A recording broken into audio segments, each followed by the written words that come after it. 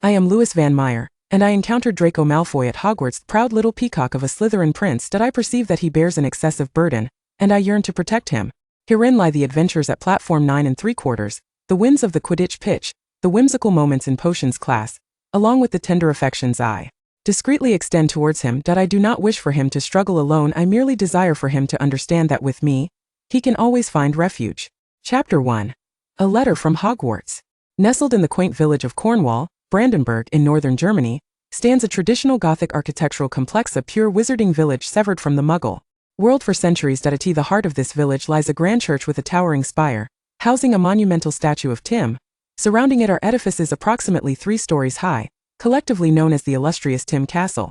The exact age of this castle remains shrouded in mystery, yet the remnants of ancient magic etched upon its structure, along with the flourishing magical flora surrounding it, suggest it may have been born alongside the village of Cornwall itself. Throughout the passage of time, the castle has endured through generations of guardians, standing resolute as the very soul of Cornwall, emblematic of Germany's last untainted sanctuary. Presently, the lady of the castle, Madame Frida, is in high spirits as she savors a tangy floral tea, her dining table adorned with delicate porcelain crockery, upon which rest 2 petite nut cakes. Suddenly a shadow flits across the stained glass, followed by the sound of thud, thud, as if some avian creature has unwittingly collided with it. Yet, even this cacophony cannot dampen Madame Frida's buoyant mood. She leisurely stirs her tea with a silver-handled porcelain spoon. It is only when the agitated bird begins to batter the glass more vigorously that she sets her spoon down. Ulysses, with a soft pop, a diminutive house elf clad in a distinctive little suit, materializes beside the dining table. His skin is a muted gray, with the corners crinkled in a manner that might be deemed unattractive. However, this does not detract from his graceful demeanor as he places his right hand upon his left shoulder and bows deeply. Yes, madam. Fetch Louis for me. Yes, madam. The elf calls sharply, and with another soft pop, his figure vanishes without a trace. Clean up. Louis incants as he casts a cleaning charm upon himself. The familiar scent wafts through the air, and the boy, somewhat dissatisfied, raises his hand once more. Clean up. This time he alters the timing of his spell. Master. Ulysses' sharp voice pierces the air. Louis gazes at his reflection in the mirror, where a frowning boy gazes back. As he waits, Ulysses emits a series of frantic squeaks, as if someone were throttling him. Speak. The boy finally directs his attention to the diminutive elf. Yes, master. The elf responds, his voice shrill. It is the madam who called for the master.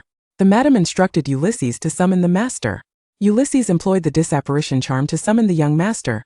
Louis raises his hand, halting the elf's chatter. Understood, you may go. Ulysses appears as if a noose had tightened around his throat. His final expression before disappearing is one of wide-eyed astonishment. The boy takes one last look at the person in the mirror. Gloves come forth with the utterance of the charm. A pair of deep green dragonhide gloves materializes from nowhere, obediently slipping onto the boy's hands. He grasps his wand with his right hand and pushes open the door. Mother, you summoned me? He approaches Madame Frida. Bowing slightly, Madame Frida rolls her eyes at him, unsurprisingly causing the boy to frown. I wonder who you learned that from, she mutters in mild reproach, observing the boy maintain his previous posture as if he had heard nothing, causing her to exhale in resignation. I am truly at a loss with you. Turning her head, she raises her chin towards the stained glass. Your letter. The boy straightens and strides to the window. Poor bird. Scarcely a feather remains upon its head. As the window swings open, the avian creature, now it is apparent, a black and white owl flies in, dropping a letter before swiftly departing without a backward glance. Louis stares at the letter left upon the dining table, hesitating momentarily. Ulysses. Yes, master. Ulysses' figure reappears promptly, his wrinkled face adorned with an unmistakable eager smile. The continuous summons from his master has uplifted his spirits. Open it, then read it aloud to me, without any extraneous words. Louis takes a seat opposite Madame Frida. Madame Frida watches the boy's actions with a smile tinged with exasperation. Really, what will you do when you attend school? The boy replies matter-of-factly, I shall take Ulysses with me. Madame Frida adopts a stance of amusement, and therein lies the dilemma. She gestures for Ulysses to commence reading, and the little elf glances at the boy before extracting the letter and beginning to read. Headmaster of Hogwarts School of Witchcraft and Wizardry. Albus Dumbledore. President of the International Confederation of Wizards, Chairman of the Wizarding Association, Knight of the Order of Merlin, First Class. Dear Mr. Meyer, we are delighted to inform you that you have been accepted to Hogwarts School of Witchcraft and Wizardry. Enclosed is a list of required books and equipment. The term commences on September 1st. We await your owl with your reply no later than July 31. Is that so? Madame Frida winks at him as if to say, indeed, just as you surmised. The boy leaps to his feet, gripping his wand tightly. Too am to attend that wretched Hogwarts. His voice, laced with indignation upon uttering Hogwarts, elicits a laugh from Madame Frida. Evidently. Why? My dear, you are quite endearing when you are angry, Madame Frida replies with evident delight. Mother. The boy emphasizes his tone. Well, perhaps Tim knows. This is clearly not a favorable response. Tim knows? Damn, Tim knows everything. But can he inquire of him? I had presumed it would be Durmstrang, the boy protests with reluctance. Well, you did say presumed. Until the last moment, you never truly know what awaits you. Remember this. My child, it is the first lesson I impart to you. Before long, the master of the house, Mr. Meyer, enters, drenched from the rain. Oh, this wretched weather. The master extracts his 14-inch wand from beneath his cloak and casts a drying charm followed by a warming charm. Warm up swiftly. Then he notices the mother and son at the dining table, a young Louis. He spots the letter in Ulysses' hands. Congratulations. The boy realizes the matter is now settled. Time is indeed of the essence. Mr. Meyer removes his woolen overcoat. Ulysses, standing to the side, tiptoes to catch the garment, but it is a good thing. I have heard of Hogwarts. It is a fine school. You should feel privileged. At this point, the boy has risen, his expression devoid of emotion as he gazes at his father. What am I to do? Lady Frida expressed her discontent, remarking, look at that expression again, never astonished, hardly resembling a child at all. How I long for the days when you were merely 2 or 3 years old, when you would cry, laugh, and remember how you adored nibbling on your little fingers. Mother, I am no longer a child, the boy interrupted indignantly, aware of the further reminiscences she might unleash. How delightful. Lady Frida refrained from elaborating, yet her expression unmistakably revealed she was reminiscing, certainly not about pleasant matters. I am 11 years old, the boy asserted. Yes, 11 years old. The last phrase seemed to serve as a self-affirmation. Let me see. Mr. Meyer took the envelope and evidently, it contained 2 sheets of paper adorned with elegant, flowing script in dark blue ink. We need to procure some books and, quite evidently, several essential supplies. I already possess a wand. Mr. Meyer looked up at him and smiled. Of course, that is not all you require. A pair of dragonhide gloves. His gaze lingered on the boy's hands for a few seconds. Very good, though I am uncertain when you acquired them. They were a Christmas gift from Uncle Xavier last year, the boy explained. A Hevidentlia will also need a large cauldron. Standard size number 2. Crystal vials. Certainly, you ought to prepare several. A telescope. Let me think, I may still possess one from my student days. A splendid item, eternally in vogue. Oh, and a pet. An owl, a cat, or a toad. Couldn't it be gray? The boy raised his left hand, revealing a deep green snake coiled upon his glove, its hue mirroring that of the leather without those ruby-like eyes. One might find it difficult to notice him. Apparently not. Mr. Meyer examined it for a moment and replied with regret. Durmstrang would suffice. The boy retorted with some indignation. I truly do not understand why you have changed your mind. I would wager you did not oppose my bringing Gray to school initially. After all, he was merely an 11-year-old child, and it was evident he was struggling to contain his emotions. Mr. Meyer nodded. We shall revisit this matter. I will correspond with Mr. Dumbledore regarding it. The little snake slithered up to the boy's wrist, promptly closing its eyes once more. I believe we must journey to England before the term commences, Mr. Meyer observed, glancing at the boy and his mother. Young Louis would surely be reluctant to don the attire of our country. The boy had no doubt about that. And those textbooks, we would do well to acquire them all in one go while in England. The boy nodded in agreement. Chapter 2.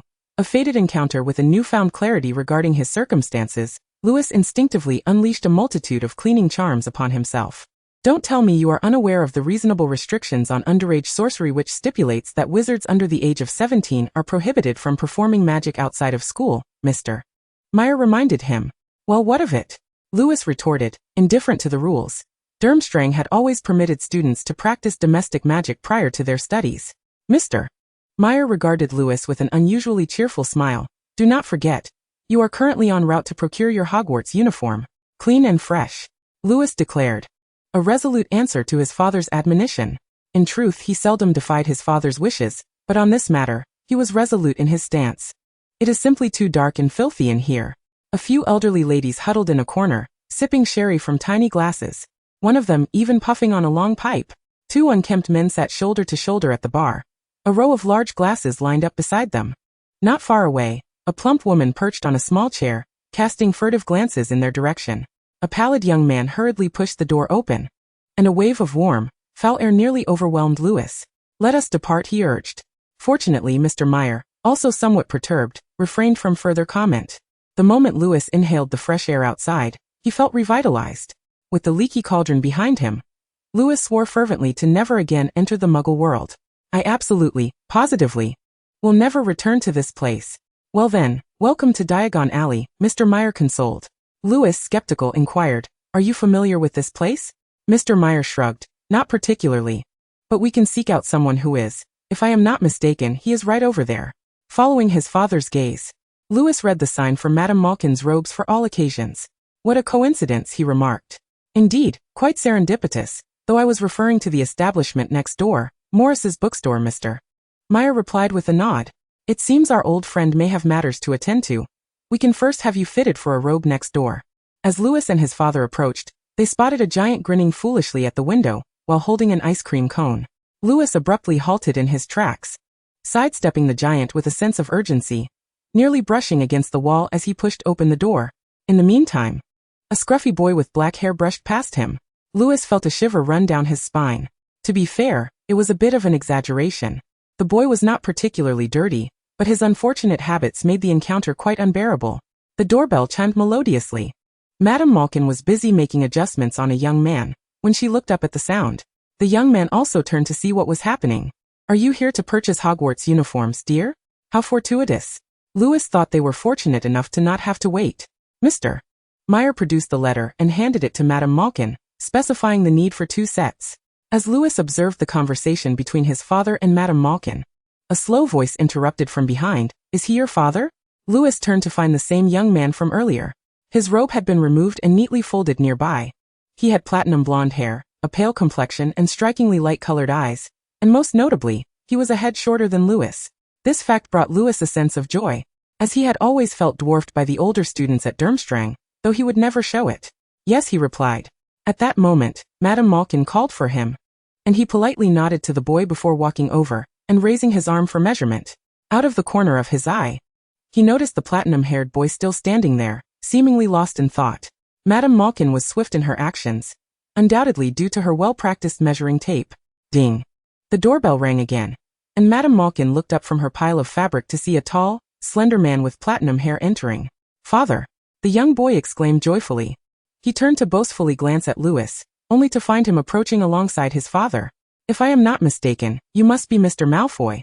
Louis silently derided his father for claiming to be an old friend when they were hardly acquainted. Lucius paused, taken aback by the outstretched hand, before shaking it. You are Mr. Meyer, I presume? The ministry did mention that a student from Germany would be attending school here this year, and that he should be afforded the hospitality of the host. With his trademark golden hair and blue eyes, he was undoubtedly from the Meyer lineage, a fact that was certainly advantageous.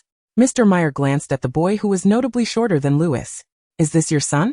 He will also be attending school this year, I presume? Indeed, Lucius replied, nudging Draco forward. Draco, introduce yourself, he prompted.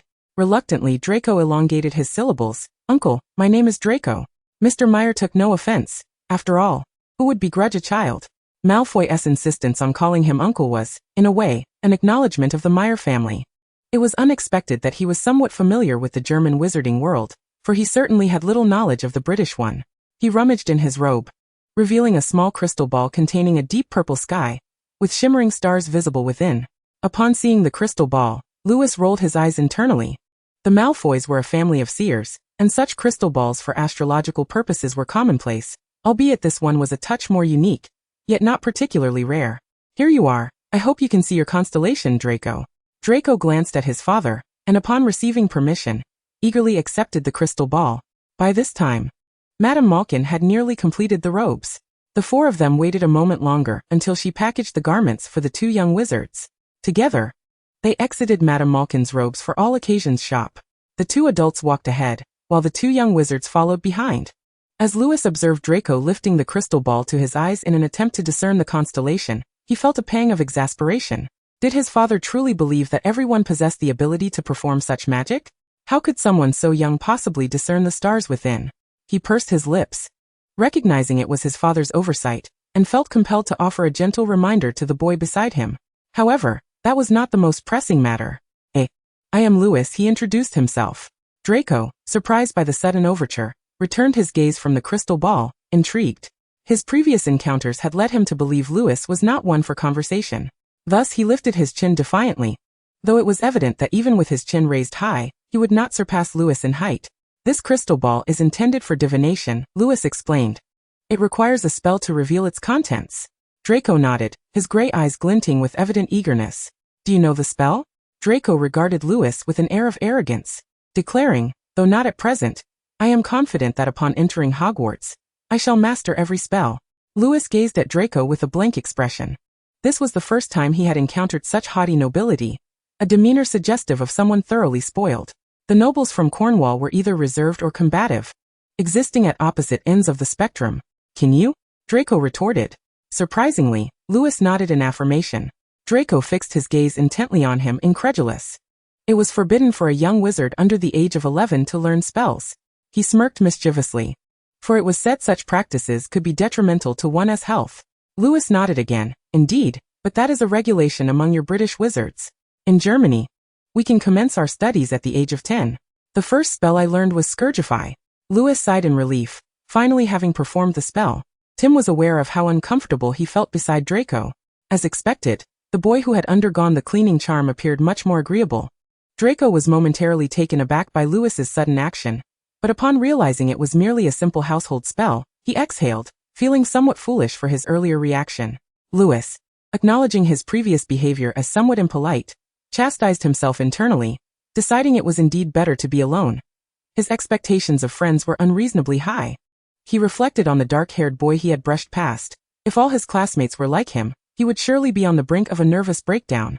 Note: the portions in brackets are from the original text.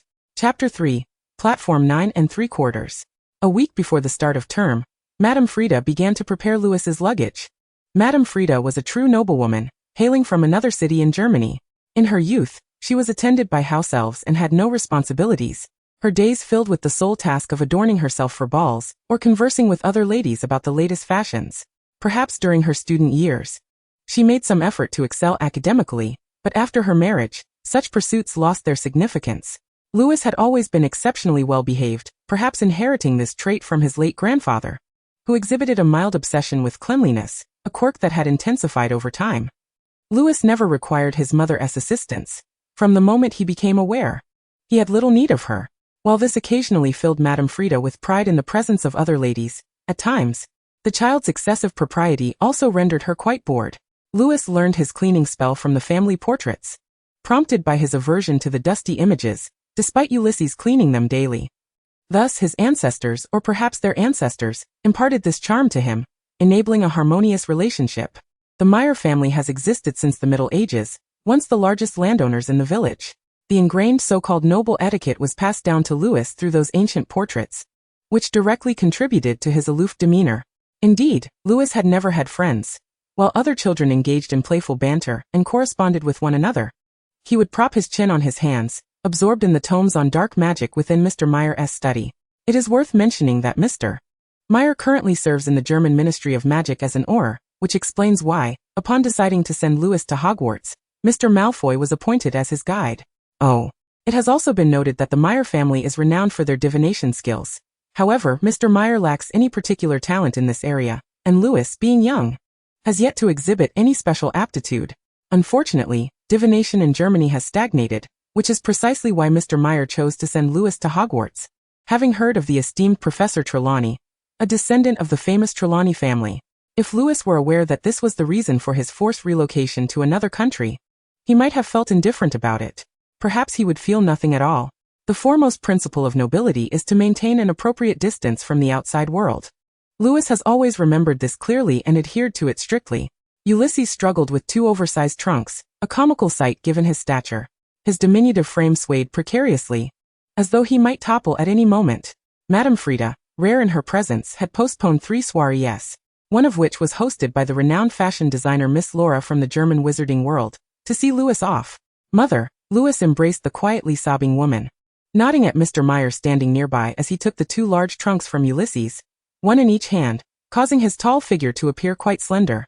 This sight only intensified Madame Frida's tears, as if she were attempting to shed every tear she had accumulated throughout her life. Mr. Meyer placed a comforting hand on Madame Frida's back, gently patting her, while his other arm attempted to encircle her head. His tall frame stood in stark contrast to the shorter wizards around them. With a stern expression, Lewis pursed his lips and stated, "I shall write to you, mother." "Really?" Madame Frida lifted her tear-streaked face from her husband's shoulder, her eyes red and hopeful. Upon seeing Lewis nod, She appeared immensely comforted. Very well, dear. But Louis still has 2 trunks to manage. He must be on his way. Madame Frida finally acquiesced. And Louis nodded respectfully to both before turning to walk towards platform 9 3/4. His small figure quickly swallowed by the throng of muggles that suddenly surged forward. In fact, before Louis could fully comprehend the situation, he found himself standing before the school train. It was a deep crimson steam engine adorned with a sign reading, Hogwarts Express, 11 o'clock. The steam from the locomotive swirled above the bustling crowd, as variously colored cats darted among their feet. Amidst the murmurs of conversation and the clattering of heavy luggage, owls hooted piercingly, echoing one another. Louis had not brought an owl. Instead, he had a pure white snow sculpture. After all, the distance between Hogwarts and Cornwall was quite considerable, and a regular owl would certainly tire from the journey, as evidenced by the owl sent from Hogwarts, its little claws trembling while clutching a letter. Louis boarded the carriage with the 2 trunks, for Madame Frida had forbidden him from bringing Ulysses, though Hogwarts had its own restrictions. He entered the 3rd carriage, which was already filled with children. Some huddled together, whispering and laughing, while others frolicked in the aisle, creating a chaotic atmosphere that momentarily left Louis unsure of how to proceed. What are you doing standing there? A bright, melodic voice rang out from behind him. Louis turned to find a girl with short black hair. She was quite adorable, with large cat-like eyes and a pert nose. Her pointed chin was held high, reminding him of Draco he had encountered in Diagon Alley. The girl was dragging an enormous suitcase, perhaps larger than both of Louis's combined. She gestured between herself and him, mumbling, "You're quite tall." "Hello." Louis nodded slightly, signaling to the girl, his long cultivated elegance manifesting perfectly at that moment. The girl's gaze shifted, as if she suddenly felt a tinge of shyness. "You are truly different from them." She lifted her chin towards a group of red-haired children frolicking nearby, her delight evident. "I am Pansy Parkinson. And you?" "Louis Van Meyer." Louis performed a noble bow to Pansy, who reciprocated in kind. Subsequently, Louis led the way, endeavoring to emanate an aura of exclusivity as he traversed the corridor with an impassive demeanor. Perhaps it was indeed Louis's frosty expression that intimidated the children. Or perhaps it was his tall, slender frame. Those engaged in playful banter in the corridor instinctively made way for this blonde-haired, blue-eyed boy. The front compartment was bustling with people, while the rear ones appeared considerably more vacant. The dark-haired girl followed behind him cautiously, remaining silent. Louis located an empty compartment, pushed the door open, and stepped inside, while the girl struggled to drag her luggage in after him. It seemed that treating the girl with kindness was also a tenet of nobility, as Louis pursed his lips and pulled her suitcase, placing it beside the booth. "Thank you," the girl murmured softly. Louis was not particularly inclined to engage in a deeper conversation with her. He sat down opposite her, then opened the front clasp of his suitcase to retrieve a copy of the Daily Prophet, Killing the Mysterious Boy, Harry Potter. The front page featured a large photograph of a dark-haired boy, awkwardly smiling, his pupils a deep shade of green. When he smiled, a lightning-shaped scar could be faintly seen on his forehead. The background depicted a chaotic pub, where patrons were celebrating the boy's arrival. Ah, so it is him, Louis thought. As he perused the newspaper, the girl across from him gazed out the window, watching the green field swiftly recede, indicating that the train had indeed departed. The boy, who had survived the mysterious attack, was a first-year student at Hogwarts. Would he be sorted into Slytherin like the Dark Lord, or into Gryffindor like Mr. Potter? Regardless, the wizarding world would celebrate his birth, a day forever etched in our memories. Louis turned to the second page. The next edition featured a middle-aged man recounting his experience of shaking hands with young Potter. Accompanying the narrative were his words, "It was a remarkable experience to see Mr. Potter emerge from the pub. I swear I didn't notice him at first, but a voice kept urging me to look over there, and when I did, young Potter was surrounded by a throng of admirers." Louis swiftly flipped to the next page. The third edition remained fixated on Harry Potter, the boy who lived. The subsequent pages listed the addresses of several newly opened libraries in London, along with an array of densely packed telephone numbers. Louis, feeling a bit fatigued, set the newspaper down. Suddenly, a sharp scream pierced the air outside, causing Pansy to instantly retract her gaze from the window and cast a quick glance at Louis. He remained composed in his seat.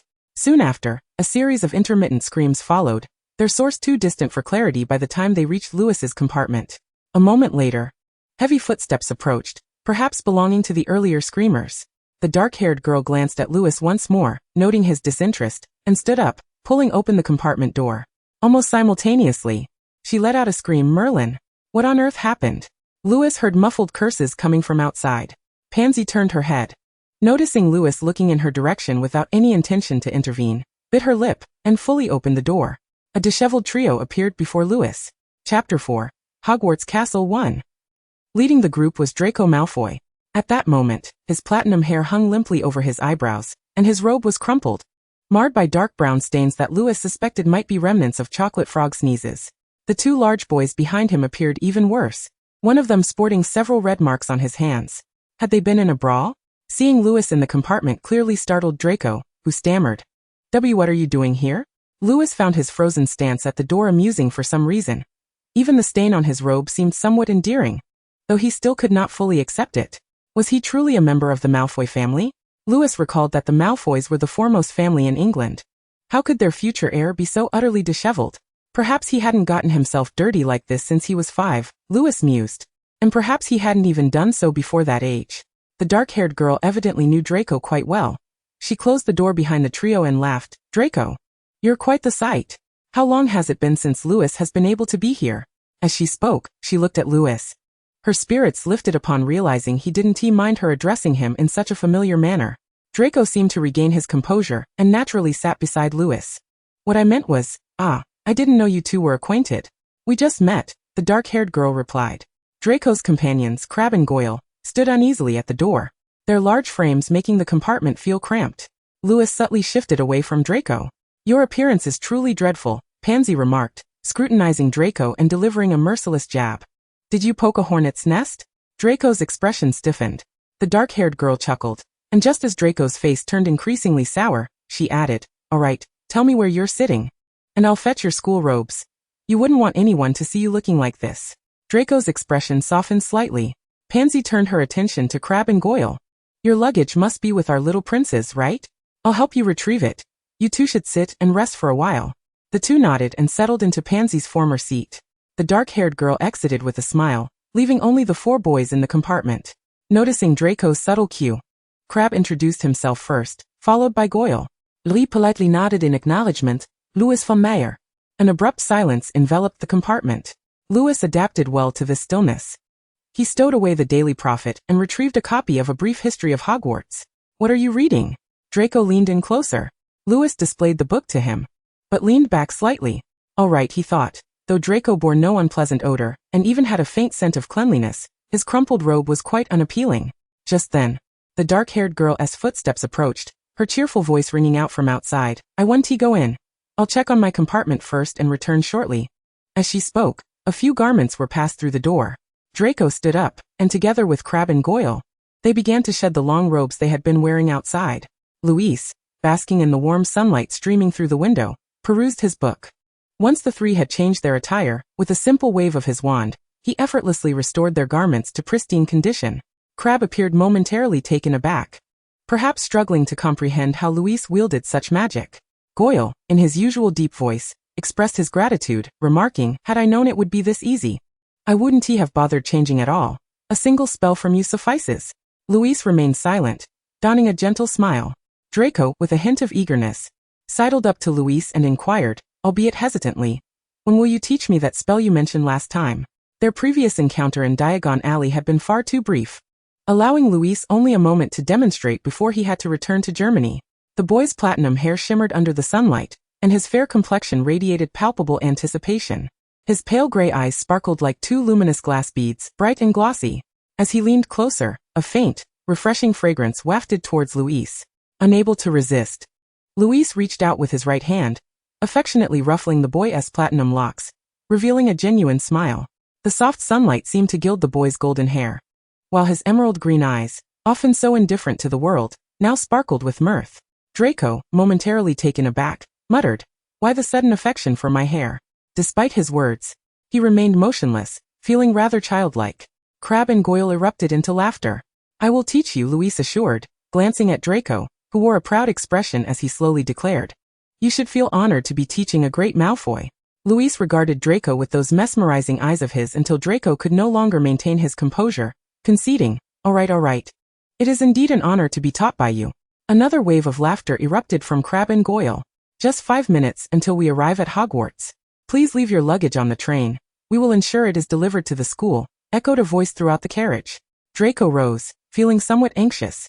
But when he saw Louise sitting calmly, a blush crept onto his pale face. "How can you remain so composed at all times?" he complained. Yet, observing Crabbe and Goyle's antics, he felt somewhat reassured, noting how Goyle appeared nearly nauseous with anxiety. Pansy's voice rang out from outside the door. "Gentlemen, are you ready to disembark?" Crabbe opened the door for her. At that moment, the train finally slowed to a halt. Passengers jostled one another, hastily making their way to the door and stepping onto a dimly lit platform. The night air was biting, prompting students to tighten their robes.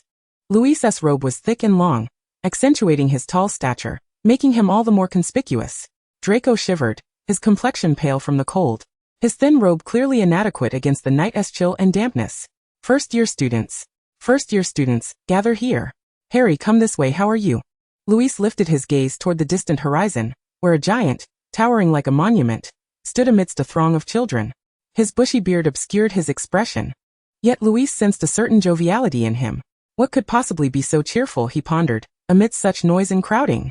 Crabbe and Goyle dutifully shielded Draco from the throng, but they could not fend off the relentless chill. "Just around this bend, you will catch your first glimpse of Hogwarts," the giant bellowed. The damp, cold breeze from the lake swept over them, causing Draco to tremble. Had Pansy been present, she would surely have scorned Draco for prioritizing style over warmth. Yet, it seemed she had spotted someone familiar, and had drifted away from them. Louis sighed inwardly, recognizing that, in many ways, Draco bore a striking resemblance to his mother. Both evoked a sense of exasperation in him, yet he felt compelled to indulge them. Though he was not particularly fond of physical contact, the layers of clothing made it feel less intrusive. Reassuring himself, Louis lifted his arm, only to have the biting wind seep through the gaps in his robe. He placed his hand on Draco's shoulder. In an instant, a wave of warmth enveloped Draco, prompting him to glance up at his companion, but the darkness obscured his features. Yet it was undeniably warm. Instinctively he inched closer, sensing Louis's stiffness. Draco mused to himself that Louis truly was a delightful child. Had Louis been privy to Draco's thoughts, he would have sworn never to feel sympathy for the boy again. Students began to board the boats in succession, each vessel accommodating no more than 4 occupants. Although the combination of Louis, Draco, Crabbe, and Goyle fit perfectly, the latter two were so large that they doubted their boat could withstand their collective weight. Consequently, the 4 divided into 2 boats. As they boarded, Louis withdrew his hand, the cold lake wind chilling Draco to the bone, and he distinctly felt the temperature drop significantly. Fortunately, once aboard, Louis discreetly wrapped his robe around Draco, and the small boat glided across the lake toward the castle. Time seemed to stretch as they navigated past a rugged cliff. Finally, they appeared to arrive at a cavernous darkness that led beneath the castle, ultimately reaching a place resembling an underground dock, followed by a climb over a surface of gravel and small pebbles. After another lengthy ascent, they found themselves before a grand oak door. This, they presumed, was the entrance to Hogwarts Castle. Chapter 5. Hogwarts Castle 2. The giant raised his massive fist and knocked thrice upon the oak door. Momentlate.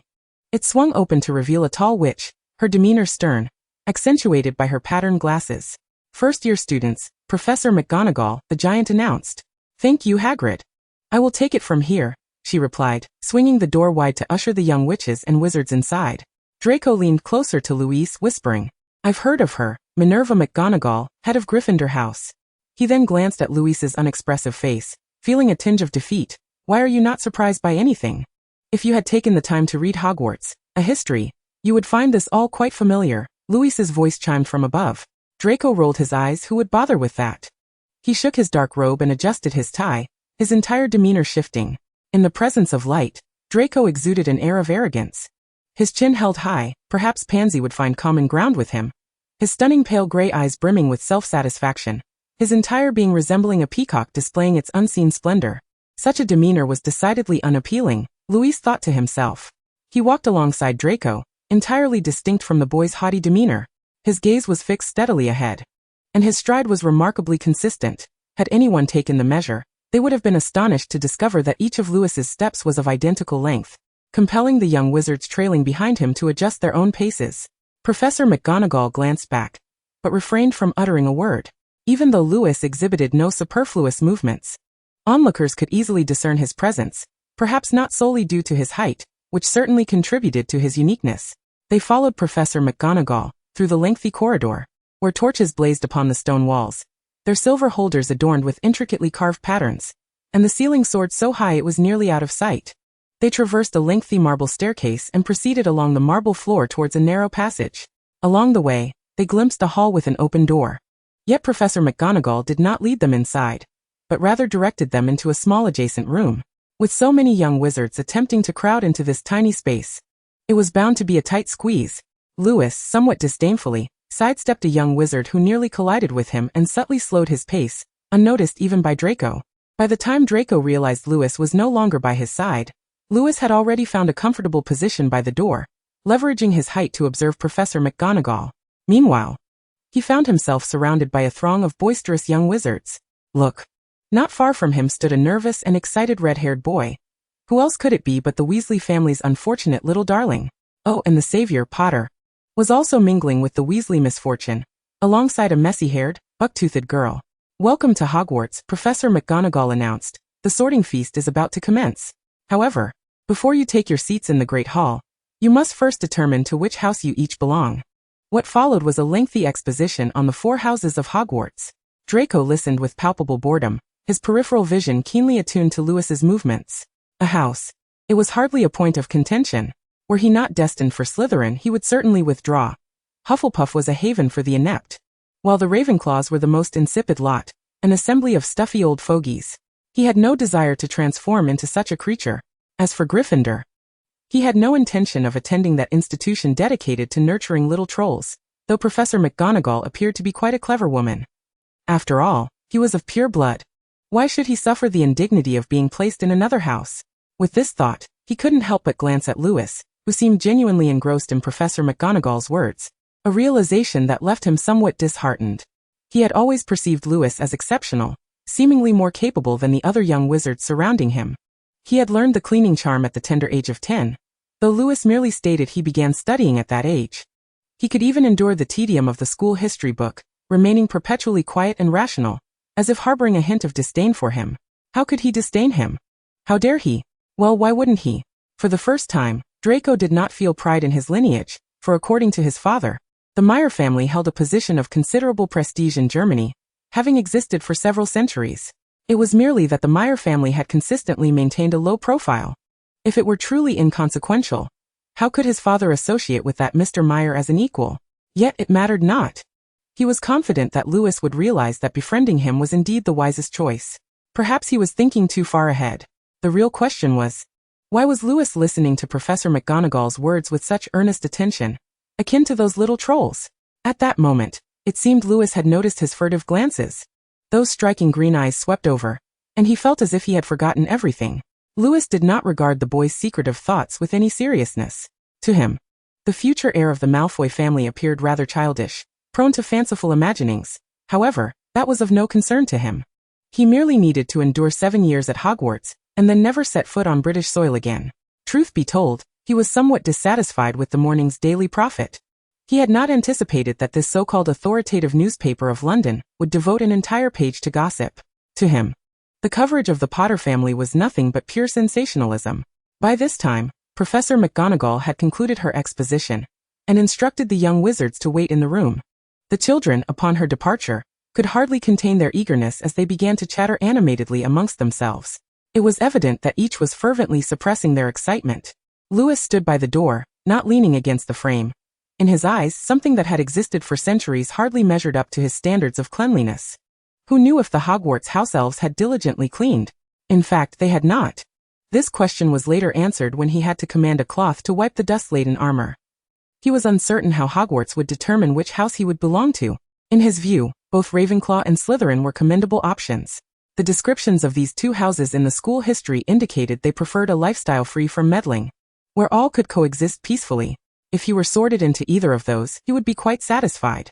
Pansy appeared from seemingly nowhere, excitedly greeting Lewis, who nodded in acknowledgement. The dark-haired girl did not seem to mind his lack of enthusiasm, or perhaps she was simply accustomed to it. Which house do you think you'll be sorted into? She inquired. Lewis shook his head, indicating he did not yet know. At that moment, Draco approached, clearing a path through the crowd with the dutiful assistance of Crabbe and Goyle. Upon seeing Draco, Pansy smiled, declaring, "It seems our prince is to be renamed Prince of Slytherin, is it not?" Draco responded with a haughty lift of his chin. "And you, Lewis," he probed. "You will be going to Slytherin, right?" Hey, you haven't even asked me. Pansy interjected. That's rather rude for a gentleman. Must you even ask? Where else would you want to go but Slytherin? Gryffindor? Draco scoffed, responding disdainfully to the dark-haired girl's query.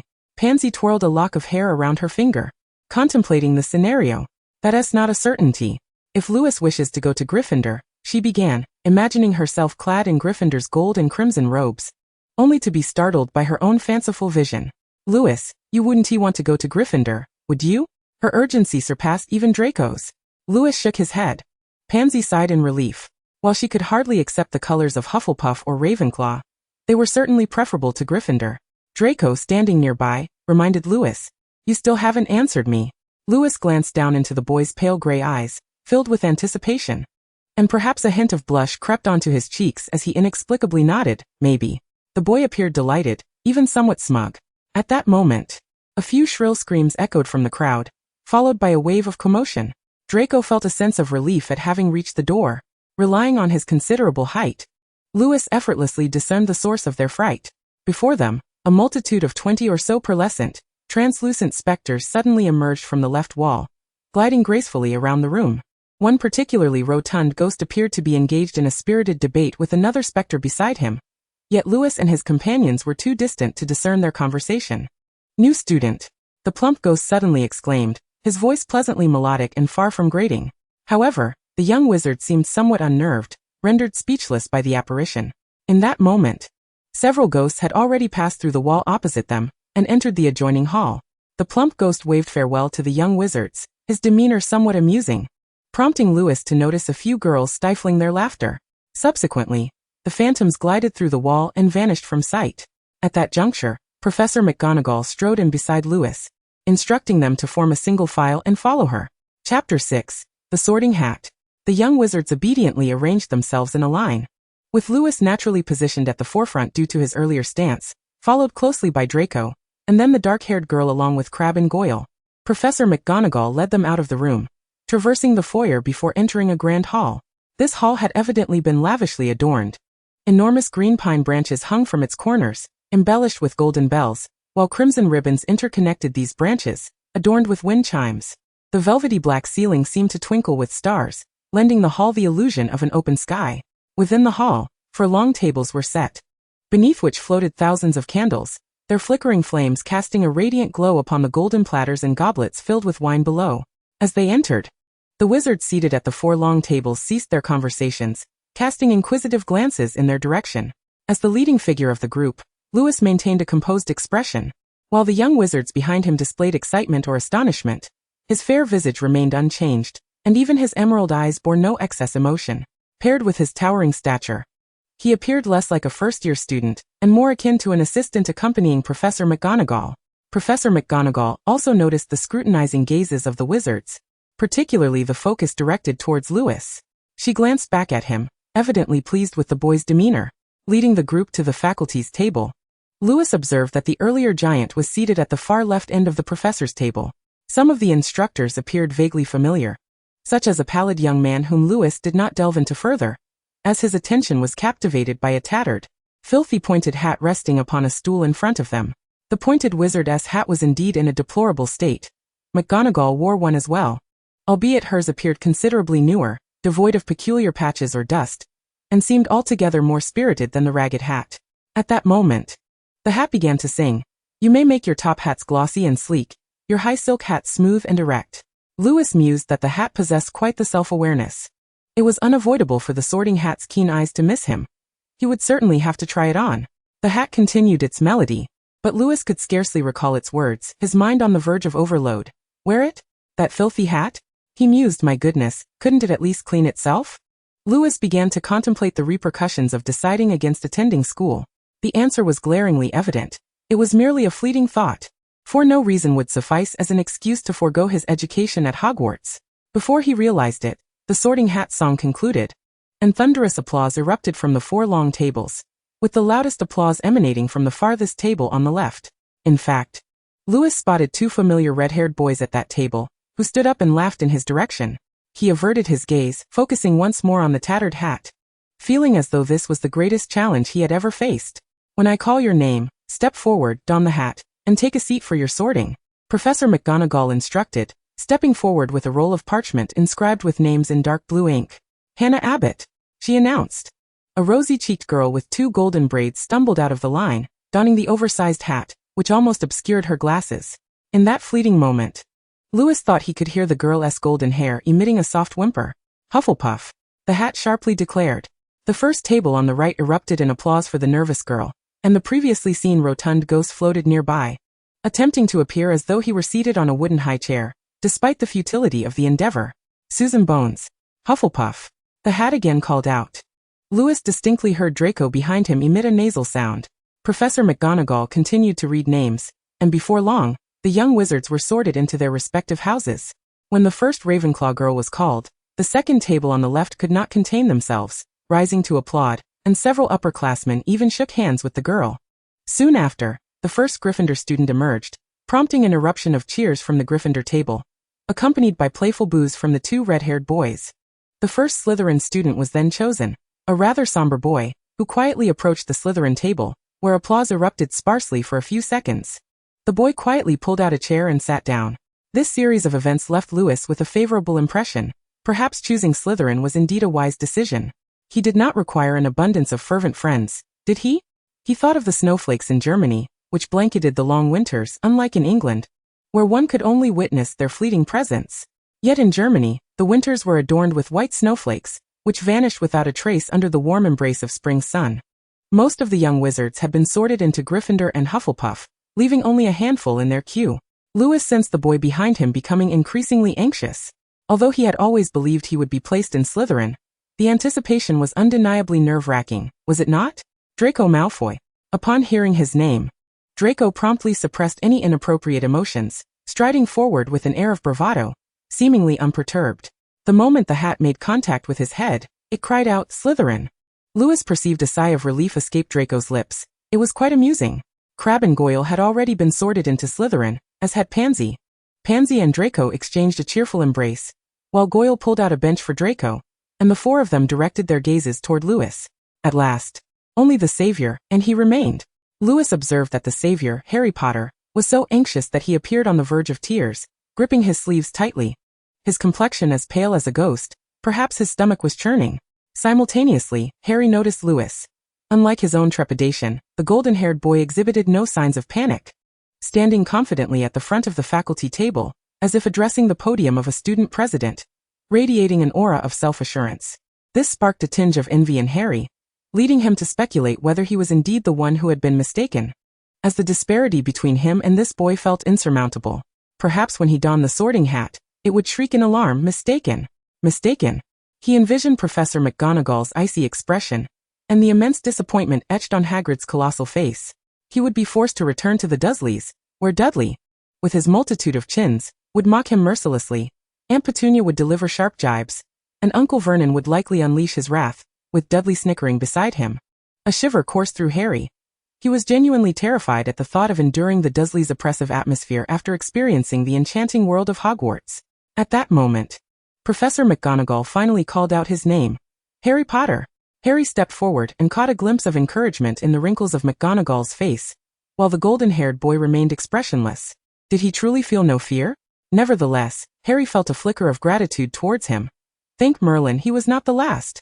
As Harry approached the sorting hat, the hall fell into an abrupt silence, punctuated only by hushed whispers and the crackling of flames, creating an indescribable tension. Lewis narrowed his eyes. An eternity seemed to pass. Indeed, it felt interminable. As Lewis shifted his weight from his right foot back to his left, until the hat finally proclaimed, Gryffindor. The Gryffindor table erupted in unparalleled cheers, louder than ever before, exclaiming, We have Potter! We have Potter!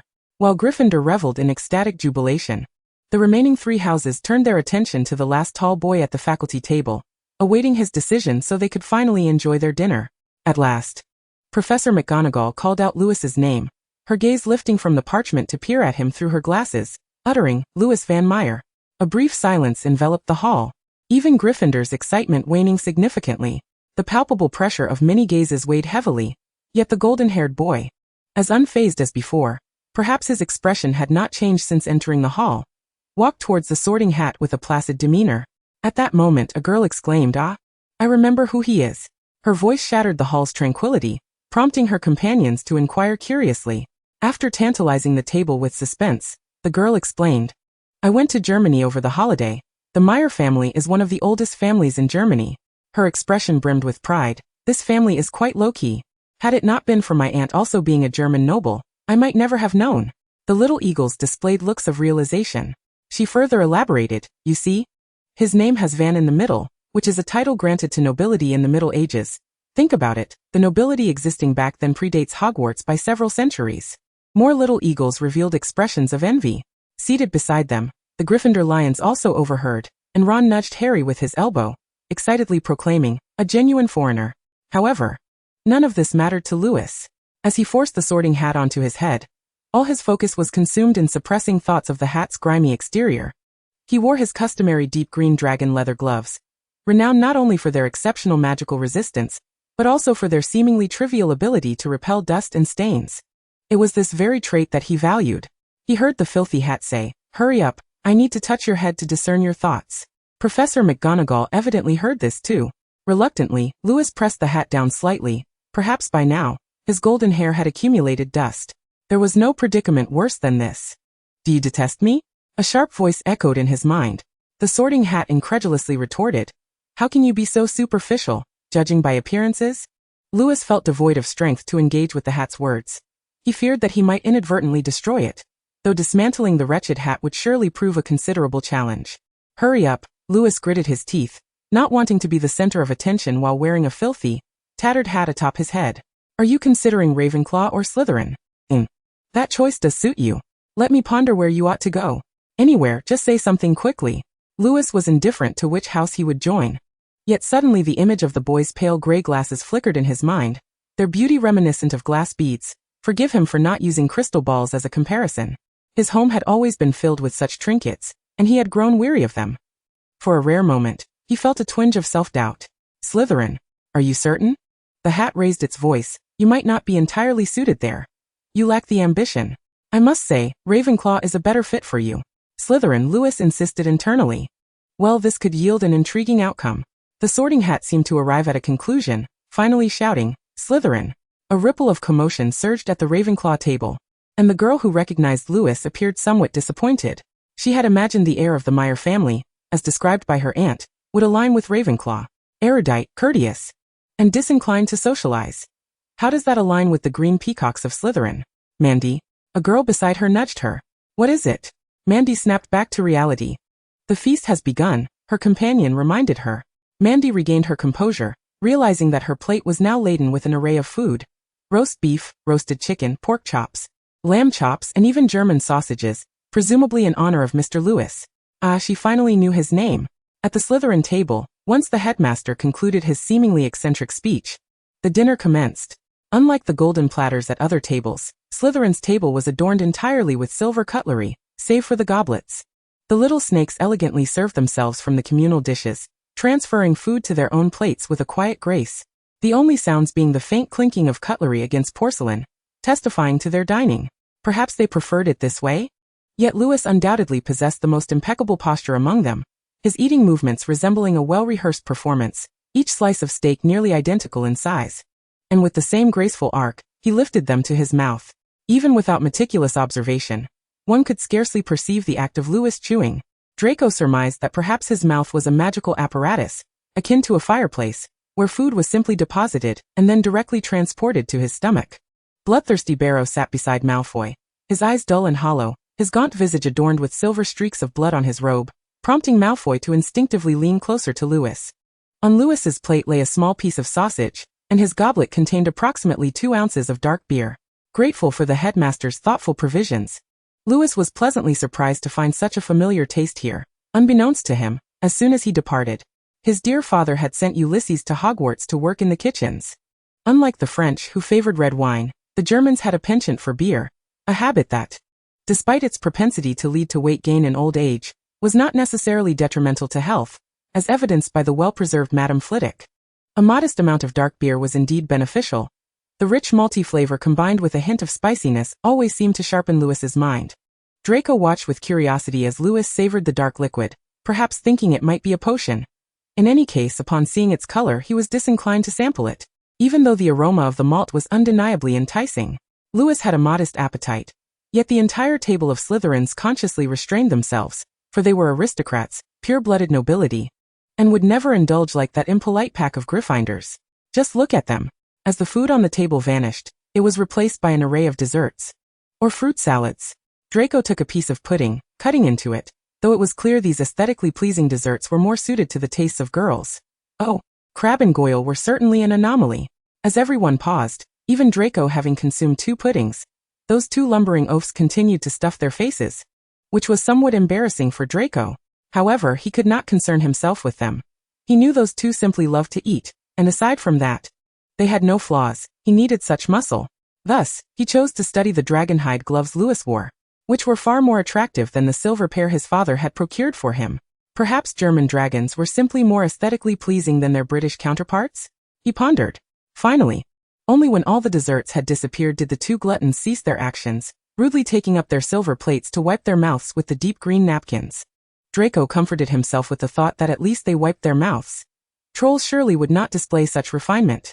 At that moment, Professor Dumbledore, seated at the center of the faculty table, rose, and the dining hall gradually fell silent, all ears attuned to the headmaster's address. At the commencement of this term, I would like to draw your attention to several matters. Furthermore, Mr. Filch, the caretaker, has asked me to remind you that magic is prohibited in the corridors during breaks. The review for Quidditch players will take place in the 2nd week of this term. Lewis noticed that when the headmaster mentioned Quidditch, the boy beside him visibly perked up, though as if recalling something, his fists clenched in frustration. Lewis surmised it must be due to the rule prohibiting first years from bringing brooms. In conclusion, Dumbledore emphasized the dangers of the corridor on the 4th floor to the right. Though the Gryffindor Lions appeared skeptical of the headmaster's warning, the Slytherins remained indifferent, disinterested in such seemingly perilous matters. Perhaps their greatest pleasure lay in watching the little lions embark on their adventures, only to mock them in their misfortune. After all, the astute should always prevail over the foolish, should they not? As the headmaster concluded his address, Lewis distinctly noticed the other boy wink at him, and upon closer scrutiny, he smiled, his white beard curling upward, exuding a sense of joviality. So, did the esteemed headmaster have a matter to discuss with him? Following this, the students of the 4 houses sang the school song in a haphazard manner under the headmaster's wand. Although most first years merely bellowed incoherently, the atmosphere among the Slytherins was rather frigid. Once the song concluded, they obediently followed their prefect out of the dining hall, and up the marble staircase. Lewis lagged behind, with Draco originally beside him. Although he seemed eager to occupy the foremost position, for some unknown reason, he remained at Lewis's side. This consequently compelled Crabbe and Goyle to slow their pace as well. Lewis glanced back, noticing Dumbledore still lingering in the hall, who upon catching Lewis's gaze, offered him a mysterious smile. Surely upon their return to the Slytherin common room, which resembled a cellar at the bottom of a lake, with green lights hanging from the ceiling and the uneven stone walls contributing to the damp and chilly ambience, the warmth from the fireplace would drive away the cold once they settled into the large sofas. Another prefect approached Lewis, stating, "The headmaster wishes to see you." Before Lewis could react, Draco stood up, inquiring, "The professor wants to see Lewis? Why?" Upon realizing that Draco was the one asking, the prefect's initial irritation dissipated entirely. Although he was several years above Draco, his father worked under Mr. Malfoy. "Unclear," the prefect replied. At this moment, another prefect had already begun organizing the first-year wizards for the competition for the position of prefect, a Slytherin tradition. Virtually every year had a prefect. And when the little snakes were uncertain of what to do, they simply fell silent and observed their prefect. This tradition inadvertently fostered a sense of unity among the Slytherins. Draco grasped Lewis's arm, inquiring about the prefect competition. Lewis regarded the hand resting on his arm. Truth be told, he was not fond of physical contact with others. Otherwise, he would not have waited until Draco was nearly frozen before draping his robe over him. Yet tonight, he seemed too weary to dwell on such matters. Perhaps he ought to consider the sorting hat. He truly needed to wash up immediately. Alas, that was not an option. "Good luck," Lewis said sincerely to Draco. In an instant, Draco withdrew his hand as if he had received a solemn charge, nodding gravely. Chapter 8. The First Transfiguration Lesson. Perhaps he had sensed it when Dumbledore looked at him. Now, standing before Professor Snape and hearing him say, "Take out your snake," he was not the least bit surprised. His father had mentioned writing to the headmaster, yet he had not anticipated it would be for an inspection.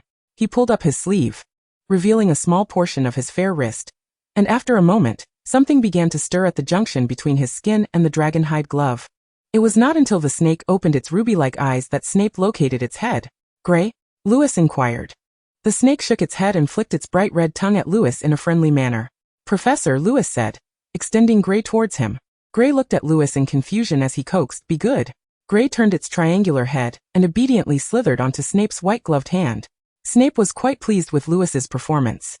He took Gray and, with a flick of his wand, gently tapped the small snake, murmuring a few incantations that Lewis surmised were intended to counter an animagus. Subsequently, with utmost care and gloved hands, he pried open the little snake's mouth to reveal its fangs, producing a small glass vial. Lewis understood his intent. "Gray, please expel some saliva."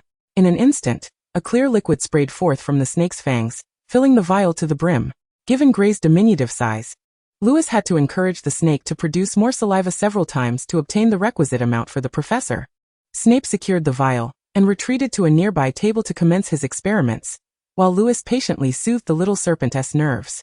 Indeed, Gray was an exceedingly ordinary snake, notable only for its beautiful eyes and its ability to comprehend human speech, perhaps also for its remarkably long lifespan. This little serpent had been bestowed upon him by an ancestor who, prior to Lewis's discovery, had been hibernating behind a portrait. Initially, Lewis had even been bitten by Gray. However, his ancestor assured him that the snake was entirely non-venomous. As anticipated, Snape returned with a rather grim expression, seemingly frustrated in his quest to uncover some perilous attribute within the snake, yet he found none. The little serpent was thinner than his pinky finger, resembling a slightly thicker thread. His decision to join Slytherin was not solely motivated by Draco. Upon reading the history of Slytherin, perhaps he had resolved to attend this institution. He recalled that his ancestor had once mentioned that their family was not originally renowned for divination, but rather had ties to serpents, though the more ancient forebears left no photographs, rendering him oblivious to the full extent of this legacy. Snape, with a stern demeanor, warned him to keep the existence of the snake a secret, asserting that if he discovered Lewis flaunting it before others, there would be consequences. Lewis dutifully replied, "Understood, Professor." Snape's expression softened slightly, and he said, "Very well, I shall escort you back to your dormitory." At that moment, they had surpassed the curfew. Slytherin's curfew was at 10 o'clock, and it was now precisely 11, with their experiments consuming the majority of their time. Navigating the dim and narrow corridors, Snape descended the stone steps ahead of Lewis, who silently followed, the only sound emanating from the flickering torches along the walls. "Pureblood," Snape intoned, stepping aside to allow Lewis entry. Lewis walked through the door of the common room, which closed behind him. At this hour, the common room was devoid of any occupants. He gazed into the roaring fireplace, its bright flames seemingly consuming his weariness. Perhaps he should have indulged in a sausage after finishing that pint of stout. Yet fatigue weighed upon him. The issue was that after the competition for head boy, they were to be assigned to their respective dormitories, and now, with no one around, how was he to know where his dormitory was located? Was he expected to traverse each door, wand in hand, inspecting them one by one? At that moment, he heard a rustling from the sofa. Lewis, facing away from the back of the sofa, had not noticed the presence of another person. Initially indifferent, he turned when the figure unsteadily rose from the sofa, revealing Draco's face. Lewis approached, looking down at him as the boy swayed slightly, rubbing his eyes, appearing utterly fatigued. "I won," Draco declared slowly, his tone markedly different from his usual deliberate cadence, the weariness causing his reactions to lag. Lewis replied nonchalantly. Draco began to ascend the stairs, mumbling, "I've arranged for us to share a dormitory." Lewis observed that Draco appeared to be wearing only a robe over his pajamas. Once inside, he shed the outer garment and groggily lifted the dark green curtain to climb into his small bed. Lewis stared at Draco's bed for a moment, simply gazing. Or perhaps it could be described as daydreaming. He then turned and made his way to the bathroom, contemplating that he ought to properly cleanse himself, particularly his hair. The next morning, seated alongside the Slytherin long table, Lewis could distinctly sense the elevated spirits permeating the dining hall. It was their first class at the school. Just moments ago, the prefects had distributed their class schedules, clearly indicating that their inaugural lesson would be Professor McGonagall's Transfiguration class, while their head of house's lesson was scheduled for Friday, alongside the Gryffindor Cubs. Draco was particularly animated when he received the schedule, excitedly detailing to Goyle and others for a quarter of an hour how he intended to deal with Potter, until the second-year head boy, accompanied by the little snakes, departed, prompting Lewis to cough as a reminder to cease. Were it not for the infuriating regulation mandating the head boy's leadership, Lewis was certain he would have left long ago. Professor McGonagall was a rather stern witch, a realization that had dawned on Lewis at the start of the term, but today, it crystallized more profoundly. This lesson was shared with Ravenclaw. The professor first demonstrated how to transfigure a podium into a black and white spotted pig, and then reverted the pig back into a podium. Transfiguration may well be the most perilous subject you will study, thus I expect you to approach it with utmost seriousness. She demonstrated the incantation once more, and the Ravenclaw eagles visibly struggled to contain their excitement. The professor then turned and began inscribing complex and perplexing principles and key points of the transfiguration spell on the blackboard. Lewis opened his notebook, dipped his quill into the nearby inkwell, and inscribed a large, elegant title for the transfiguration spell, which garnered several glances from Pansy. Following the tedious theoretical knowledge, they progressed to practical application. Professor McGonagall distributed a matchstick to each student, instructing them to transfigure it into a needle before class concluded. Transfiguration was indeed challenging, arguably among the more difficult spells Lewis had encountered, with most spells more complex than this being dark magic. Thus, after 2 unsuccessful attempts, Lewis closed his eyes, meticulously recalling Professor McGonagall's movements. He recalled the subtle wrist flicks and the tonal pronunciation. Perhaps his German accent was hindering him? At such moments, he often lamented that if he were at Durmstrang, classes would surely be conducted in German. However, complaints were futile.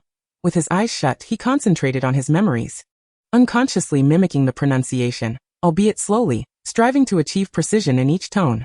As he uttered the final syllable, an unexpected occurrence transpired. A beam of white light erupted from the tip of his wand, and the matchstick on the desk abruptly transformed into a pointy-ended shape, albeit somewhat illogical for a matchstick.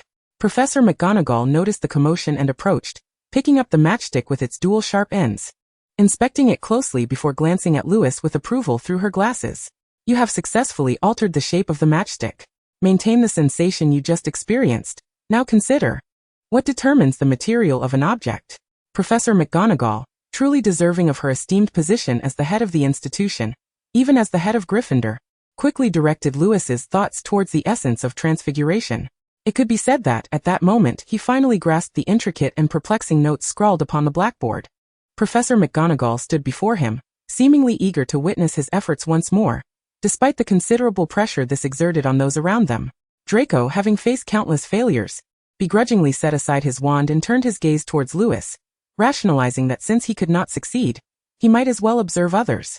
The success of the spell hinged on the wand's movements and the modulation of his tone. He had spoken too slowly, rendering the fluctuations almost inaudible. Moreover, in his pursuit of proper pronunciation, he had neglected the fluidity of the words. This time, I cannot fail, Lewis told himself. He did not rush to recite the incantation anew, nor did Professor McGonagall press him. After mentally rehearsing the spell several times, he lifted his wand, focused his attention, envisioned the scene in his mind, and then articulated the lengthy string of words. Although a slight lisp betrayed his inability to fully adapt to the nuances of authentic British pronunciation, the outcome was nonetheless favorable. The small match transformed into a chubby needle. After all, it had indeed become a needle, had it not?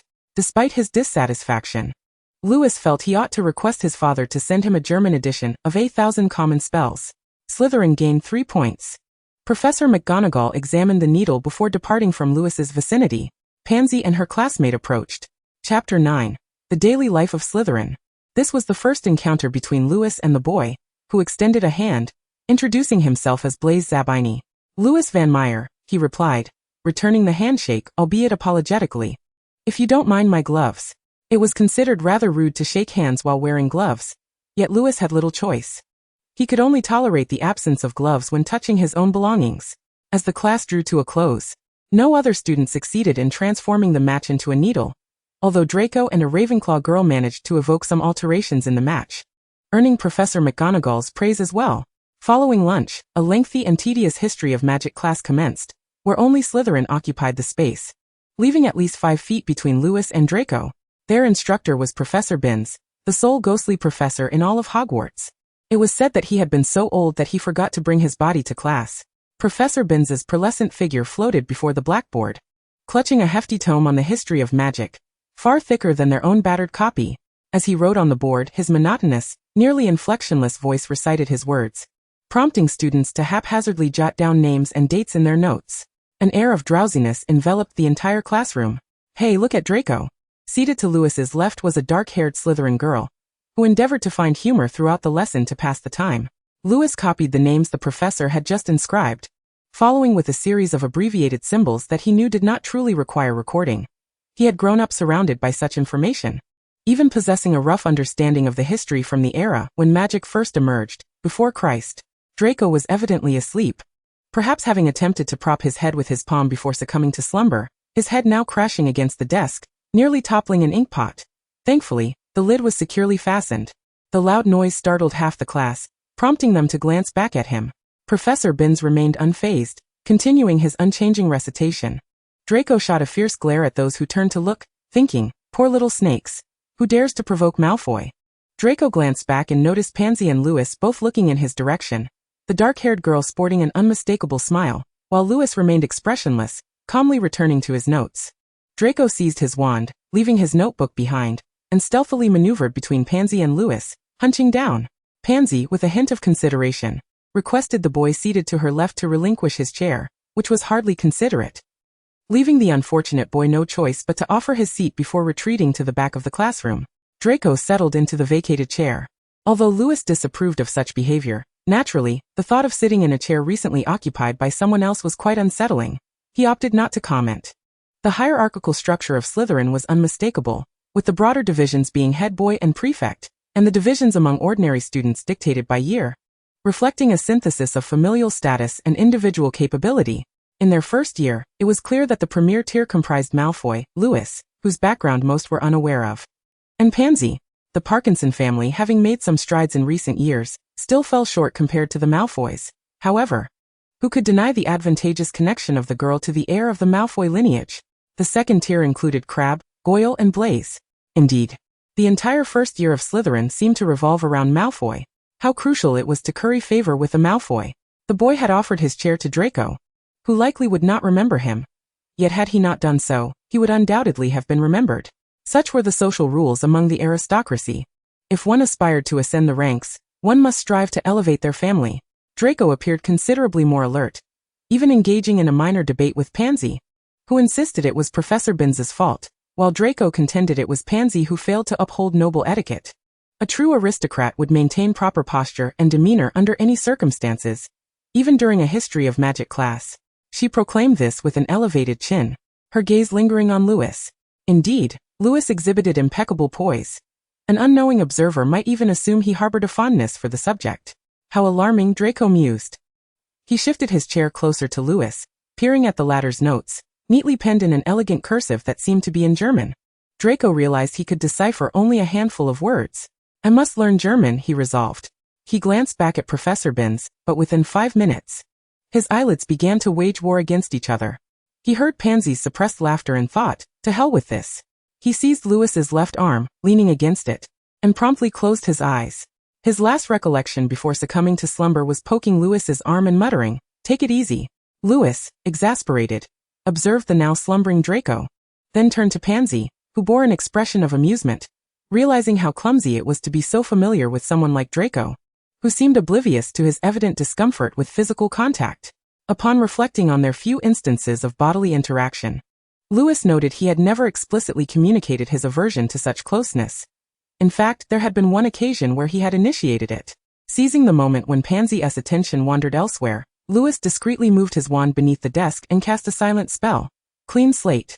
Indeed, anyone who practiced the same incantation repeatedly would inevitably master its silent version.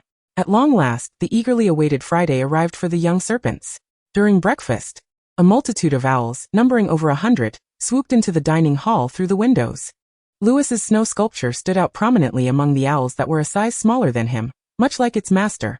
Nearly every wizard seated at the Slytherin long table took note of Lewis's meticulous actions, compelling them to uphold the etiquette they had cultivated during their practice at home. Perhaps, ever since Lewis's arrival, each meal had become a trial for them. The atmosphere at the Slytherin table contrasted sharply with that of Gryffindor. The young serpents partook in their breakfast as if it were a solemn ritual, imbued with elegance and reverence, while the young lions engaged in a more chaotic affair. Seated at the staff table, Snape observed this scene and nodded, which somewhat alleviated his reluctance about the impending potions class with the rambunctious Gryffindor students. The snow owl delivered a letter from Lewis's parents. Until Lewis had finished his breakfast, The owl remained quietly stationed on the table, approximately a foot away from his plate. Once Lewis dabbed his mouth with a napkin, the creature hopped over, presenting the letter to him. Lewis, with gloved hands, accepted the letter and retrieved an unused fork to offer the owl a morsel of steak. Draco's owl, also of the snowy breed, boasted a striking golden-brown plumage, and delivered a substantial package to him. In front of the young serpents, Draco unwrapped the parcel to reveal 2 exquisite silver ties, a scarf of silver and green, several pairs of woolen socks, and an assortment of candies and snacks. A few of Draco's closer acquaintances received gifts as well, especially Crabbe and Goyle, each of whom was bestowed with 2 pieces of candy. In fact, every person at the table received a piece of the latest Honeyduke's confection, save for Lewis. Lewis was engrossed in reading the letter. Dear little Lewis, I am delighted to receive your letter from Hogwarts. I apologize for the delay in responding. Your mother laughed for an entire day upon reading your first letter. You cannot imagine how much your writing style resembles that of my subordinates at the ministry. She has frequently remarked on why we have such a dull and pedantic child. As for you, P.S. The 1,000 useful charms you requested has been located, but it requires further inspection. It should be delivered to you in a few days. Enjoy yourself, my child. Lewis folded the letter and placed it back into the envelope just as Draco completed distributing his candies. Pansy winked at him, leaving Lewis puzzled by the girl's meaning. Draco cleared his throat, stood up and grasped his wand, declaring, "We must be off. The Gryffindor giants await us." He then selected one of the grand ties from the neatly wrapped pair and thrust it towards Lewis, stating, "You're tall. This is for you." Without waiting for Lewis to accept it, Draco somewhat rudely shoved the tie into his hands and turned away, leading the first-year wizards towards the dungeon classroom. "With whom will you partner for potions class?" The dark-haired girl gradually fell behind the group. For some reason, Draco was walking exceptionally fast today, almost unrecognizable from his usual self. "And you?" Lewis found himself quite taken with the girl. She was intelligent, impeccably mannered, and possessed a vivacity uncommon even among noble ladies. She giggled, asking, "So, would you like to partner with me?" Lewis envisioned the potions class, picturing himself confronted with a pair of bloodshot eyeballs, grayish roots, and an array of powders emitting peculiar odors.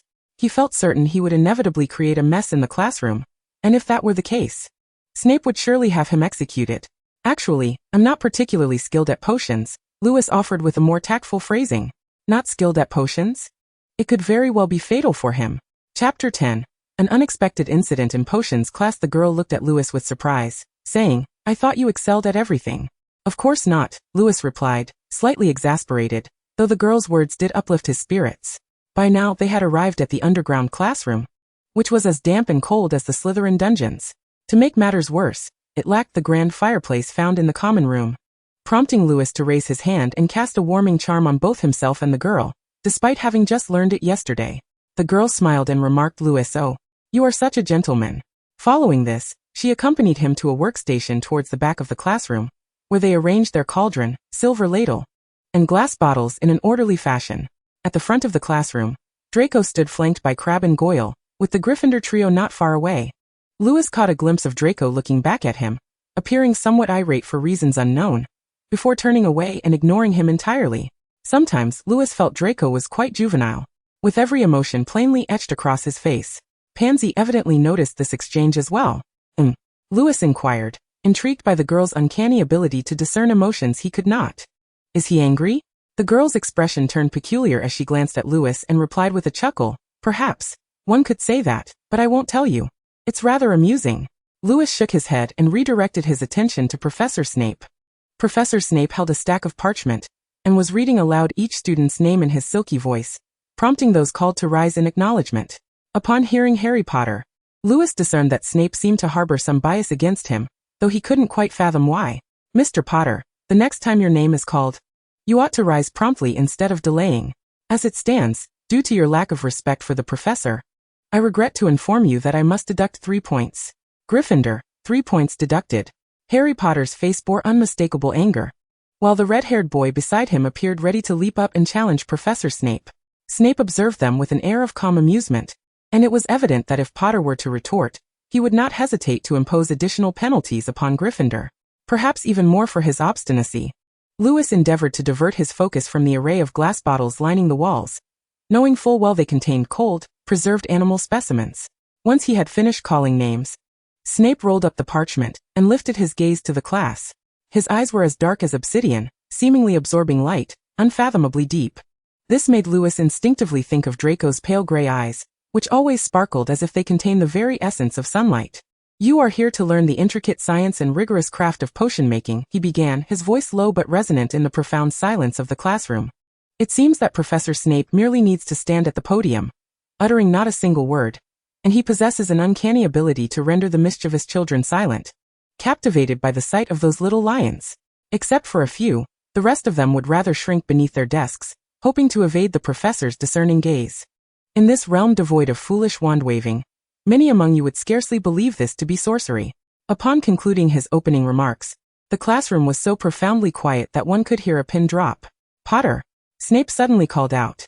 "What would be the result of combining powdered daffodil root with wormwood infusion?" A Gryffindor girl raised her arm high, while Potter's bewildered expression left no doubt about his ignorance. "I don't know, sir," Harry replied. Snape curled his lip in disdain, his contempt for Mr. Harry Potter glaringly apparent to all. "Tsk. It seems that fame does not equate to knowledge," Snape mocked, then ruthlessly posed two more questions. Harry, after a long pause, stammered defiantly, "Well, I think Hermione knows the answer. Why don't you ask her?" Pansy erupted into laughter. Snape's countenance darkened, his fury palpable. He bellowed at the unfortunate, or perhaps not so unfortunate, Gryffindor girl, "Let me enlighten you, Potter. The combination of powdered daffodil root and wormwood yields a potent sleeping draught, a dose of which could lead to a life-and-death situation. Bile is a stone extracted from the stomach of a cow, possessing formidable detoxifying properties. As for the aconite and wolfsbane, they are of the same plant, collectively referred to as aconite. Do you comprehend? Why aren't you jotting this down?" The little lions swiftly seized their quills, the classroom filled with the rustle of writing. Lewis distinctly heard Snape say, "Potter, for your insubordination, Gryffindor loses 2 points." A few Slytherins could not contain their laughter, naturally receiving furious glares from the lions. Subsequently, the professor paired them off to instruct them in brewing a simple remedy for scabies. Lewis felt he had seen this potion somewhere before. However, forgive him, as his aptitude for potions was nearly non-existent.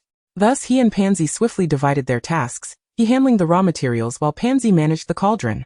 When the professor, trailing his lengthy black robe, approached Lewis, he was earnestly trying to suppress his revulsion towards the slugs, but evidently he failed.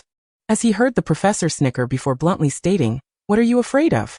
Worrying that those slugs will consume you?" Crabbe and Goyle shot him a glance simultaneously. Yet, Lewis remained composed. Indeed, what was he afraid of? He faced nothing more than a collection of repugnant slugs. His disdain for such creatures did not imply he could display it in this context.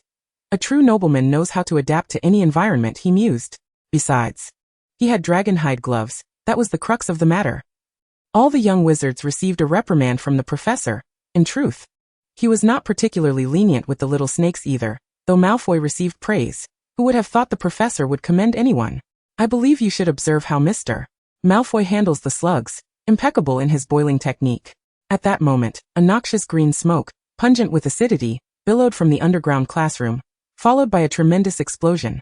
The cauldron before a Gryffindor boy had vanished, replaced by a shapeless mass of black substance, as the green potion spilled across the floor, scalding the poor boy, leaving him covered in red, swollen sores. Lewis noticed Draco cursing as he shook his hand, alarmingly close to the center of the mishap.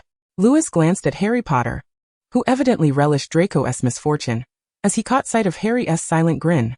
From Harry's perspective, he might not be out of line, yet Lewis furrowed his brow. "Fool," the professor bellowed as he approached, but Draco concealed his hand behind his back, clearly not wishing to disclose it to the professor for some reason. Due to their farther back position, Lewis and Pansy did not need to stand on their chairs, a rather foolish choice he realized once more. Acknowledging the importance of regularly used spells, counting on these teachers to instruct him might be a lost cause. "Potter, because you failed to remind him not to add hedgehog spines, do you believe his mistake reflects poorly on you? Gryffindor loses a point."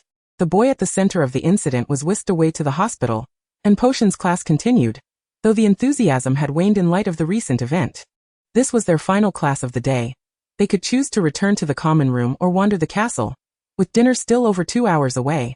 Lewis kept his gaze fixed on Draco, and when he saw him walking alone towards the common room, he hesitated before following. The dark-haired girl beside him politely bid him farewell, before veering off to another dining hall for Slytherin's afternoon tea gathering. Draco did not notice Lewis trailing behind him. He moved swiftly, nearly flying into the common room before heading straight upstairs to the dormitory. Just as he attempted to shut the dormitory door, Louis intervened, propping his hand against the door and gazing at the boy before him. To Louis's surprise, upon seeing him, the boy first appeared taken aback, followed by clear anger, as he seemed intent on closing the door. However, Louis quickly slipped inside and secured the door, the motion seamless, as if rehearsed countless times. "Why are you angry?" he inquired, perplexed as to how he had provoked this boy. The boy shot him a glare before turning to sit on his bed, retrieving a small vial of potion from his robe, its familiar hue unmistakably resembling the scabies remedy they had crafted in class. He and Pansy had not succeeded. It appeared Draco had. The room was brightly lit, allowing Louis to see the boy's left hand clearly. The situation was dire, worsening as the remaining hour ticked by. The boy silently applied the potion, visibly diminishing some of the red sores, though several red spots remained stubbornly intact. "You should visit the hospital," Louis responsibly suggested. Chapter 11. Reconciliation. The boy looked up at him, his light gray eyes piercing. Time passed unmeasured until the boy removed his outer robe and reached for the nightgown beside him. So was he planning to sleep? Skipping dinner altogether? Tim knew how frantic the little snakes would be upon realizing their head was missing from the dining table. He had to admit, as a head, his responsibilities were indeed substantial. Louis felt a twinge of a headache. Draco was remarkably akin to his mother. Even in his response to anger, silent treatment followed by evasion of his own responsibilities. Every time Frida attempted to coax him into attending a gathering, and was met with his refusal, she would resort to this method. And damned if it didn't work every time. As Louis reminisced, he could hardly suppress an expletive. When he regained focus, he found Draco had changed into his nightgown, preparing to draw his dark green bed curtains. Louis bent down to gaze at Draco, saying, "If it is my fault, I shall be the first to admit it." The boy shook his head. "Then why are you angry?" Draco stared at him for a moment before replying, "I wish to take a nap." Louis nodded, hoping to see him at the long table later. Draco said nothing and lay down. In the dim light, Louis observed Draco's pallid complexion, his lips pressed tightly together, devoid of color, while his strikingly beautiful eyes were concealed beneath drooping eyelids. He drew the bed curtains around Draco and departed the dormitory, unaware that the instant the curtains were drawn, Draco rolled over and opened his eyes. "Louis, you have arrived." Pansy emerged from a group of young witches and approached him. Almost as soon as she stood still, she noticed the new bow tie on Louis's robe. "Is Draco well?" Louis replied with a non-committal hum. "The new bow tie is splendid.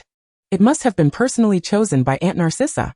Louis nodded and followed Pansy to a round table. As the instigator of this gathering, Pansy could not linger by Louis's side for long, so after he settled into his seat, she promptly departed. Louis was not particularly fond of Earl Grey tea, and he had no inclination to drink German floral tea either. Therefore, he merely took a few biscuits, as the banquet was nearing its conclusion, and no one truly noticed what he had taken. He then sat alone at the round table, reflecting on Professor McGonagall's transfiguration spell, which merely transformed matches into needles, far from satisfying his intellectual curiosity. At dinner, Draco finally appeared at the table. Goyle pulled out the chair beside Louis for him, and he obediently sat down. Louis noted that Draco's complexion remained pale, although the red marks on his left hand, which held a fork, were almost entirely faded. The self-made potion he had concocted proved effective. Upon sitting, Draco noticed Louis's new bow tie and paused momentarily before requesting, "Would you be so kind as to pass me that jar of sugar?" Louis, taking advantage of his height, effortlessly retrieved it for him. As taller individuals often had longer arms, he did not even need to rise from his seat. Then, the wizards at the Slytherin long table witnessed an astonishing scene. Mr. Draco Malfoy, heir of the Malfoy family, spent the entire meal directing his good friend, that German fellow, to fetch this and that for him. The most audacious act was when he pushed his plate toward Mr. Meyer, saying, "My hands are not convenient. Would you be so kind as to cut this for me?" Mr. Meyer said nothing, gracefully and skillfully took Draco's knife and fork, and deftly sliced the steak into perfectly sized morsels before returning the plate.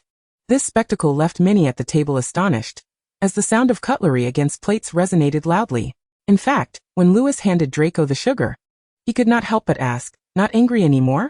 Draco raised an eyebrow at him, indicating with his expression, "Judge for yourself." When Draco beheld the neatly cut steak before him, he murmured a quiet "thank you," as if finally feeling remorseful for his earlier petulance. In truth, even he was bewildered by his own erratic behavior.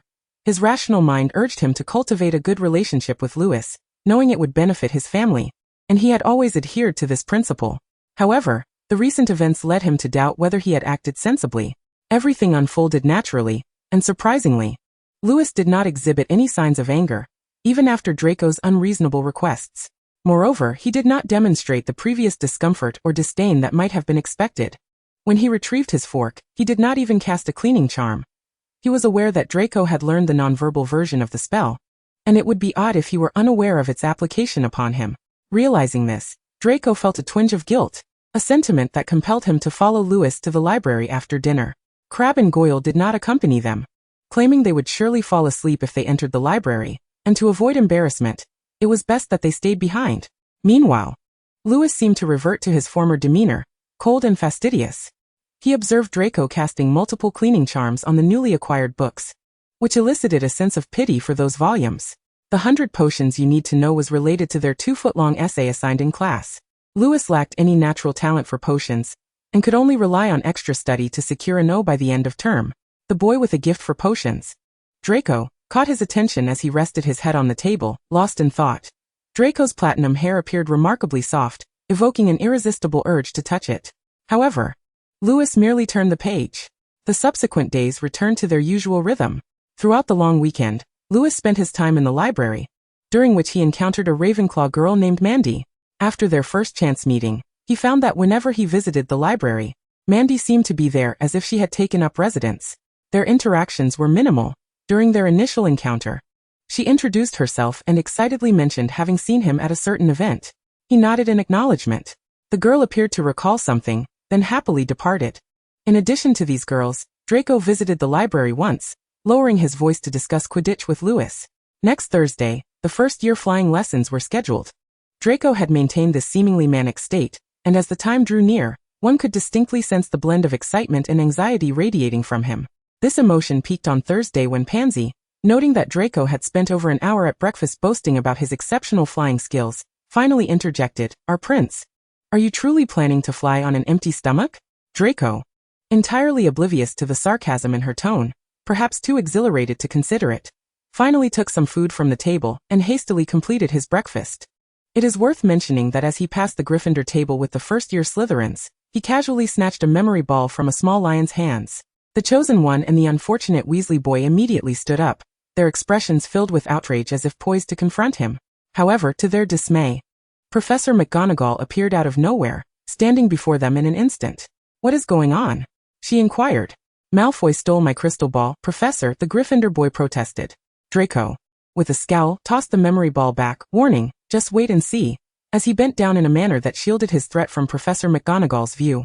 After uttering those words, he hurried out of the dining hall, with Crabbe and Goyle following closely behind, while Lewis, Pansy, and Blaise trailed after them, followed by a throng of young Slytherins. That afternoon at 3 o'clock, after their charms class with Professor Flitwick, they rushed to the field designated for their first flying lesson. The weather was splendid, mild breezes, clear skies, and expansive visibility, ideal for flight. Before long, the trio from Gryffindor hurriedly descended from the distant steps. Draco, who had been conversing with Lewis about a minor Quidditch match he participated in during the holidays, essentially just a group of aristocratic children frolicking, abruptly fell silent upon witnessing this scene, and his haughty demeanor swiftly returned. Their flying lesson was overseen by Madame Hooch, whose short gray hair and yellow-tinted spectacles lent her an eagle-like sharpness. "Well, what are you all waiting for?" she barked, instructing everyone to gather around a broomstick. Quickly. Make haste. Extend your right hand. Place it over the broomstick," Madame Hooch commanded, then called out, "Up." Lewis's broom lazily lifted, colliding with his palm. Subsequently, Madame Hooch began demonstrating how to maintain a steady position atop the broom. Her broom was ancient and well-worn, yet it obeyed her commands. As she showcased various perilous maneuvers and common mistakes, the broom remained compliant. Chapter 12. Flying Lessons and Midnight Conversations. The chosen one exhibited remarkable talent in flight, being among the few capable of commanding his broom with such ease. Madame Hooch approached Draco to correct his posture, and once she departed, Draco and Lewis grumbled, asserting that her instructions were fundamentally flawed, as his previous flying instructor had not advised him in such a manner. Nevertheless, he complied with Madame Hooch's corrections. "All right. When I whistle, you will kick off with your legs, ensuring you exert considerable force." Madame Hooch then began her countdown. 3, 2. A mishap occurred on the Gryffindor side as a boy, whom Lewis recognized as the one from earlier, who had his memory ball snatched by Malfoy, kicked off with excessive force before Madame Hooch had even blown her whistle, soaring upwards like an arrow. Come back, child. Madame Hooch shouted from below. However, she had not anticipated that the boy would not halt. His face turned pale, mouth agape in a high-pitched scream, as he ascended straight up to 10 feet, then 20 feet, until he became a mere speck in the sky. Next, onlookers observed his body swaying precariously in the gusts of wind, as though he might plummet at any moment. Madame Hooch mounted her broom, but it was too late. The boy plummeted like a kite with a severed string, crashing into the grass below with a resounding thud. Why does Gryffindor always encounter so many blunders? Lewis pondered silently. Madame Hooch needed to escort the boy to the hospital wing, warning the young witches and wizards not to touch their brooms, lest they be sent home before they could utter the word Quidditch. Did you see that face? That big oaf? Draco sneered as soon as Madame Hooch departed, eliciting laughter from most of the Slytherins, with Crabbe and Goyle-esque guffaws being the loudest. Shut it, Malfoy. A Gryffindor girl retorted angrily. Oh. Didn't he know you had a soft spot for that chubby little crybaby Patil? Pansy, seemingly recognizing the girl, stepped forward with her head held high, her tone sharp and scornful. Lewis stood by in silence, which was typical for him. Unless something particularly piqued his interest, he often remained a bystander. Look, what's this? That fool Longbottom's memory ball. Draco exclaimed dramatically, drawing laughter from several onlookers as the memory ball in his hand glimmered beautifully in the sunlight. Put it down, Potter said with a frown. Let me think, where should I place it for Longbottom to retrieve it? How about in a tree? I think that's a splendid idea. Draco chuckled maliciously. Hand it over, Malfoy. Potter snapped, incensed by Draco's taunting. Unfazed, Draco mounted his broom, clearly demonstrating that he had received a fine education. He flew steadily, hovering near a tree while defiantly staring at Potter. No, Harry. Don't go. Miss Know-it-all shrieked. Yet Mr. Potter mounted his broom, perhaps feeling a sense of responsibility to retrieve the crystal ball for Longbottom. His flying skills were impressive, seemingly innate. He leaned forward, diving swiftly towards Draco, and Lewis clearly saw Draco's surprise, perhaps even a hint of anxiety, as he awkwardly maneuvered in the air to evade Harry Potter's impending collision. The Gryffindor lions went wild, the Weasley boy bouncing around as if he had consumed a barrel of excitement potion, unable to contain himself. Indeed, the chosen one possessed a certain charisma, Lewis mused. Give it to me, Malfoy. There are no Crabbe and Goyle to shield you. Harry Potter was right. Draco was not in a favorable position, having not anticipated Potter's superior flying prowess. He felt a surge of panic. After all, he was merely 11 years old, and his young mind could conjure no worthwhile strategy. Thus, he carelessly tossed the memory ball, saying, Here, let us see if you can catch it. The ball soared high before gravity took hold, plummeting at an accelerated pace. Potter reacted swiftly, adjusting his broom and flattening himself against it, diving faster than the memory ball itself. In a thrilling moment, mere inches from the ground, he grasped the memory ball and expertly adjusted his broom to avoid a painful fall. At that moment, Draco had already landed beside Lewis, who heard the platinum-haired boy let out a frustrated huff. Lewis affectionately ruffled the boy's hair, earning a protesting glare from him, though he clearly appeared much better after the fright Potter had given him. Harry Potter, came Professor McGonagall's voice, evidently unnoticed until now, as the Weasley boy seemed on the verge of bursting with excitement. I have never seen such behavior in all my years at Hogwarts. How dare you, Professor? It was Malfoy. Silence, Miss Patil. Professor McGonagall appeared furious.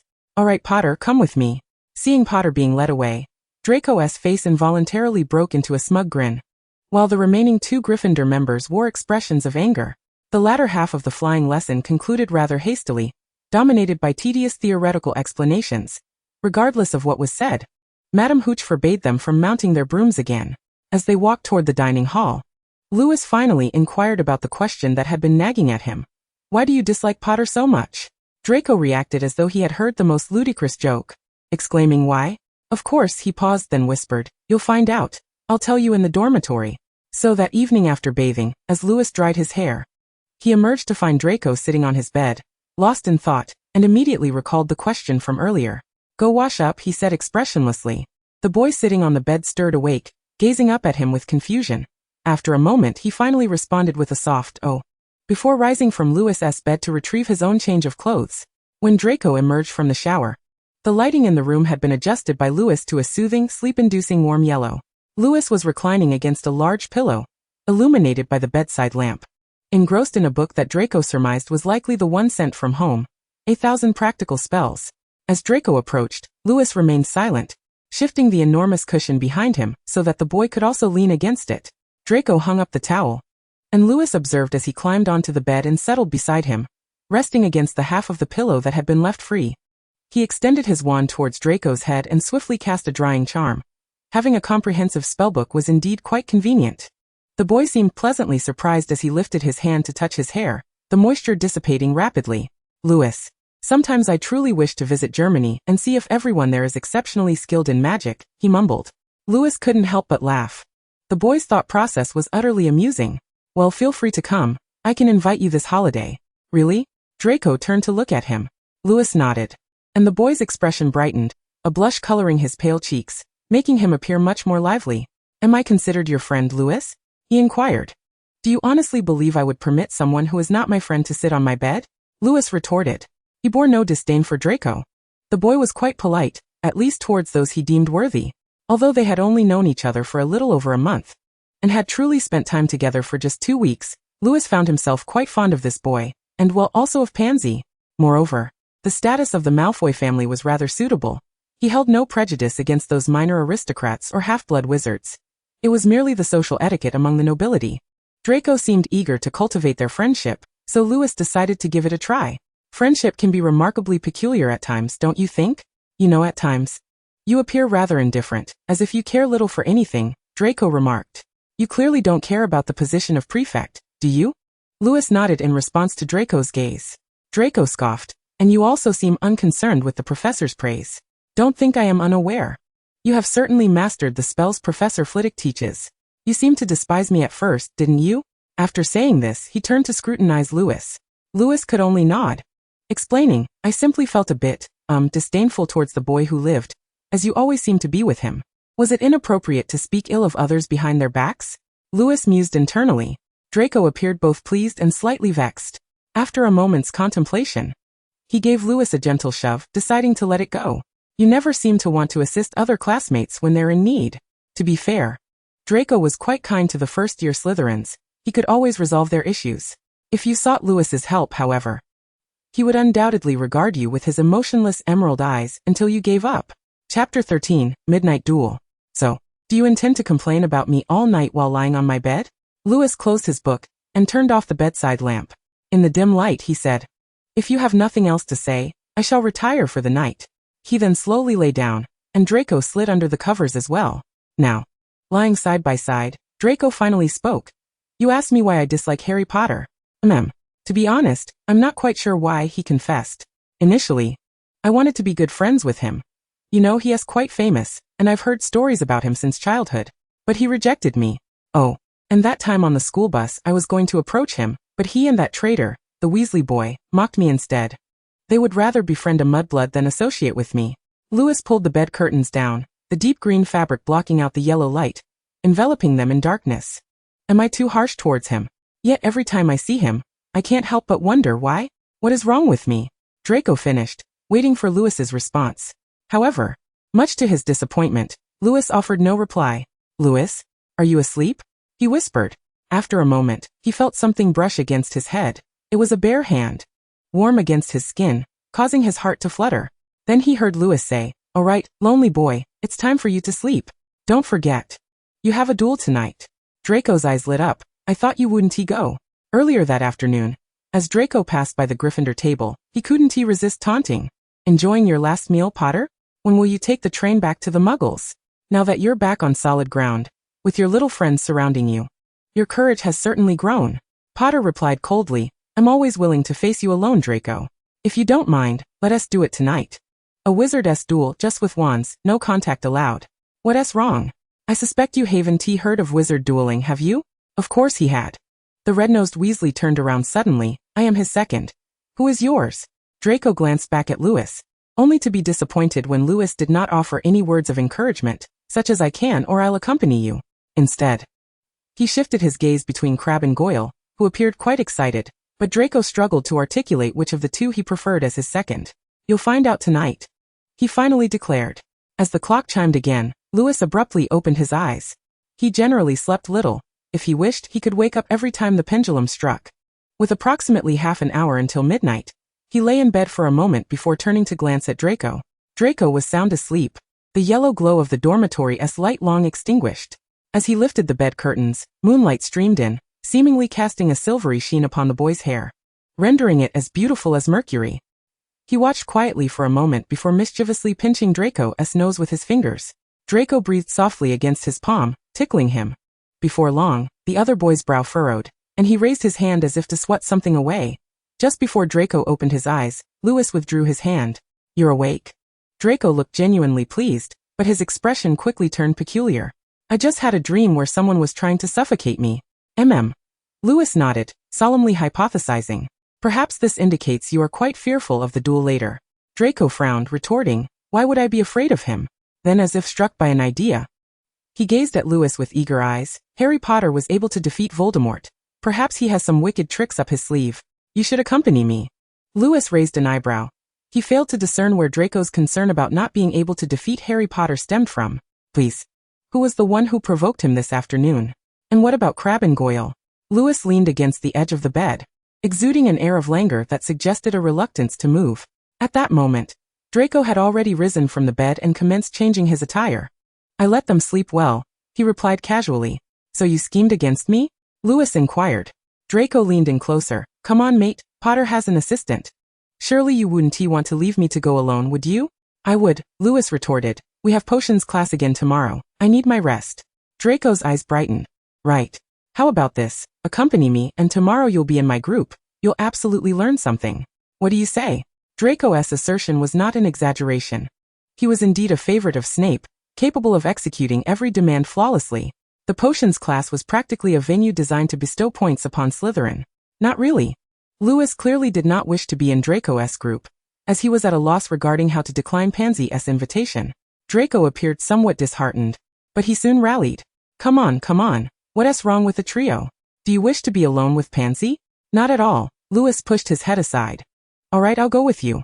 The two made their way down the narrow corridor towards the ground floor, and Lewis waved his wand. Lumos. A faint blue light flickered to life at the tip of their wands, subsequently floating to the ground beneath them, illuminating a small patch of floor ahead. Observing Lewis's actions, Draco couldn't help but exclaim, "Traveling with you is such a breeze." "Indeed. It's an essential household charm. Where did you arrange to meet?" "The trophy room." Just then Lewis halted abruptly, causing Draco, who was following closely behind, to bump into him. In the dimly lit corridor, a frail cat with piercing eyes emerged, its vertical pupils glinting ominously in the darkness. "Mrs. Norris," Lewis explained, and in the dim blue glow, he noticed Draco rubbing his forehead. Soon after, footsteps approached, unmistakably Filch. Lewis flicked his wand, extinguishing the blue light at their feet, and swiftly tugged Draco into a nearby room. "He's late. Perhaps he is too frightened to come," echoed a voice belonging to Weasley from another part of the room.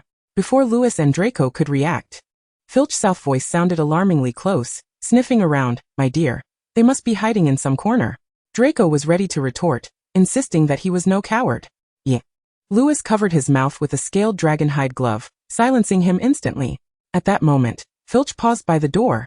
Lewis pulled Draco in front of him, slowly retreating, as the sound of fabric brushing against fabric drifted from the room, faint yet unmistakably belonging to Potter. Gradually, Lewis maneuvered behind a suit of armor, grateful for the clutter in the trophy room, which provided them a narrow, concealed space where Filch would never think to look. Moreover, the musty odor of decay in the trophy room would surely confuse Mrs. Norris's keen sense of smell.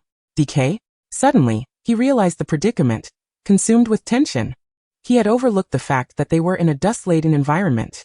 The armor had likely gone uncleaned for years, and he began to feel as though he was struggling to breathe, his entire body cloaked in layers of dust accumulated over who knew how long. This realization filled him with an urgent desire to dash back to the dormitory for a thorough cleansing. However, he couldn't even cast a simple cleaning charm.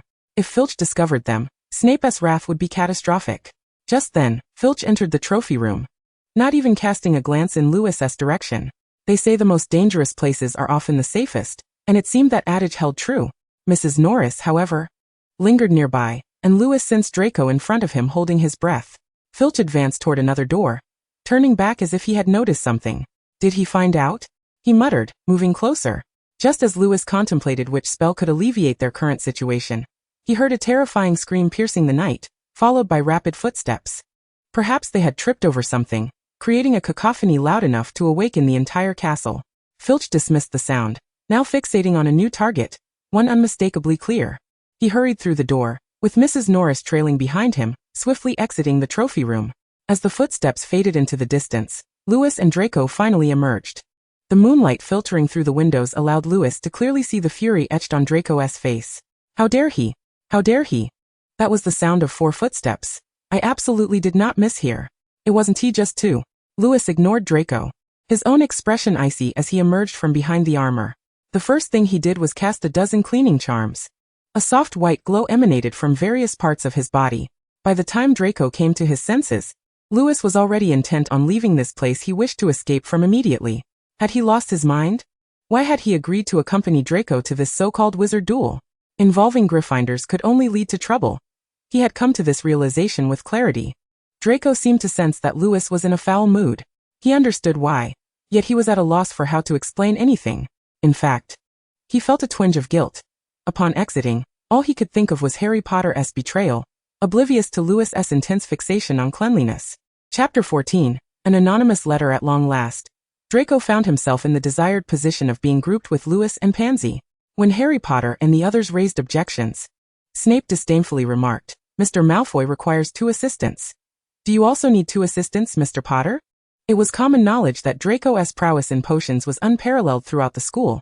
Thus, facing Snape's blatant favoritism, the Gryffindor Lions dared not utter further complaints, save for the pitiful Weasley who incessantly lamented Draco's privileges. However, none of this mattered to Lewis. In the ensuing week, under Draco's wholly voluntary guidance, he experienced firsthand what it meant to have a dedicated professor. Perhaps due to the incident that had caused Lewis distress that night, Draco had been as docile as a kitten in the days that followed. When Lewis ventured to the library, he followed suit with paper and quill in hand.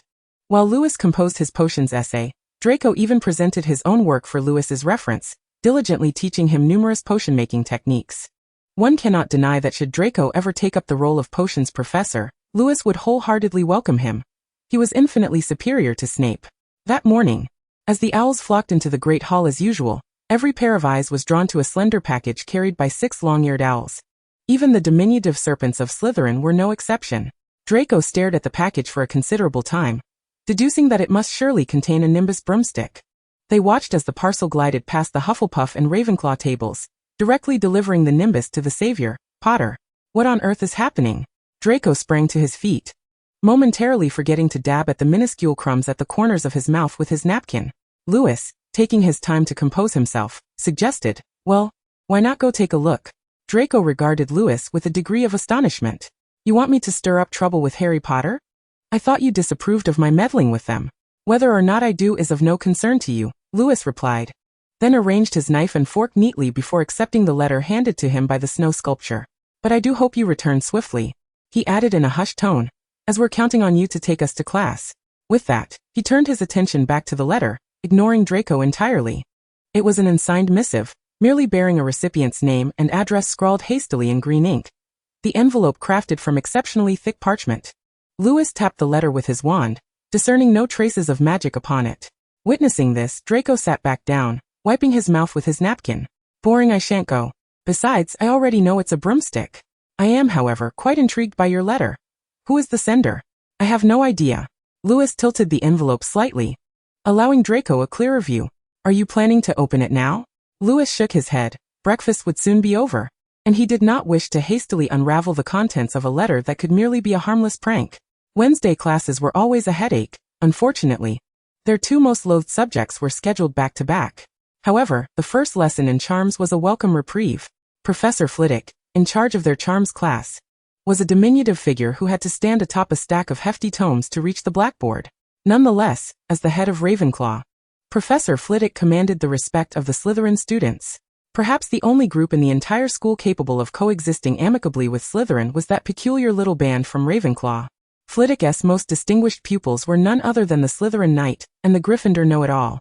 Speaking of the Slytherin Knight, Lewis mentioned that he had only recently learned of this new moniker. It originated from a casual exchange in the common room, where Blaise had playfully picked up on Pansy's words. "If Draco is the Prince of Slytherin, then what are we? The Slytherin Knight?" Pansy laughed in retort. "You're not worthy. Only Lewis can be considered a knight. In the Middle Ages, knights were afforded the highest esteem, symbols of royal authority, and if a king or prince required a companion, it would undoubtedly be a knight. At that moment, Lewis was seated comfortably in an armchair by the fireplace, engrossed in a book when Draco leaned in, resting against Lewis's arm, his polished shoes propped on the chair's armrest, making the three-person seat barely accommodate two. He declared in his characteristic Malfoy manner, "Ah, did you hear? I am His Highness the Prince. You ought to treat me accordingly, not as you do now." Lewis, expressionless, withdrew his hand from Draco's head. The entire common room erupted in laughter. Pansy collapsed against Blaze, who, with an air of resignation, pushed her upright.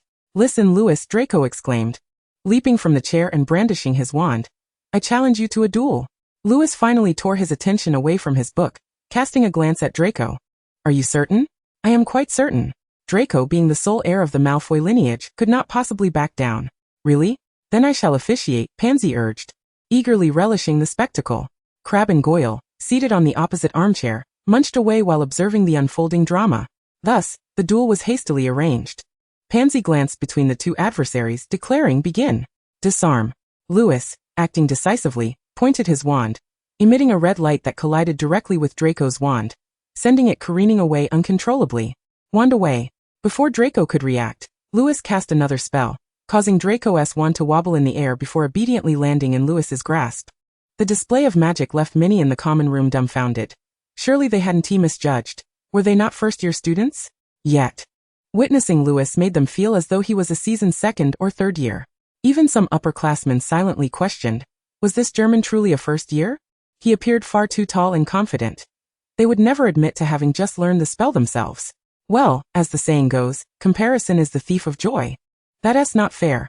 I didn't even get to cast a spell. Draco protested. You ought to practice your spellcasting speed, Lewis succinctly explained. You were simply too swift. Draco retorted defiantly. Ah. Lewis rarely laughed, so when he did, the entire common room turned to look, as they had assumed this German was perpetually stoic. However, Lewis quickly regained his former demeanor, though it was somewhat less frigid. Are you injured? Let me see. Draco hesitantly approached, extending his right hand, which bore a slight redness. Lewis handed Draco his wand back, and retrieved a neatly folded black handkerchief from his coat pocket. Waterproof and moisture-resistant. He tapped the handkerchief with his wand, and a stream of clear water gushed forth, pooling into a small puddle on the cloth. Freeze as ice. With another expertly executed freezing charm, the puddle rapidly transformed into shards of ice.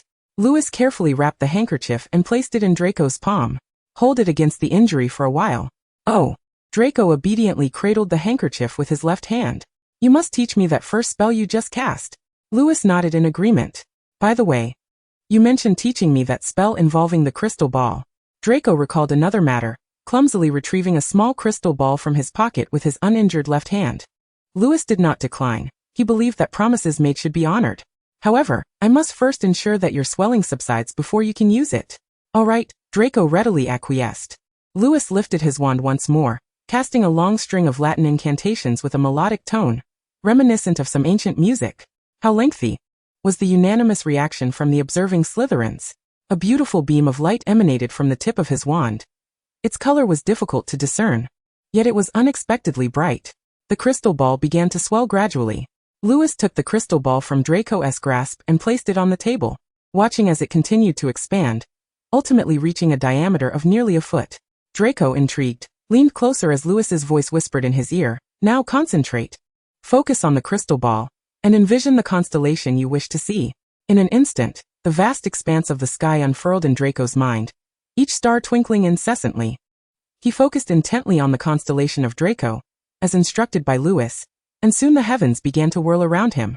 Simultaneously, he felt himself drawing nearer to the celestial realm, until he could distinctly discern the constellation.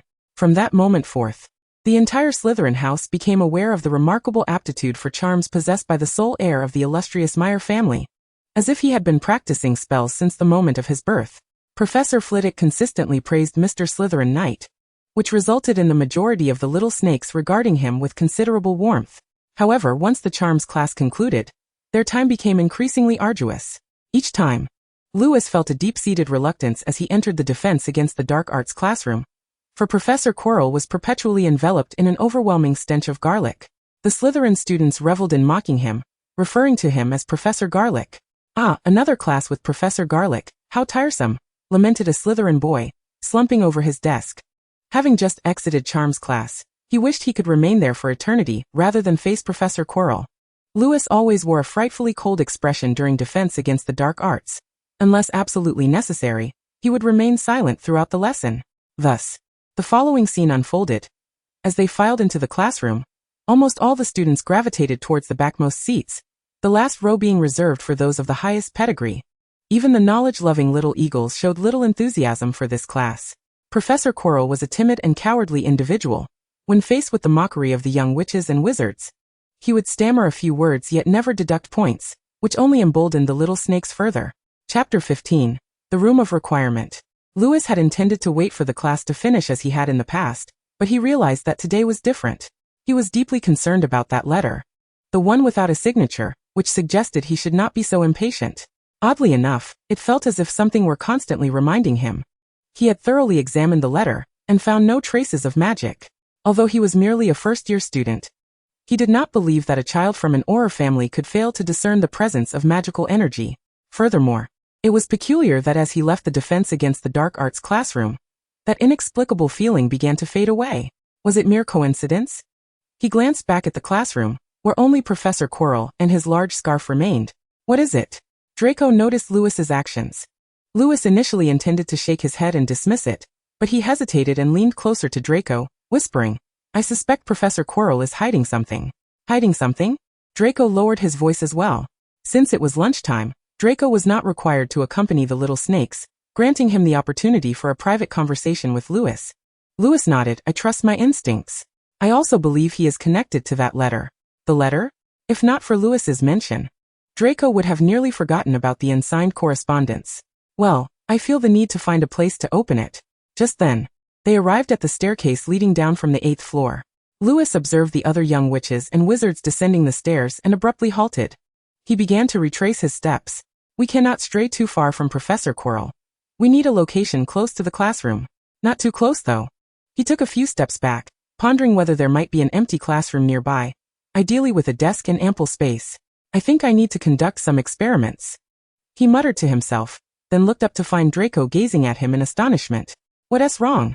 Behind you, he exclaimed, his eyes wide. Perplexed, Lewis turned around, and the sight before him caused him to gasp in disbelief. A smooth door had unexpectedly appeared on the once plain wall. Yet this was no surprise. Hogwarts was rife with secrets. He twisted the doorknob and pushed the door open. Everything was exactly as he had envisioned. A spacious room with a massive table in the center. Quite the room of requirement, Draco remarked as they entered.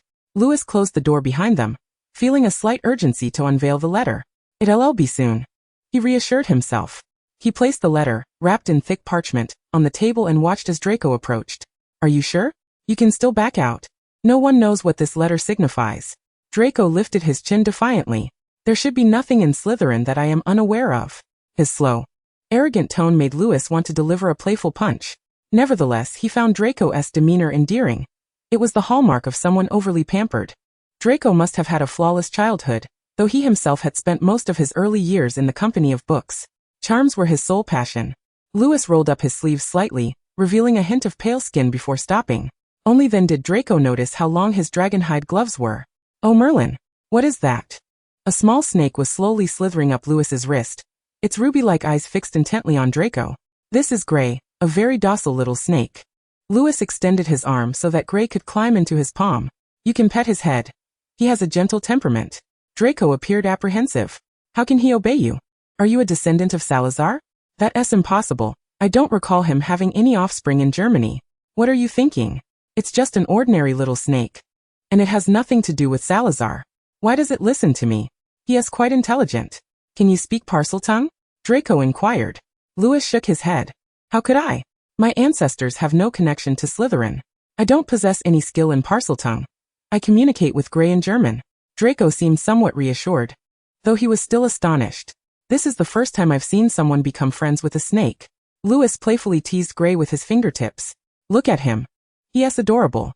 Want to give it a try? After the initial shock, Draco's curiosity resurfaced. Owning a gentle snake was indeed a matter of pride. What should I do? Just extend your hand. Lewis placed his hand atop Draco's. One had to admit that sometimes Draco exhibited remarkable courage. Had this been Blaise in his place, he would have undoubtedly refused. Gray slid from Lewis's fingers into the palm of Draco's hand. All right. Now stand back a bit and keep an eye on him, Lewis instructed. It's time to open this letter. If we delay further, Professor Quirrell will leave. Draco was now entirely absorbed in the tiny snake resting in his palm, too preoccupied to heed Lewis's words. The snake was indeed small, fragile, as if it might be harmed with a mere clench of his fist. He cautiously extended a finger to stroke the little snake's head, and Gray flicked his bright red tongue, tickling Draco's fingertip. Once Gray and Draco were settled, Lewis finally opened the letter. As Lewis opened the letter, a wave of dark magic emanated from it, prompting him to instinctively cast a protective spell. Armored protection.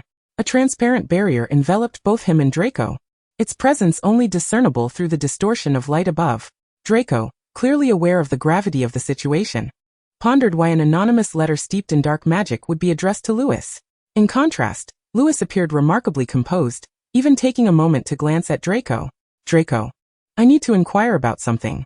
Although somewhat perplexed, Draco nodded in response, urging him to proceed. Lewis hesitated, the question remaining unvoiced. Draco, slightly irked by the abrupt pause, expressed his annoyance at being left in suspense. What do you wish to ask? You may speak freely. Lewis, unusually furrowing his brow, opted not to pursue the line of questioning further. Instead, he waved his hand to seal the letter within its envelope. I believe I have discerned Professor Quirrell's involvement. He must be harboring some dark magical influences, though the specifics elude me. This matter requires contemplation. I shall seek a secure location to decipher the contents of this letter. Is this place not secure? Draco inquired. It is quite safe, Lewis replied, but we ought to descend for dinner, lest we find ourselves tardy for history of magic. As they hastily traversed the staircase, it seemed almost coincidental that Professor Quirrell passed by them. Good afternoon, Professor, Lewis greeted politely, though he kept his distance. Unfazed, Professor Quirrell hurried past, clutching a hefty tome, the pungent aroma of garlic wafting through the corridor. Draco complained, honestly, we should have descended before the garlic, Professor. It's unbearable. The afternoon dragged on with yet another tedious history of magic lecture. Professor Bin's class typically resulted in a collective state of lethargy, especially on such a rare sunny day, as warm sunlight filtered in, inducing drowsiness. Lewis scribbled elegantly in German on a scrap of paper, which Draco glanced at, utterly perplexed, further solidifying his resolve to learn the language. He rested his head on Lewis's arm, his eyes mere inches from the paper. Nearby, Pansy scoffed at his behavior. It was indeed unusual for the diligent Lewis not to take notes. Yet here he was, left in the dark due to his inability to comprehend the language, an uncomfortable position to be in. Lewis contemplated methods to dispel the dark magic aura from the letter, recalling hints his father had once shared, realizing he needed to conduct further research. It was somewhat reckless to have shown Draco the letter. He had not anticipated its association with dark magic, and was reluctant to reveal too much of his abilities at this stage. Perhaps friendships could flourish among the nobility, but how many remained unbreakable when weighed against self-interest? Ultimately, he found himself lacking in trust towards Draco, coming from a prestigious wizarding lineage. Draco was the sole heir of the Malfoy family. His considerations were no less significant than Lewis's own. At times, one cannot steer the course of their destiny, Lewis acknowledged, adhering strictly to this principle, living only a modest life within a constrained circle. He resolved to inform his father about the letter, but only after he had fully examined its contents. Following the history of magic class, they were granted a lengthy break before dinner, typically a traditional afternoon tea time in England. Pansy often seized this opportunity to orchestrate small gatherings within the house. However, today she would be unable to attend. After bidding Pansy farewell, Draco instructed Crabbe and Goyle to utilize this chance for their own pursuits, well aware they would likely choose to indulge at the feast. Once matters settled, the two quietly ascended to the 8th floor, making their way to the location from earlier. How did that room of requests come to be? Draco inquired. Lewis pondered for a moment before responding. Could it be that phrase? I recall speaking, and you were staring wide-eyed behind me. He repeated the words from earlier. But the wall remained unchanged. There must be something we overlooked, along with certain conditions we have yet to fulfill, Lewis mused. Suddenly Draco exclaimed, what if it's walking? You traversed in front of the door several times. Could that be the key? Lewis nodded. Let us give it a try. As he paced in front of the door for the 3rd time, a smooth wooden door identical to the one from earlier appeared before them. Lewis, familiar with the proceedings, pushed the door open, and they stepped inside. The interior was unchanged, with a grand chandelier illuminating the room. Lewis retrieved the letter and cast a defensive charm for Draco. Stay here, he instructed. Approaching the table, he opened the envelope, and a stream of fluent Latin echoed within the room. The essence of the spell lay in Latin. Yet over millennia, it had amalgamated with various languages. To thoroughly mask the dark magic's presence, Lewis employed the purest form of Latin. This task was not challenging for him. He had been compelled to learn it as a child, and he now found himself grateful for that early diligence. Fortunately, the author of the letter had not embedded any malicious enchantments. The dark magic's aura was swiftly concealed, perhaps merely to signify their identity. With a sense of relief, Lewis grasped the small sheet of paper, upon which was inscribed in pale green ink, "Join us." "What does this mean?" Draco inquired, furrowing his brow. Lewis shook his head. "I must discuss this letter with my father. It is not my concern to unravel." Draco nodded, though his expression suggested he was contemplating something troubling. In truth, Lewis harbored a suspicion of his own. However, as he had conveyed to Draco, it truly was not his burden to bear. As for whether Draco would disclose this matter to Uncle Lucius, he found himself unconcerned. Perhaps this would provide insight into Lucius's stance. On the eve of Halloween, the entire school buzzed with festive cheer. Professor Flitwick began teaching them a spell to levitate objects, pairing them into partners for practice. Unsurprisingly, Lewis's partner was none other than the Prince of Slytherin himself, while Pansy teamed with Blaze, and Crabbe and Goyle formed another pair, all cheerfully waving their wands at one another. "Now do not forget the subtle wrist motion we have been practicing," Professor Flitwick chirped, perched atop a stack of books. "A flick and a swish. Remember, a flick and a swish. Pronouncing the incantation accurately is equally crucial." Professor Flitwick resumed his tale about the buffalo stepping on a wizard. Suddenly, a Slytherin girl shrieked, as the feather before her inexplicably ignited. Professor Flitwick had to leap down from his perch, casting several spells at the feather. "I wager her head is filled with jam tarts," Draco remarked, glancing back at Lewis in exasperation. How did such a dimwit end up in Slytherin? Wingardium Leviosa. Before Lewis, a feather fluttered gracefully upwards, reaching a height of approximately 5 inches, perfectly aligned with his nose. Professor Flitwick approached with evident delight, laboriously climbing onto Draco's chair, during which Draco deftly shifted aside. With a cheerful exclamation of "Thank you, thank you," he stood atop the chair and clapped his hands, announcing, "Look everyone, Mr. Meyer has successfully made the feather float. Oh, how splendidly he has done it, at a height of 5 inches. Shortly thereafter, another Ravenclaw girl succeeded as well, though her feather floated rather unsteadily. Nevertheless, Professor Flitwick was overjoyed, remarking at the end of the class, "This year's young wizards truly possess remarkable talent. Is that not Miss Granger?" Draco, keen-eyed, noticed 1/3 of the Gryffindor trio as he descended the stairs, speaking with an air of arrogance. "Why the tears? Has Hogwarts finally decided to expel the mudbloods? I have long asserted that allowing those mudbloods to study alongside pureblood wizards is nothing short of a nightmare for us." Hermione Granger turned her head sharply, glaring at Draco, her eyes so red and swollen they resembled walnuts. Lewis raised his wand, saying, "I think it unwise for you to attend the feast in that state." The ever-resourceful Miss Granger took a few steps back. Radiance. The tip of Lewis's wand emitted a flurry of sparkling stars, which, before Miss Granger could evade, enveloped her in a dazzling embrace. Such a magical spectacle caused many young wizards around to halt in their tracks. When the stars finally dissipated, Miss Granger's appearance had transformed almost beyond recognition. The redness around her eyes had vanished completely, leaving only a slight blush that rendered her somewhat more alluring. Her previously disheveled hair now lay sleekly against her face. "I hope you can forgive my intrusion, Miss Granger. Happy Halloween." With that, Lewis strode towards the dining hall, leaving a bewildered Granger and a disgruntled, incredulous Draco in his wake. "If you do not hasten, Mr. Malfoy," the sound of Lewis's polished shoes echoed crisply against the floor. Draco shot one last glare at Granger before following in Lewis's footsteps. "Why do you assist her?" Draco asked, his tone laden with discontent. Those around them instinctively made way. It was evident to all that the Prince of Slytherin was not in high spirits. As a gentleman, one should not allow a lady to weep in one's presence. Lewis replied, pulling out a chair and seating himself. "If memory serves me correctly, you are of German descent." Lewis tilted his head slightly to regard Draco. "Gentlemen are not bound by nationality." Draco, irked, sliced into a piece of steak with a vengeance. "You always treat girls so kindly, Pansy too, and Granger as well." "Oh. And what was that Ravenclaw girl's name?" "Pardon me, I believe I just heard my name," Pansy interjected, approaching. She had evidently made an effort to present herself well this evening.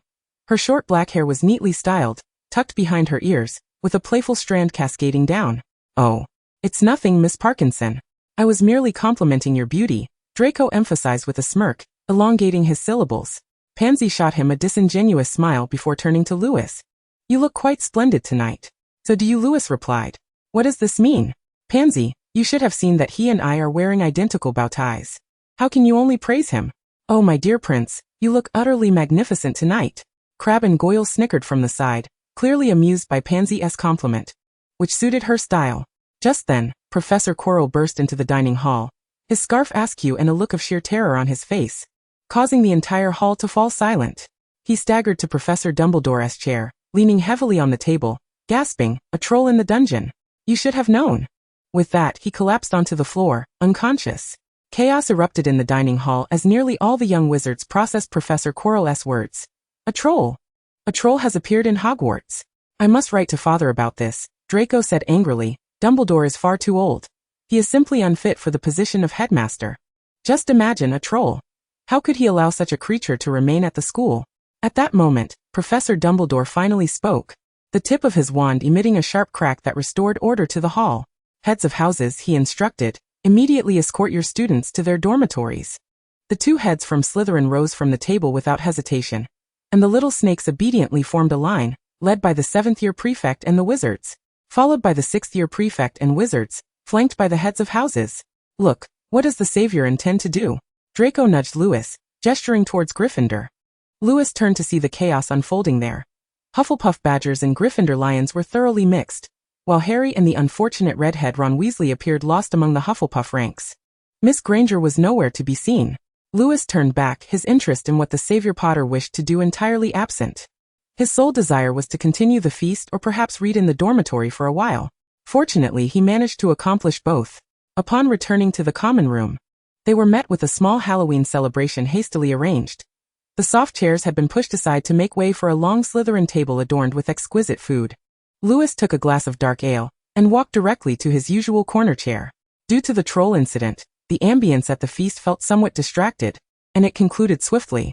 Thus, Lewis could indulge in an hour of reading before bedtime, even though Draco persistently hovered nearby, attempting to discuss the troll. Yet all in all, the evening was quite delightful, was it not? Chapter 17, The Quidditch Match. The little snakes of Slytherin had recently discovered a curious phenomenon. Following the Halloween night, the bond among the Gryffindor trio appeared to have strengthened. Previously, if they attempted to mock Potter or the unfortunate Weasley, Miss Granger would generally stand by in silence. But now, she would even draw her wand in threat. Why do you not despise the half-blood? Draco inquired. Lewis, making final adjustments in front of the mirror, replied without turning, There's no need. They won't affect me in any significant way. But do you not find their existence a disgrace to us? How could any pureblood wizard willingly unite with a muggle? Draco sat on the chair beside the mirror, gazing up at Lewis. Lewis cast a cleaning spell on himself, and then turned to Draco, who complied and stood to receive the same charm. There was no alternative. If he wished to stand close to Lewis, he must endure this. Perhaps, but that is their choice. We cannot expect every pureblood wizard to possess a sense of duty to their lineage. When Lewis uttered those words, his expression was frigid. In fact, he was reminded of some unfortunate events that had transpired within their household, where treachery, cloaked in the guise of love, had led individuals to forsake their families. What a selfish act. Moreover, the likelihood of a half-blood wizard's offspring being mute was considerably heightened. As if muggles were gradually attempting to consume us, Draco declared with disdain as they traversed the path to the dining hall. Lewis patted his shoulder, remarking, If I were you, I would seek out a pure-blooded noblewoman rather than stoop to insulting those of mixed heritage. Yet, Draco retorted earnestly, half-bloods are guilty, they deserve punishment. Perhaps, Lewis replied, equally serious as he regarded Draco, but I believe this is not your concern. If they are destined for punishment, it shall come to pass. This sentiment held truth, and Draco nodded in agreement before grasping a knife and fork, resolving to cease his fixation on the matter. Professor Snape appeared to be experiencing some difficulty with his leg. Although he endeavored to conceal it, a keen observer would notice his pace was noticeably slower than usual, and one of his feet bore a slight limp. The latest tidings, as relayed by Blaise, announced that the savior, Baby Potter, was to take on the role of Seeker for Gryffindor. Lewis had only recently discovered that this classmate, who often remained a silent listener, seemed to possess a knack for unearthing the latest gossip. Each day during their brief respite after breakfast, he would regale the younger Slytherins with the freshest news. However, his rapport with Draco could hardly be described as amicable. He and Lewis shared merely a nodding acquaintance, while his true confidant remained Miss Pansy Parkinson, a testament to Pansy's exceptional social skills. It was evident that few in Slytherin had not conversed with her, and astonishingly, Pansy could nearly recount the names of every girl across the 4 houses. When questioned about this, the dark-haired Slytherin girl merely blinked and replied, "You simply do not understand girls." The following morning, Lewis extricated himself from his cocoon of blankets to find Draco already fully attired, a rare sight indeed for the prince, who typically relished lingering in bed a bit longer. "Good morning, Lewis." "Good morning, Draco," Lewis replied, sitting on the edge of his bed as he began to dress. "Today marks our first match against Gryffindor." Draco seemed somewhat anxious, loosening his tie as he stood beside Lewis's bed, observing him. "I am utterly fed up with the unfair treatment at school. Why is it that Harry Potter can compete while I cannot?" "You are still young," Lewis could only respond. "And what of Potter? Have you truly relegated yourself to a comparison with Potter?" Lewis remarked, maintaining a stoic expression as he donned his gloves before casting a spell toward his bed. Draco appeared momentarily speechless. He could conjure no retort. He was loath to admit that he harbored jealousy toward Potter? Good heavens, that would undoubtedly become the greatest jest of Slytherin's year. Once Lewis had attended to his appearance, the two descended the staircase in succession. The common room was already populated with a few waiting peers, and after a while, more students arrived, prompting them to proceed toward the dining hall. Almost all Slytherins were present in the spectators' area. The weather was pleasant, albeit a tad chilly. Draco had wrapped a thick, lengthy silver-green scarf around his neck, obscuring his pointed chin. Madame Hooch stood at the center of the pitch, wielding her old yet obedient broomstick. The Gryffindor players entered first, and as they passed by the spectators, the little lions erupted into cheers, Lewis noticing that they had even prepared a large banner, though in his opinion, the material left much to be desired. It bore the bold proclamation, "Potter for the win." Conversely, when Marcus Flint emerged with his team, the Slytherin Snakes responded with fervent applause, brandishing a massive green satin banner emblazoned with silver lettering that declared, "Slytherin forever first." As the Slytherin team strode past, they lifted the banner, its smooth satin glimmering brilliantly in the sunlight. "Not bad, eh?" Draco boasted proudly beside him. "It was my idea." Madame Hooch blew her whistle, and both teams kicked off the ground simultaneously. However, it was evident that the commentator, Lee Jordan, was favoring the Gryffindor side. Just listen to his words. "Come on, good." Angelina the keeper dives and misses, allowing Gryffindor to score. Would a fair referee utter such words? He might as well have added a resounding bravo to express his excitement. This sparked discontent among the snakes. "This is all he amounts to," Draco scoffed. "He will achieve nothing significant." Lewis gestured in response, affectionately ruffling Draco's hair. "Boy, you ought to focus your attention on the match." When, pray tell, would Draco ever mature? His perpetual immaturity was truly vexing.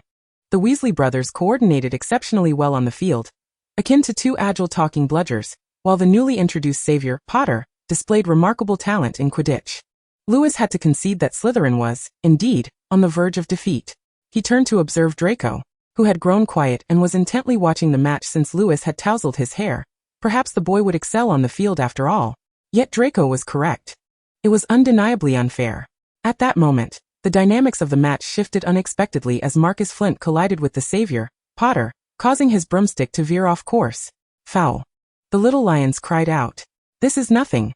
The real aggression is yet to come," Draco retorted stubbornly. Although Lewis could discern that the boy did not entirely endorse Marcus's actions, yet, Draco invariably employed such arrogant postures to elicit disdain, though he was not wholly detestable. Madame Hooch reprimanded Marcus, granting Gryffindor a penalty. After that blatant and despicable act of cheating, Lee Jordan's voice echoed throughout the stadium, and Draco disdainfully snorted through his nose, yet chose to remain silent. Subsequently, the course of the match began to exceed their expectations. Suddenly, Potter's Nimbus 2000 appeared to malfunction. It was pertinent to mention that this broomstick was the latest model, instilling great confidence in the little lions. It seemed to be making a desperate attempt to unseat Potter, veering erratically as it darted across the pitch. Lewis was the first to notice this development. "Draco." The boy turned to him. "I believe there is something amiss with Potter's broom. He does not appear to be flying it autonomously. It seems as though the broom has suddenly come to life." As he spoke, Potter's broom began to roll and tumble uncontrollably, flinging him about. The Slytherin snakes could not help but burst into laughter. It was utterly ludicrous. "It seems even Merlin cannot bear to watch," Draco remarked joyfully. However, this pleasant mood did not endure for long. Approximately 30 seconds later, Potter's broom inexplicably returned to normal. And before anyone could comprehend the situation, even Lee Jordan had failed to react before he found himself standing on the ground, triumphantly brandishing a golden snitch. It was truly remarkable. Draco had risen, and the Slytherins seemed unable to accept this outcome, as if they had been on the verge of victory, only to be told they had lost. Slytherin's captain Marcus shouted at Lee Jordan, yet the result remained unchanged. Slytherin had indeed lost. When I get on the field, I will surely defeat him, Draco remarked to Lewis. Lewis nodded, his eyes brimming with determination. He believed that the boy's passion for Quidditch was the most extraordinary he had ever encountered, capable of discussing the sport for 3 days and nights, as if under the influence of some enchanted potion. Chapter 18. Disputes and Christmas. Following the conclusion of the Quidditch match, Christmas quickly approached. Professor Snape brought a sign-up sheet to the common room for those wishing to remain at school during the holiday. The professor left in high spirits, as not a single name adorned the sheet, indicating he would enjoy an entire Christmas alone in the castle. A most delightful prospect. On that morning, upon rising, Lewis felt a sudden drop in temperature. As he made his way to the common room, the majority of the young witches and wizards had donned their winter attire. Lewis, too, wore the winter cloak sent by his parents. Adorned with a collar of silver fur from some magical creature, the robe itself a deep emerald green, shimmering in the sunlight. I truly feel for those unfortunate souls, he mused during potions class that morning, as Draco provocatively glared at Potter, who had to remain at Hogwarts for Christmas because his family did not want him. Crabbe and Goyle turned around from their station, laughing. How could the Savior Potter return to that Muggle household, despite barely mastering a few spells? Pansy lifted her head from a pile of ingredients. Draco joined in the laughter, his pale face brimming with pride. Lewis felt increasingly adept at the various minor spells, such as the summoning charm and the cut spell, thanks to Professor Snape's leniency regarding the use of magic during potions class, allowing him to delegate most of his tasks to spells while Draco handled the stirring and brewing. The unfortunate Weasley made a face at them, his nose's red splotch contorting with his movements. Slytherin's Black Crow, your tail is on fire. Pansy was evidently provoked by this remark. She raised her wand and shouted, Traitor! Dare you repeat that? Pansy typically maintained an aloof demeanor in front of Gryffindor. Yet this was the first time Lewis had seen her so incensed. The red-haired Weasley quickly retreated behind Potter, but Potter threatened, If you intend to attack us in potions class, I shall have no words for you. Pansy huffed and lowered her wand. During this exchange, Snape glanced over, yet remained seated, as it was merely a trivial scuffle among young witches and wizards. There was no need for him to intervene.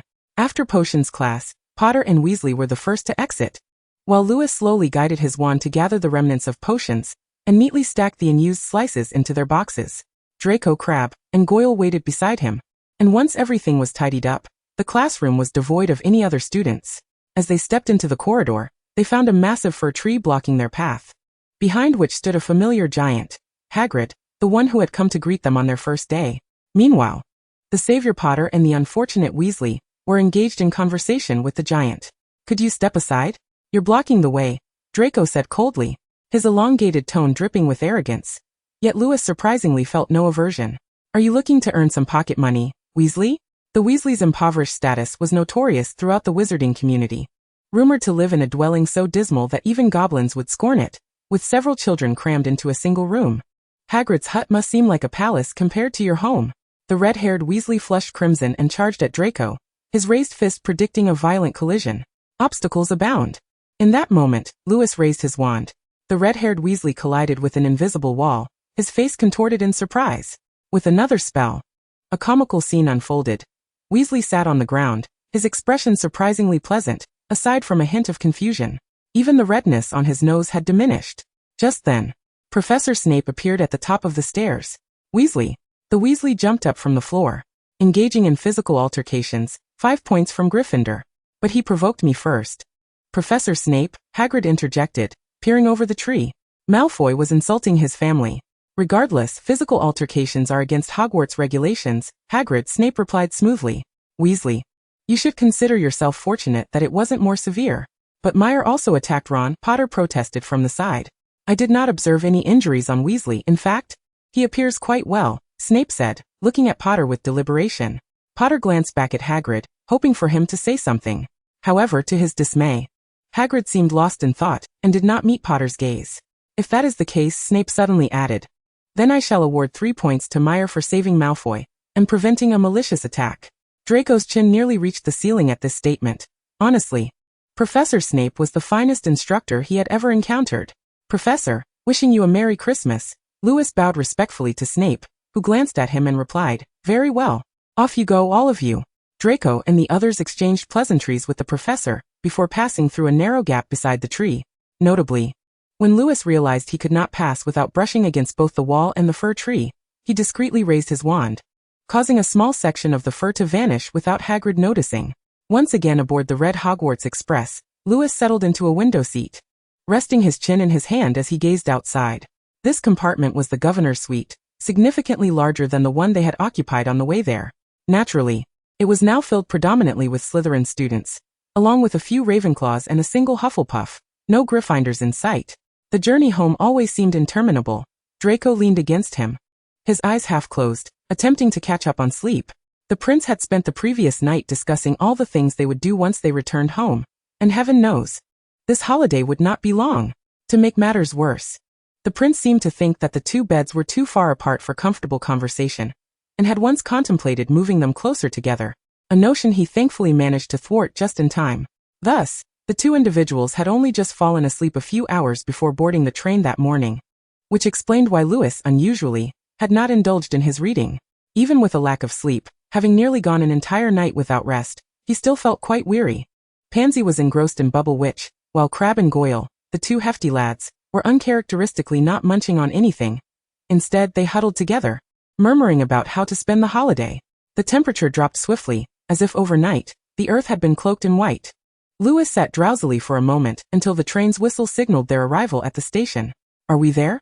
Draco inquired, rubbing his eyes and straightening his posture. Indeed. It appears so, Lewis replied. Shortly thereafter, several close-knit young wizards began exchanging embraces, and Lewis shook hands with every Slytherin in their compartment before they gathered their belongings and descended from the train in an orderly fashion. Father, Mother. Lewis called out as he spotted Mr. Meyer and Mrs. Frida waiting not far from the platform. He walked over and greeted them. Mr. Meyer took the suitcase from his hand, while Mrs. Frida, disregarding his cold demeanor, enveloped him in a warm embrace, even pinching his cheek playfully.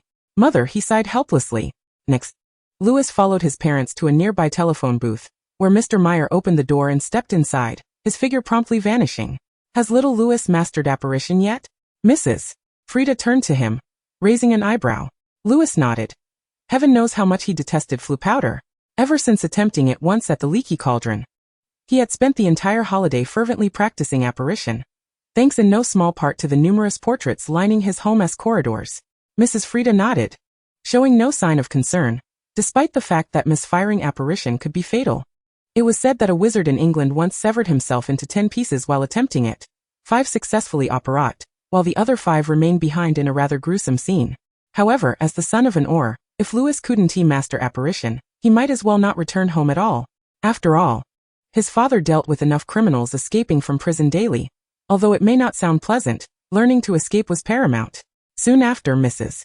Frida opened the door to the telephone booth, and her figure quickly disappeared. Master. Upon their return home, several house elves cheerfully greeted them, with Ulysses being the first to rush forward. However, Lewis was taken aback by Ulysses' unusual calmness. Normally, the elf would nearly leap into his arms at their reunions. Perhaps he had finally realized that he didn't appreciate others getting too close? Master is back, Ulysses announced, having prepared Lewis' favorite dark beer. Ulysses knew exactly what his master liked.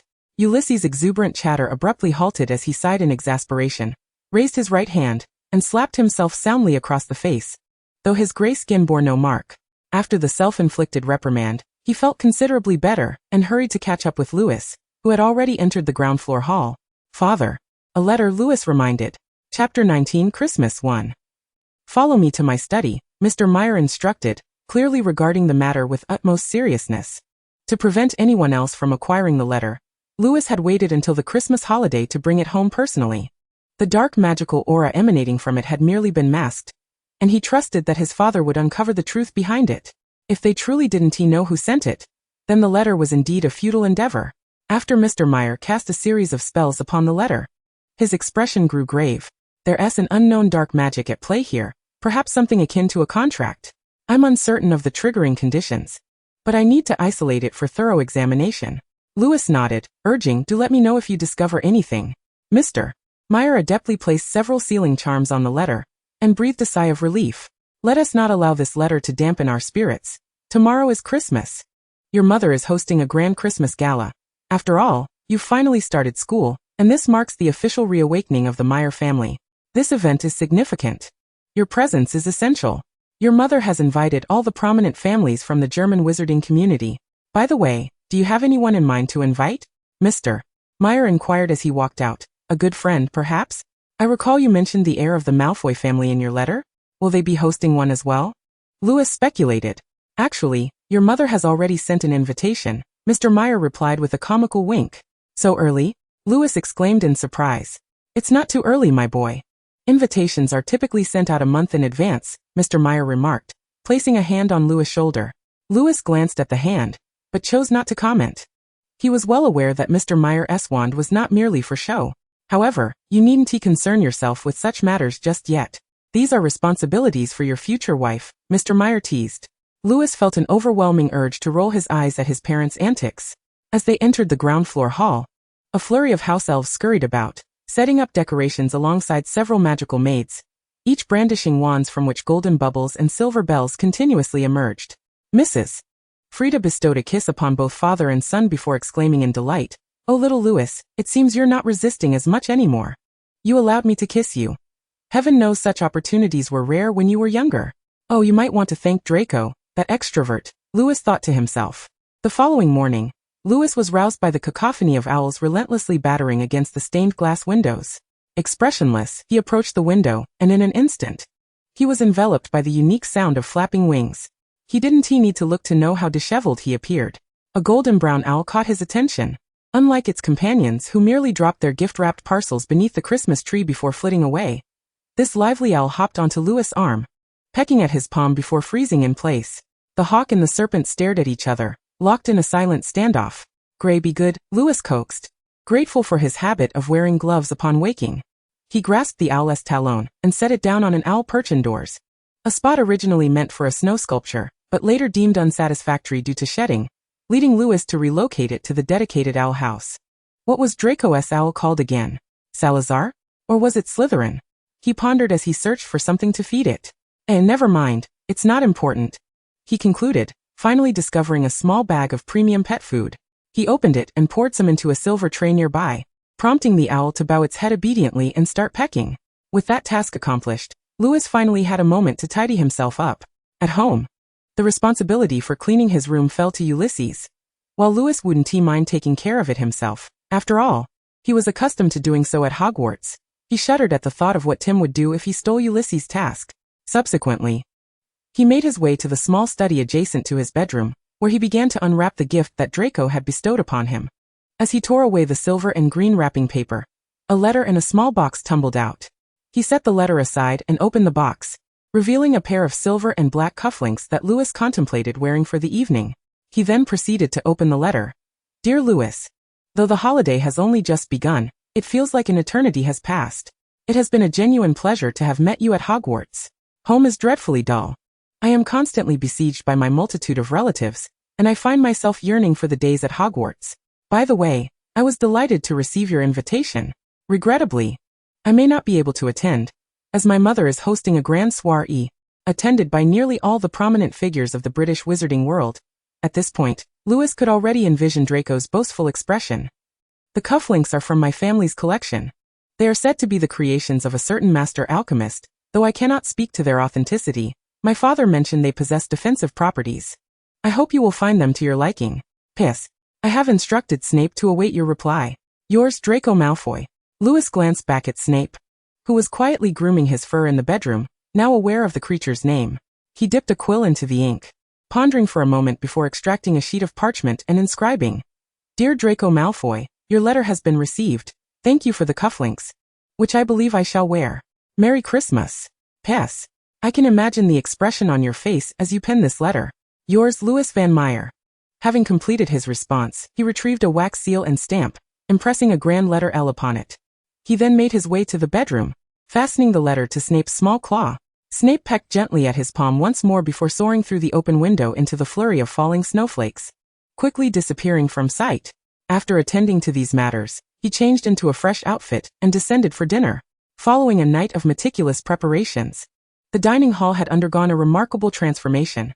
The space had expanded to more than double its original size, now seemingly capable of accommodating thousands. Everywhere, decorations of gold and black adorned the room, with the Meyer family crest, a golden serpentine creature perched atop a black orb, proudly displayed in the center of the hall. A magnificent Christmas tree dominated the space, festooned with numerous small gifts. Snowflakes floated throughout the hall, but when they landed upon one, they transformed into a multitude of shimmering stars before vanishing.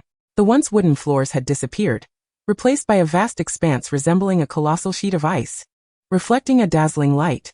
Noticing Louis's attention to the floor, Lady Frida beamed with pride, exclaiming how splendid it looked, crafted from pure crystal after a night of labor. Well done, Louis remarked, embracing his mother before taking a seat at the dining table. Perhaps due to the evening's festivities, the long table was laid with only a selection of cold dishes for lunch. The afternoon's agenda was rather simple. After the meal, Louis retreated to his room to unwrap gifts, with arrangements for his attire, and the evening's proceedings set for around 4 o'clock. Thus, the soiree promised to be quite tedious. Perhaps it was the years of schooling that had led to an abundance of Christmas gifts this year. As he hurriedly surveyed the pile, estimating around 40 to 50 parcels that overflowed from beneath the tree, Victor's gift was a Firebolt 2000 broomstick, its sleek design making it stand out amidst the other offerings. Louis pondered Victor's recent entry into the Bulgarian national Quidditch reserve team. Surely, he would soon sign with the Bulgarian team upon graduation, and he had heard whispers of his impending participation in international competitions. Pansy's gift was a talking mirror that would loudly critique one's attire upon being faced. While a rather amusing present, Louis found it somewhat obnoxious and opted to turn it upside down on the table. Lady Frida's gift was a delicate brooch, accompanied by a note. "I look forward to seeing you wear it, my darling." Resigned, Louis tucked the brooch away, placing it alongside the cufflinks Draco had given him, musing that Draco truly resembled his mother, even in gift-giving. In contrast, his father's present was far more to his liking, a tome titled The Compendium of Dark Magic Defense Spells. Presumably, after the incident with the letter, he had decided Louis ought to learn some defensive spells against dark magic. This was of little concern. While Hogwarts explicitly forbade the study of dark magic, it did not prohibit the use of defensive spells of a darker nature. To his surprise, Miss Granger had also gifted him a book entitled Space Magic You Never Knew About. "Ulysses." "Yes, master." A house elf appeared beside him, impeccably dressed. "Please fetch a new necklace from my mother. Nothing too extravagant, yet sufficiently beautiful." "Yes."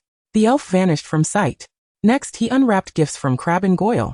Crabbe had gifted him a set of broomstick repair tools, while Goyle seemed to have procured an entire candy shop's worth of sweets, most of which Louis had never even seen before. What followed was a rather tedious process of unwrapping gifts, all from various acquaintances, adorned in quintessential Christmas colors, Christmas hats, woolen socks and the like, until finally, a rather peculiar and oddly wrapped parcel piqued his interest. The shoddy packaging clearly indicated it was not from any of his relatives. Chapter 20. Christmas 2. Louis tore open the strange parcel, and a letter fell out. To Louis Van Meyer, Merry Christmas. From Harry Potter. This was quite a rarity. He did not recall any connection to the Savior, though perhaps he could be considered an associate of the person he loathed the most. Just then Ulysses returned, holding a small box. "Master, the necklace." He presented the box before Louis with great enthusiasm. Upon opening it, a yellow gemstone emanated a warm glow, connected by delicate links to either end. Louis tapped the box with his wand, and ribbons sprouted from its tip, forming a beautifully crafted bow atop the box.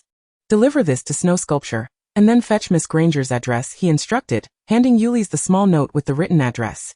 "Louis." He turned to find a girl with silver hair smiling sweetly at him. He raised his glass in acknowledgement, and the girl stepped forward, her cup gently clinking against his. "Mia. It has been ages. I hardly expected to see you at the soiree. You know, you usually just make a brief appearance." Louis took a sip of his drink, observing the silver-haired girl leaning against the table. "How is Hogwarts treating you?" she inquired. "Quite as I expected. And how about you at Durmstrang?" "Very well," she replied with a smile. "The number of girls at Durmstrang is rather limited, so I've received quite a bit of attention since my arrival." Louis nodded in understanding. At that moment, another girl approached, asking, "Excuse me, are you Louis's brother?" Louis turned to look at her, discovering a rather unfamiliar girl.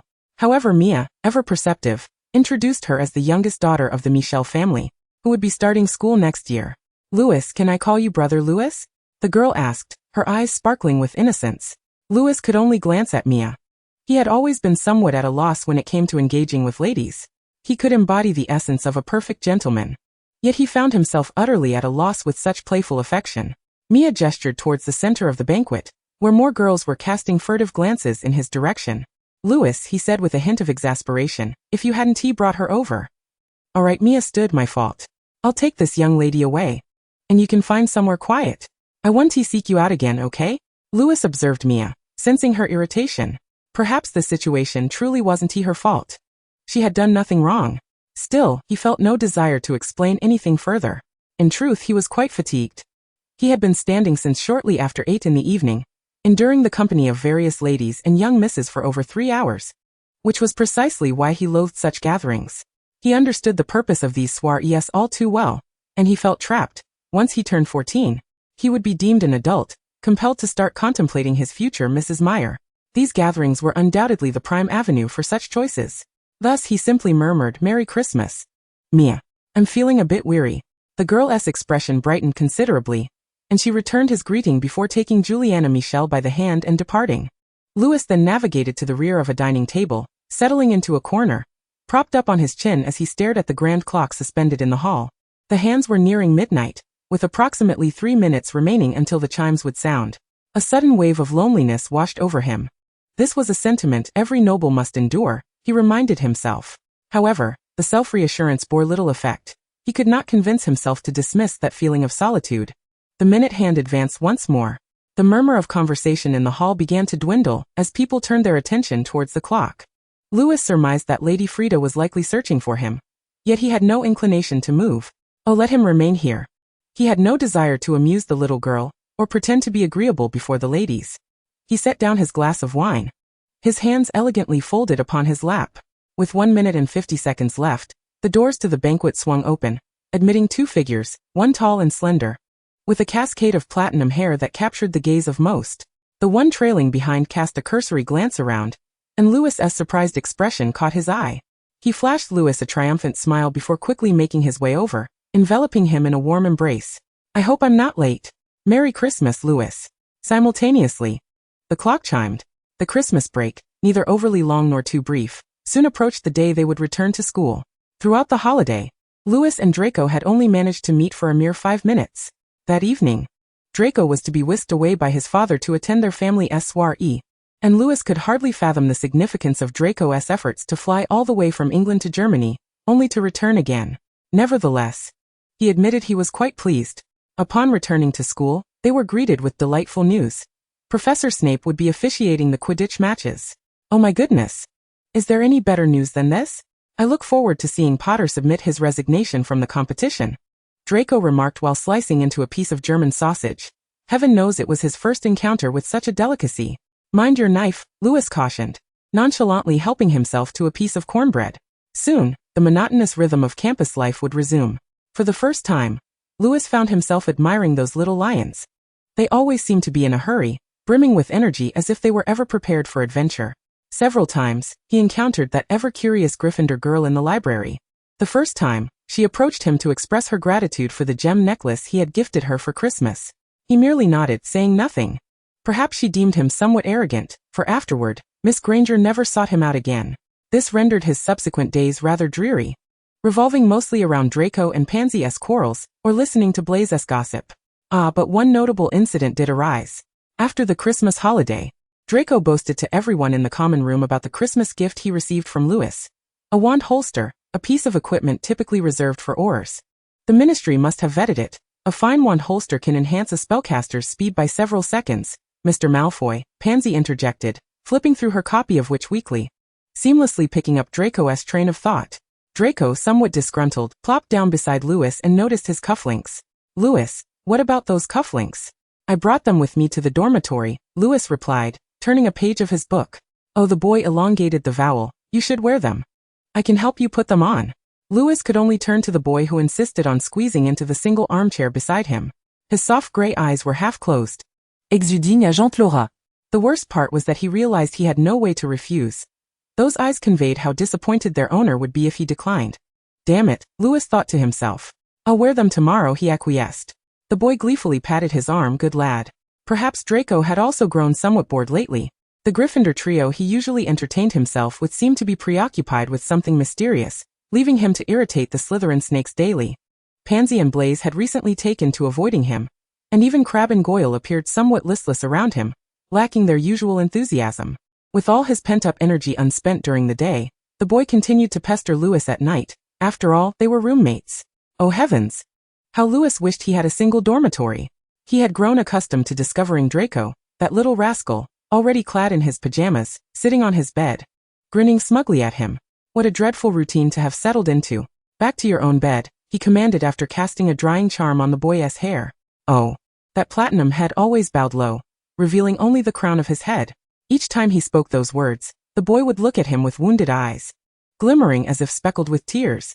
He could not bear to see a lady cry, and now that sentiment applied equally to gentlemen. Return to your bed. We can still talk, he attempted to coax. No. You'll fall asleep immediately or ignore everything I say. The boy protested. Well, now Lewis could vividly imagine how things would unfold, and he was entirely correct. Approximately 5 minutes later, he lay beneath the covers, listening to the boy beside him rant about how dull things were, how difficult spells were to master, and how Crabbe and Goyle had recently been rather unenthusiastic. Such trivialities. Moreover, whenever he was on the verge of drifting off, he could feel the boy poking at his waist. Stop it, he mumbled groggily. Stay and talk to me. The boy exclaimed with unusual excitement. Lewis opened his eyes and glanced at the boy. I believe it is time for us to retire for the night. But you haven't answered my question yet. The boy whispered in his ear. Lewis replied, keeping his eyes shut. So what do you think? The boy poked him in the side again. Lewis could only reach out with one hand to capture the mischievous appendage, only for Draco to extend another hand, forcing him to drag both hands above, pressing them down with his own. At last he could finally rest. Note: recently, in an effort to improve my translation style, I have been watching several British dramas, which has led to English thoughts emerging first when writing. In this instance, I felt that is my boy was quite fitting but was unsure how to translate it, so I rendered it as good boy. Chapter 21. Hospitalization. This dire situation finally eased just before the match was about to commence, and nearly all the Slytherins breathed a sigh of relief, simultaneously feeling both gratitude and sympathy for the Gryffindors, particularly Harry Potter and his friends. Draco's destructive energy was immense.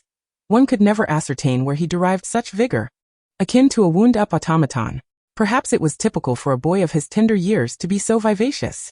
When Draco unleashed his exuberance upon the little lions, they could merely observe the spectacle with amusement. However, when his energy was spent in creating chaos among the Slytherins, even Snape felt compelled to admonish him after potions class. I hope you will pay more attention to your abysmal upcoming history of magic final exam, Mr. Malfoy. Thus, when the pitiful Weasley obstructed Draco's path, the Slytherin serpents could hardly contain their joy. Draco poked the back of Weasley's head, and when the latter turned around with a look of indignation, he smugly remarked, "Oh, my apologies, Weasley. I didn't see you there." Crabbe and Goyle erupted in laughter, genuinely delighted as they had never been before. A little line of snakes followed Draco as he made his way to their designated spot. As Potter flitted about the sky in search of the golden snitch, Draco, perhaps recalling his previous dismal performance, remarked with a frown, "Do you know how Gryffindor selects its players?" He deliberately raised his voice. "They choose those they deem pitiable. Like Potter, an orphan, and your two brothers," he said, casting a glance at the furious Ron, "who are impoverished enough to qualify. And Neville Longbottom, simply because he lacks any common sense." The boy named Longbottom turned crimson and rose from his seat, and Lewis recognized him as the Calamity of Gryffindor, a title Pansy had given him for wherever he appeared. Disasters were sure to follow. "I am stronger than 12 of you combined," Neville stammered. "If I were you, I would teach Malfoy a lesson," the pitiful Weasley urged, casting an encouraging glance toward Longbottom. "Malfoy, I warn you," Longbottom shouted. At that moment, Potter suddenly dove downward. "You are quite lucky, Weasley. Potter has evidently spotted something on the ground." No one could discern how it transpired, but in an instant, Weasley leapt from his seat and lunged at Draco, and the two of them tumbled beneath the seats. Lewis instinctively stood up, drawing his wand, only to hear Draco scream, "Weasley, let go of him." No one had ever seen Lewis's expression so grim. He was typically impassive, but it was clear that this was not anger but rather cold indifference. At that moment, no one dared utter a sound, not even Hermione, who had just approached, was bold enough to speak up for Weasley. The commotion ceased abruptly, when Lewis became enraged. one would undoubtedly realize that provoking him was not a wise endeavor. Lewis raised his wand, pointing it at the seats. Shatter. The chairs exploded, revealing Ron and Draco beneath, both bearing numerous injuries. Evidently neither had gained the upper hand.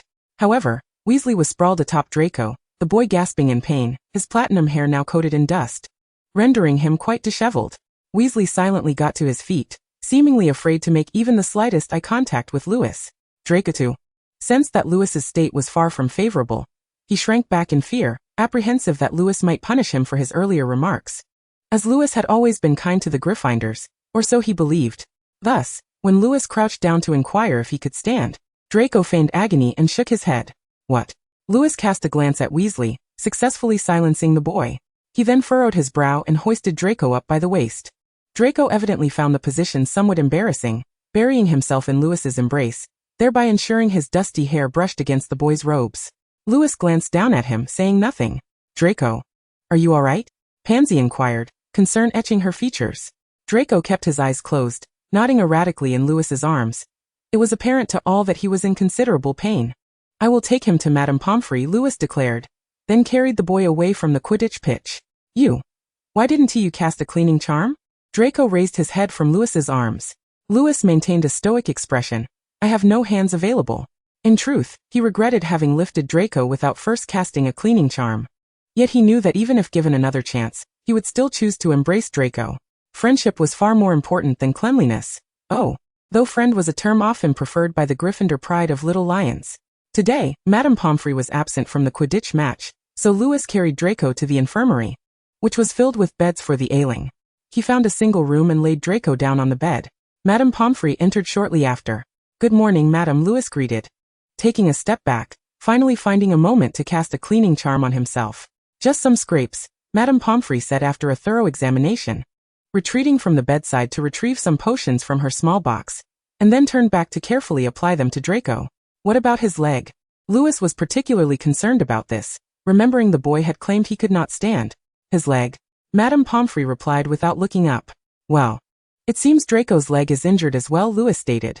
Due to Madame Pomfrey's position obscuring Draco's expression, Lewis failed to notice the boy's face was filled with desperation.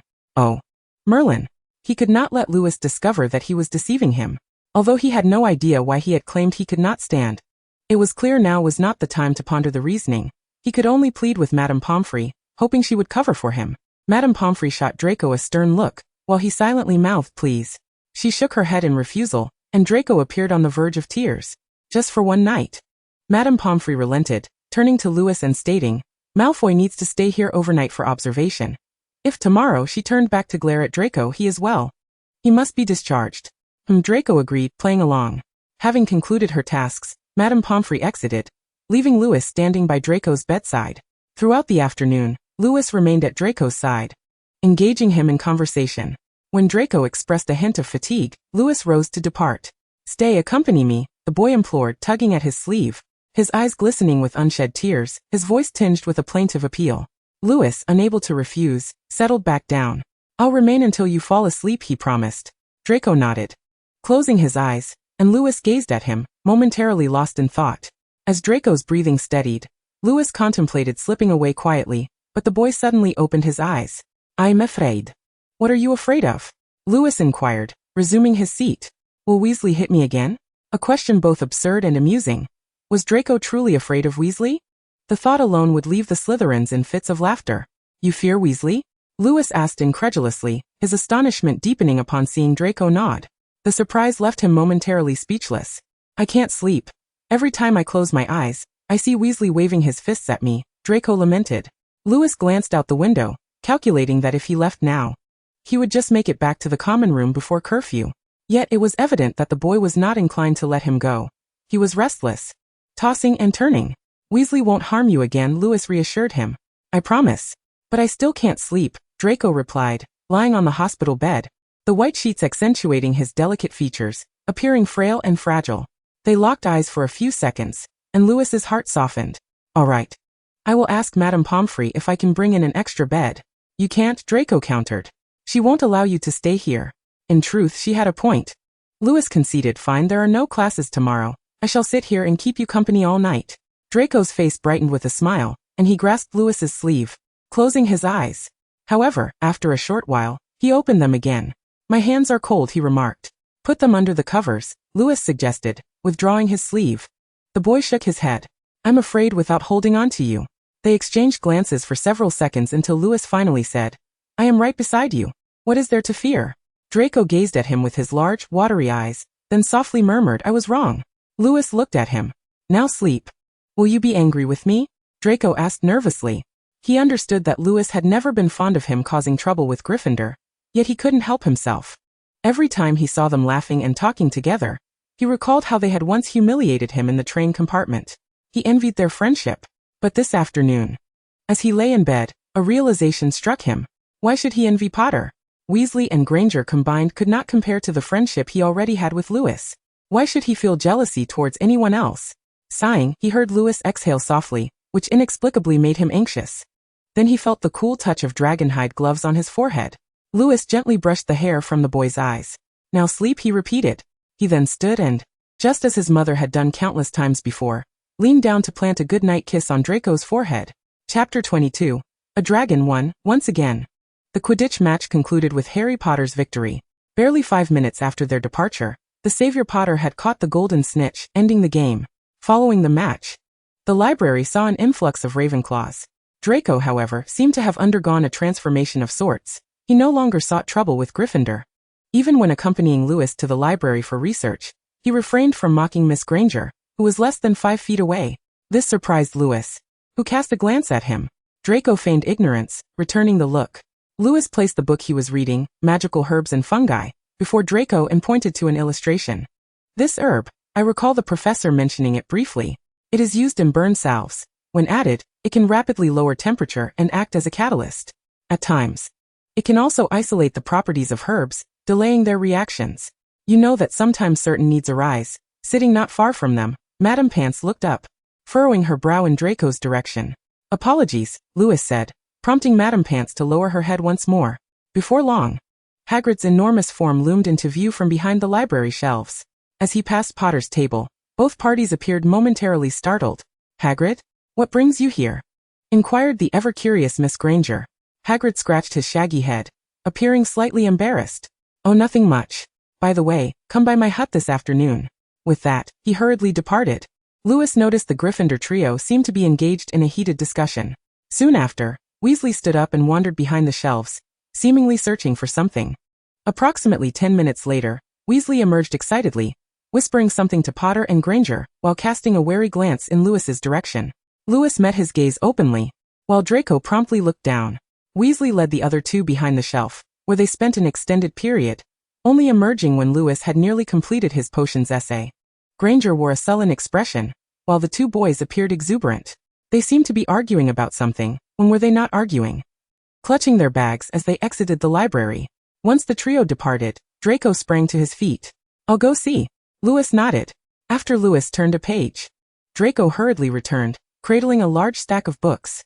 He excitedly placed them before Lewis, lowering his voice. It's dragons. They are researching dragon information.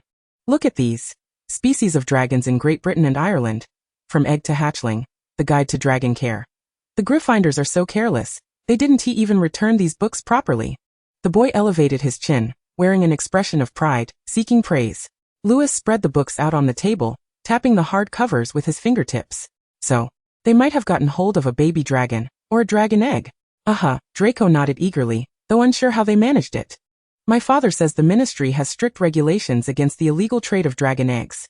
All wild dragons must be registered. If they are willing to give me one, I want to let my father take them to court.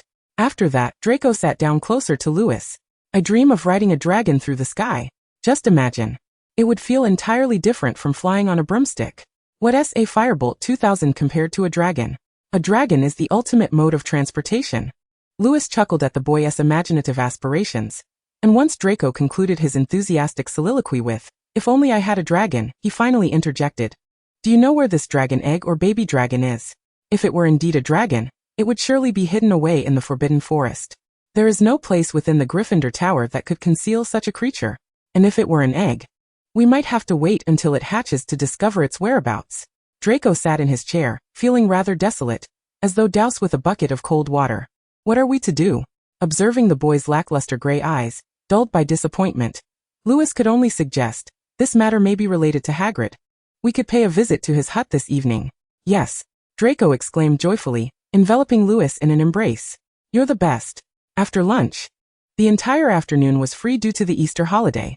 They spent quite some time in their dormitory devising plans on how to approach Hagrid's hut, ultimately deciding to first observe from a distance before boldly entering. As they descended the staircase and traversed a patch of grass, they caught sight of the trio from Gryffindor hurrying ahead. Fortunately, they were unaware that two individuals were trailing behind, and Lewis and Draco kept a safe distance, far enough to remain unnoticed. They witnessed Potter knocking on Hagrid's door, and when a fuzzy head emerged to peer outside, Lewis swiftly turned to face Draco, pressing down. After they vaguely heard the door close, Lewis and Draco continued their approach to Hagrid's hut. Their suspicions were confirmed.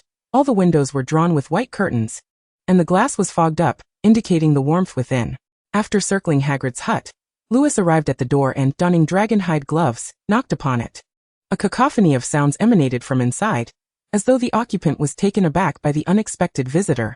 They heard Hagrid's low growl, and Draco flashed a triumphant grin. Minutes passed while Lewis patiently awaited the door to open. Miss Granger. Good afternoon, Miss Granger. Lewis nodded in acknowledgement as she appeared. Hermione had a favorable impression of Lewis. Had it been Draco at the door, she would have unceremoniously slammed it in his face. However, since it was Lewis, she refrained from such rudeness and inquired, "What brings you here?" Inside, the voice of the savior, Potter, could be heard. "Hermione, who is it?" Followed by Ron Weasley's grumbling complaints. Soon footsteps approached the door, indicating that either Ron or Potter was making their way. "Lewis," Hermione responded, turning to answer. "Oh, and Mr. Malfoy. We're here to see the dragon," Draco chimed in, emerging from behind Lewis and making a silly face. Indeed, Lewis nodded in agreement. Hermione's demeanor suddenly grew frosty.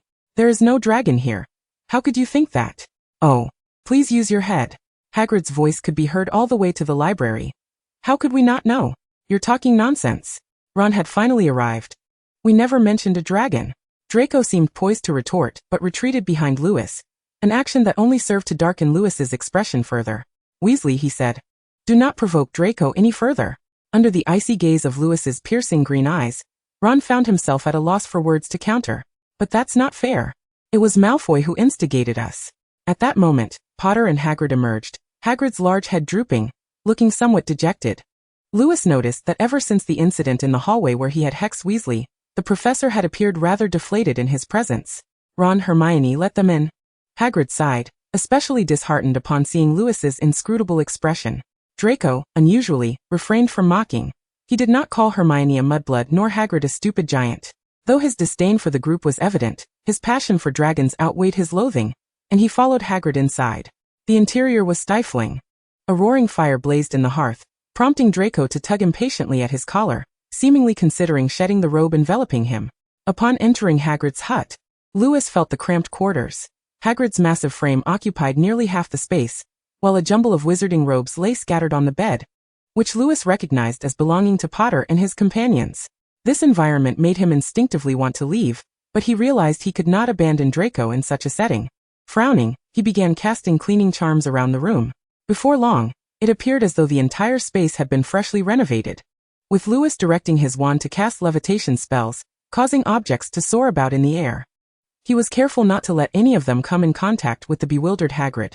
Hagrid's face turned crimson, whether from the heat or embarrassment. He stammered his thanks and warmly inquired if the two wished to remove their outer garments.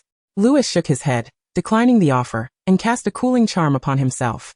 Witnessing this, Hagrid grew even more flustered, stuttering that dragon eggs required a high-temperature environment. "Hagrid!" Ron exclaimed, evidently incredulous at Hagrid's betrayal. He rushed up to him. "How could you?" Hermione, however, eagerly approached Lewis, seizing the moment to inquire. "That Slytherin spell genius Professor Flitwick mentioned. I'm such a fool, I should have thought of that." "How did you do it?" "Practice," Lewis mused, able to offer only that response. "Yes, practice is always a good idea," Hermione echoed, her eyes gleaming as she surveyed the transformed room. Hagrid clapped Ron on the shoulder. "They already know.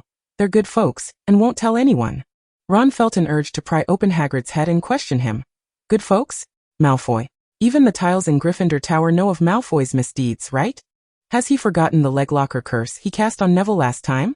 He'd bet anything that it must have been Meyer who taught him, as if Meyer were omnipotent." mastering every spell. He would never admit to being envious of Hermione's incessant praise of Lewis. What was so great about that yellow gemstone necklace? It had no magical aura. It was merely aesthetically pleasing. It seemed the Meyer family was nothing special after all. Oh. Ron probably never considered that his family's poverty rendered them unable to afford such a necklace. If they possessed one, it would surely be cherished as a family heirloom. Although Harry Potter detested Malfoy, he still regarded Lewis as a decent Slytherin, actually believing he belonged in Ravenclaw. Thus, he hesitated only slightly before assisting Hagrid in dragging the dragon egg from beneath the bed. Chapter 23, A Dragon too. It was a large dark dragon egg. Once Hagrid pulled it out, he hurriedly placed it into the stove, the intense flames quickly enveloping the egg. Draco leaned in with keen interest. It should be a Norwegian Ridgeback. His eyes sparkled with excitement. Very rare, he noted. Hagrid appeared to regain a semblance of spirit, proudly declaring, "You're right. This is indeed a Norwegian Ridgeback." Hermione, somewhat unimpressed, replied, "Hagrid, don't forget you live in a wooden house." Hagrid sidled up beside Draco, deliberately ignoring Miss Granger's remarks. He tended to the flames in the hearth, humming an indistinct tune. As Hagrid approached, Draco retreated to Lewis's side, gazing up at Lewis's impeccably sculpted chin, murmuring, "I'm determined." Lewis tapped the boy lightly with the tip of his wand, remarking, "You've seen Hagrid's demeanor. I fear it cannot be granted to you." Draco remained oblivious to the gravity of the situation. With an air of haughtiness, he declared, "Hagrid, I must remind you that you are illegally harboring a dragon." Hagrid finally took notice, perhaps unnerved by Draco's lineage, his complexion paling as he replied, I cannot leave it. It needs me." Ron Weasley's nose was reddening, pinned down by Potter, seemingly poised to charge. Lewis stepped forward, fixing a steady gaze on Weasley. "Withdraw your thoughts," he cautioned, simultaneously raising his wand. "Ah!" Miss Granger exclaimed, "Must you all be so tumultuous for even a moment?" Every boy in the room, and Hagrid, turned to her. Though her cheeks flushed slightly, she resolutely continued, "Malfoy is right. Raising a dragon is illegal. A small dragon can grow large enough to wreck your house in mere weeks." She turned to Hagrid. "Your evasion is futile." The giant paused, hands covering his face as he began to weep. Granger felt a pang of sympathy, her instincts urging her to comfort him, but Ron shot her a glare, effectively halting her steps. Potter contemplated, recognizing the truth in Granger's words. He did not wish for Hagrid to be expelled from Hogwarts because of this. "Harry, do you really agree with Malfoy?" "That S.A. Malfoy, the cunning Malfoy." Potter interrupted. "Use your brain, Ron. Hagrid cannot keep it hidden in the hut forever." "And what of the Forbidden Forest?" Weasley exclaimed. "Do you have any idea how large an adult dragon can grow?" Granger interjected. "Moreover, how can you ensure the safety of Hogwarts students? If the Ministry of Magic," she cast a quick glance at Draco, "were to discover this dragon, Professor Dumbledore would be implicated." Upon hearing Dumbledore's name, Hagrid suddenly lifted his head from his hands. "Don't say that, don't say that." His sobs grew more intense. "I will send Norbert away. I will send him away." He repeated this, tears streaming down his cheeks and soaking into his thick beard. "If you hand over the dragon to me, I can guarantee it will receive the finest care at Malfoy Manor." Draco interjected. Hagrid cast a weary glance in his direction. "I can wait," Draco said with a touch of grace. "Malfoy Manor is undoubtedly your best option." As they stepped outside, a somber mood enveloped everyone, even Miss Know-It-All. Lewis and Draco led the way, while the three Gryffindors trailed behind for a while before returning to Hagrid's hut. Noticing this, Draco snorted, "He'll know how to choose." About a week later, the illustrious Potter intercepted Lewis before the staircase leading to the Slytherin common room. "Hagrid has made a decision," he said rapidly. Glancing at Draco beside Lewis, "Do you have any means to get it out?" "That's not for you to worry about. By Saturday at the latest. My father will bring people." Potter nodded, though unease creased his brow. "Your father? He won't have Hagrid prosecuted, will he?" Draco felt a flicker of irritation at Potter's skepticism but restrained himself, replying, "Of course not. Do you not trust a Malfoy?" "Trust a Malfoy? Not on your life." Potter mused internally, yet he departed, laden with concern. "Yea." Upon returning to the dormitory, Draco leaped up, his excitement palpable. He twirled around the room, seeking anything to channel his exuberance. He bounded onto the bed, flailing his arms and shouting joyfully. Lewis, caught up in his fervor, felt his own spirits lift. At breakfast the next day, a letter arrived from the Malfoy owl, bearing a message in Lucius's handwriting. "Letter received. See you at the hut Saturday at 3. Draco waved the note before Lewis, triumphantly announcing, "I'm getting a dragon." He leaned in conspiratorially, as Lucius had instructed him to keep it quiet. Lewis set down his fork, wiping his mouth, and pulled the boy back, seating him properly. Don't lean in so close, it's rather ticklish. Draco, slightly miffed, could not express his annoyance at Lewis and instead redirected his ire towards the innocent Pansy. What are you laughing at? Just the Prince of Slytherin, Your Grace. Pansy blinked rapidly, responding swiftly. This was merely a minor episode during breakfast. On Saturday afternoon, Draco fidgeted restlessly from noon onward. Upon discovering that Lewis had changed into his clothes and was preparing for a nap, he approached. Lewis, how can you sleep? Aren't you the least bit excited? Lewis opened his eyes and regarded Draco. It's yours sooner or later. But a dragon. Draco poked Lewis's face. How can you be so indifferent? Lewis, unperturbed by the interruption, sat up to meet Draco's gaze. If you disturb my slumber again, I cannot guarantee I won't cast a spell on you, he threatened lightly. Satisfied to see Draco close his mouth before he lay back down, closing his eyes. The previous night, he had lost track of time while reading. Draco had long since fallen asleep without prompting him. Thus, he had barely slept for 3 hours, and was now too weary to keep his eyes open. After a while, an ardent gaze swept across his face, impossible to ignore. Reluctantly, he opened his eyes. What is it? The boy, looking aggrieved, replied, I haven't said a word. Indeed. Lewis chuckled. You may not have spoken, but can you blame me for being unable to sleep with you staring at me? Draco pouted. I'm so bored when you sleep. He leaned down, pressing against Lewis's chest, so incredibly bored. Lewis could only extend a hand to gently push Draco's head away. Shall I accompany you for a game of chess? Absolutely. The boy declared, springing up. I'll go fetch it. Resigned, Lewis sat up, donning his garments piece by piece, and they made their way to the common room to spread out the wizard chessboard. Yay. Draco commanded his white queen to capture Lewis's black knight. Lewis remained expressionless as he removed one of his black pawns from beside the white queen, the latter emitting a disdainful sound as she triumphantly declared, Long live the queen, while crushing the fallen knight's head underfoot. The game persisted for quite some time, with Lewis and Draco evenly matched, neither able to eliminate the other's pieces entirely. Eventually, Lewis glanced at his pocket watch, reminding them that time was running short. They hastily reset the board, disregarding the queen's shouts of coward from either side, and swiftly donned their robes, making their way to Hagrid's hut. At precisely 3 o'clock, 3 individuals descended the steps and made their way toward Hagrid's modest abode.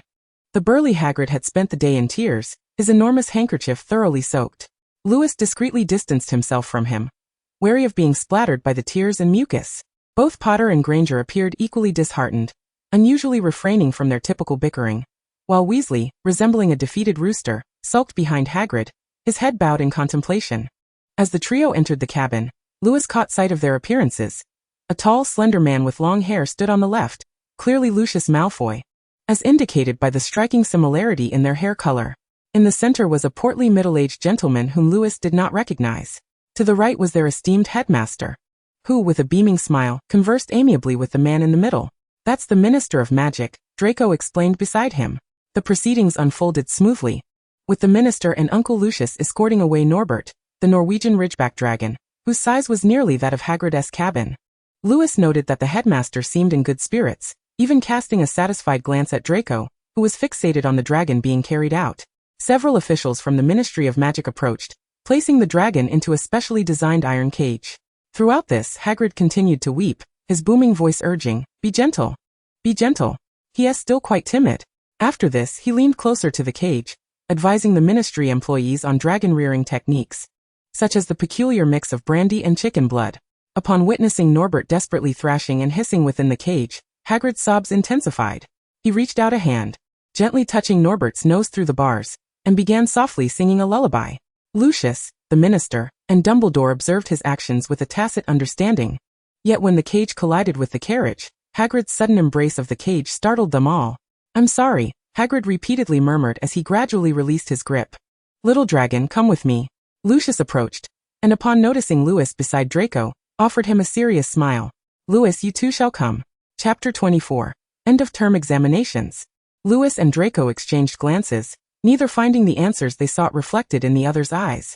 Lewis wondered, is your nickname Little Dragon? While Draco pondered, why does my father wish to summon you?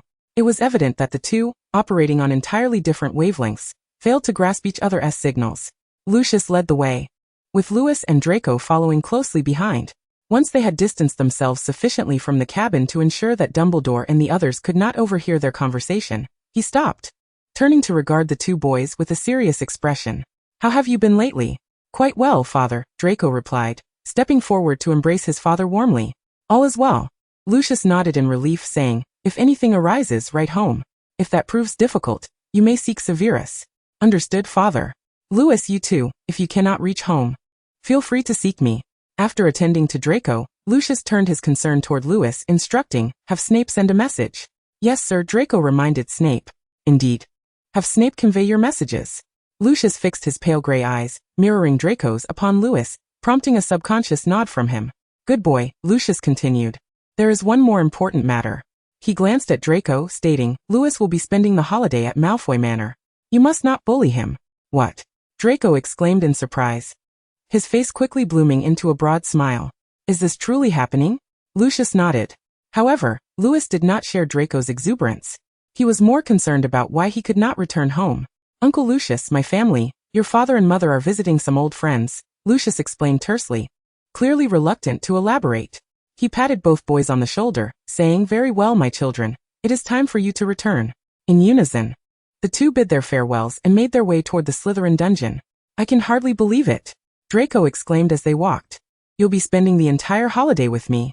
His excitement flushed his pale cheeks with color. Honestly, this is the best news I've received all year. The year has only just begun, Louis replied with a bemused smile. I never anticipated that my father had become so familiar with Uncle Lucius as to entrust me to your household. The entire situation felt peculiar. If it were merely a visit to old friends, why had no one bothered to inform him? Furthermore, while he and Draco could be considered friends, the Meyer family and the Malfoy family had only a moderate acquaintance. Why forego numerous relatives in Germany to reside with this English family? He was perplexed. Yet, he held no suspicions regarding Uncle Lucius's honesty, as he could easily verify matters by writing home. There was no need for deception. The day of the examinations dawned bright and sultry, the air thick with humidity following the previous night's rain.